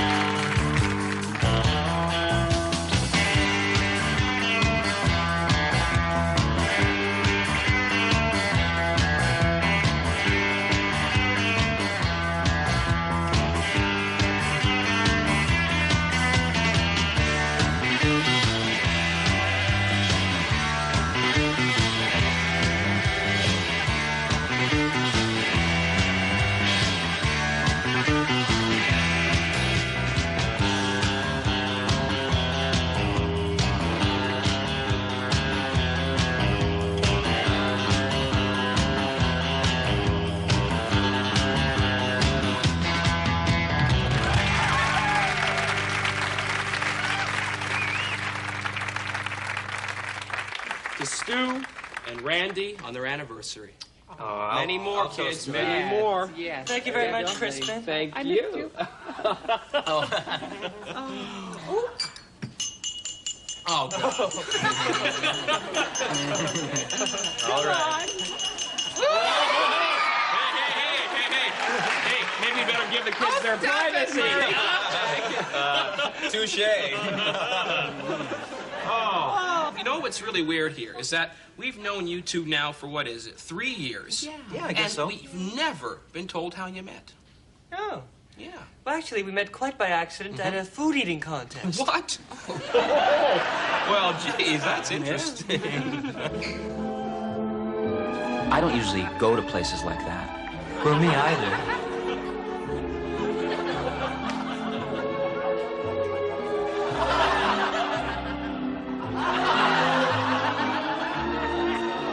You see, I was there with a friend who was really depressed. He had just broken up with his girlfriend, and he was devastated.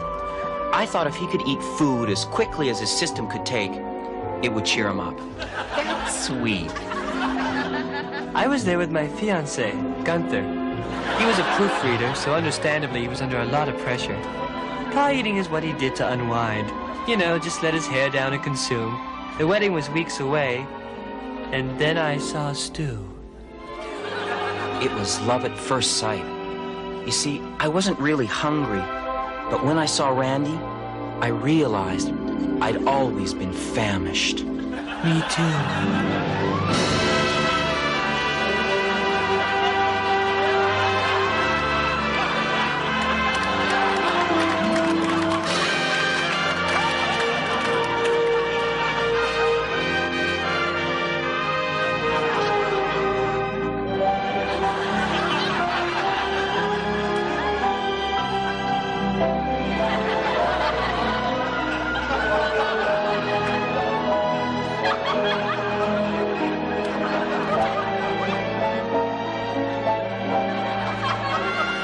By the time the fog had lifted, I'd eaten 8 pies and won the contest.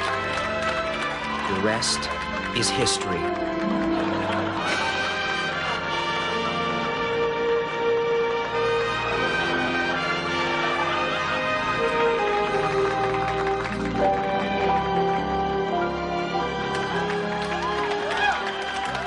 Oh, that's so romantic. Yeah. So, whatever happened to Gunther? Well, he moved back to the old country, and then he died. Oh, really? That's so romantic. Yeah. You know, can I get you kids some pie? Touche. No, seriously, I think we've had enough to last a lifetime. Oh, yeah. Oh. So, how did you guys meet anyway? Well, I met Murray here at a public hanging. Yeah. We were worried we couldn't keep up the pace. Yeah, but we did, didn't we, Yes, honey? we did.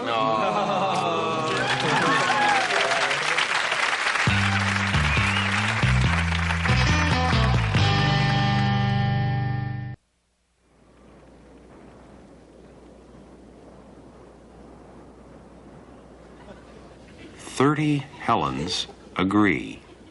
There's a time and a place to show photos of your children. They'll stop an evening dead. Renee Allen will show hers at the drop of a hat. 30 Helens agree. There's a time and a place to show photos of your kids.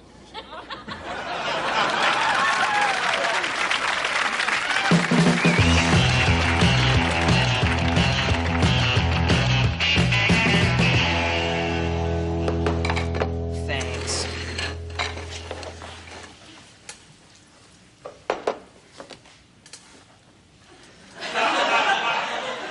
Can you believe I work in a bank? Me in a bank? Is that sound screwed or what? Because you know all the involved convoluted bank bullshit that involves. I.e., I have to wear a tie. But you know me, right? I wear one that's a little crazy, like this piano keys tie. So when people come in, it's like, whoa, what's he doing in a bank?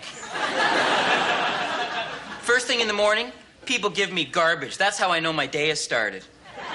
I'm sorry, sir. It's not my fault if your signature just isn't holding up.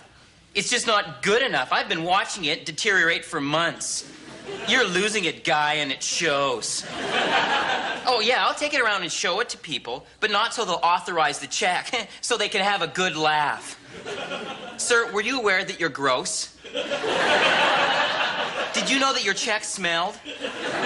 I looked at him and was like, who would screw you? But at night, I'm crazy. Some nights I go crazy, some nights I get crazy.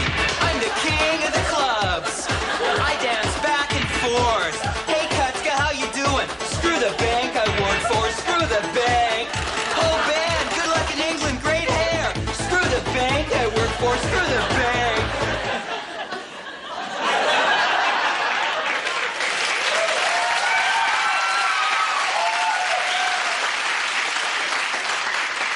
I'm sorry, Ms. Iverson. I just can't fit my lunch break into the tight parameters you set. To me, a lunch hour isn't an hour, it's a state of mind. I'm sorry if it's welfare check day and that they'll be hobbling in droves. Don't blame me for having a job. Why don't you blame some of the people who can't hold down jobs but take cabs all the time anyway? I look at Miss Many Throats, and it's like, who would screw you? She should be bisexual. It would increase her chances. But someday, I'll go crazy. I'll eat pancakes on her grave. Forget my diet. Screw the bank I work for. Screw the bank. I'll be quitting soon. Screw the bank.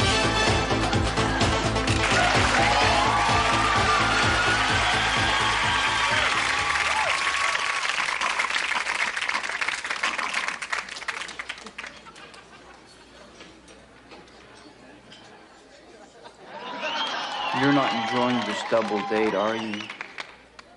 Oh, no, I'm having a fine time. Waitress, could I get another one of these, please? No, really, I'm having an okay time. I was just wondering when the other girl was coming. What other girl? This is a double date, right? Well, there's two of us. Oh. You see, when my friend Iris set up this date, I just assumed that there would be two women involved. In fact, I was sort of hoping to see Iris here. Oh, no. Iris would never go out with us. She doesn't like us. She lands her square in the lap of the majority. Amen, brother. So, what do you boys do for a living? Hey, what are you, a cop? I was just making conversation. Do you like magic? Pardon? Do you like magic? Boy, deaf and dumb. No, I don't.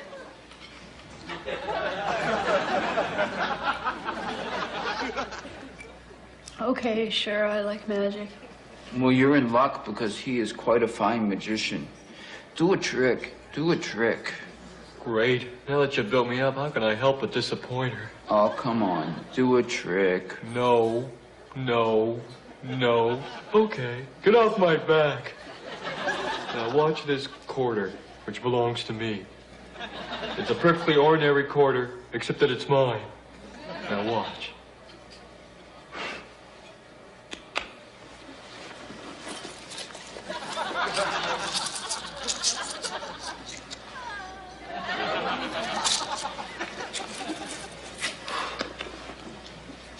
Ta-da! It's mine. You can't have it. Well, that's great. Oh, gee, I better get going. No, wait.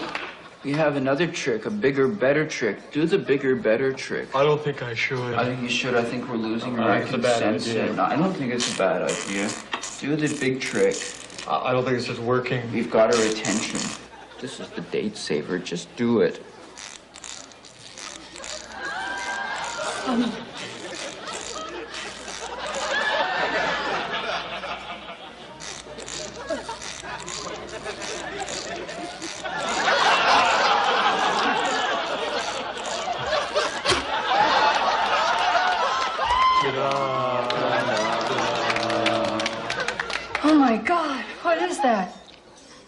It's a liver. A perfectly ordinary liver. But it's mine. You can't have it. I'm gonna need this. I am leaving. You are two of the most horrible, disgusting pigs I've ever met.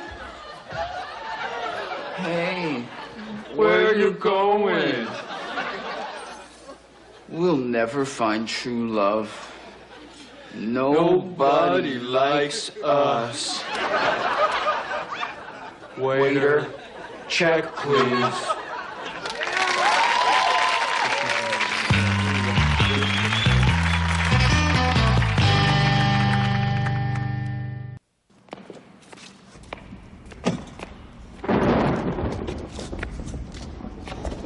Hey! Hey! Get out of my way, you peasant. You piece of shit. Now that you've carried my luggage for me, why don't you get lost and get in the bus with the other worms? That's right. You're riding on the bus, dirt boy. You know what? You deserve the bus. Whereas I will be riding in style on the airplane. Do you know who I am? Do you know who I am? Yeah. Huh? I'm Buddy Holly. That's who I am. Right now, I'm on top of the world. I'm 22. I got my whole life ahead of me. Who knows what great pop songs I'll write? Who knows what hard-working rock bands in towns like, I don't know, Liverpool, England are being influenced by me right now. It's loser. It's lying. I'm afraid, buddy. I don't like to fly.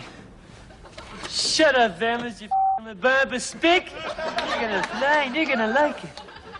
Hey, where's Big Bopper? Tell him to get his fat ass off the can. I can't wait all day. I wrote Peggy Sue. Get in there and lose some weight. Hey, wait a second. Everything I touch turns to gold. Hey, I got an idea. I'm gonna let Knife and Rocky fly this plane. Hi, Rocky. Rocky, you wanna fly the plane? Sure you do. Sure you do. You don't need any lessons. Come on. Let's fly this plane. Oh, there's the Big Bopper, the Diarrhea King himself.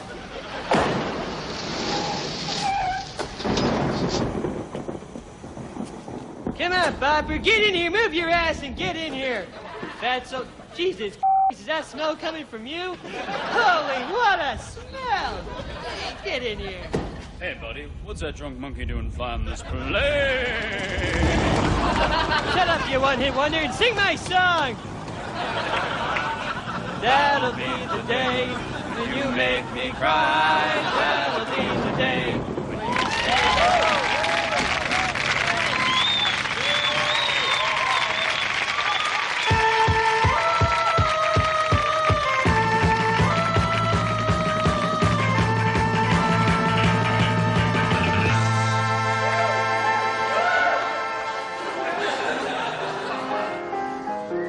Show business is full of actors, singers, dancers, and models.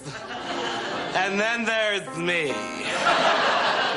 Actor, singer, dancer, model, Canadian.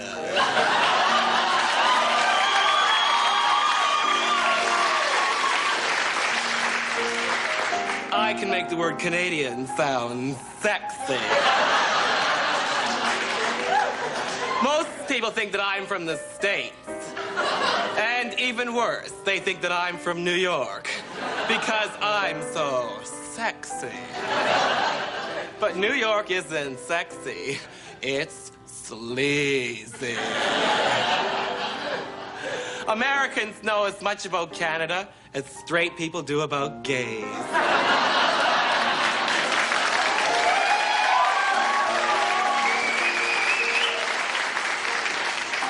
Americans arrive at the border with skis in July. And straight people think that being gay is just a phase. A very long phase. When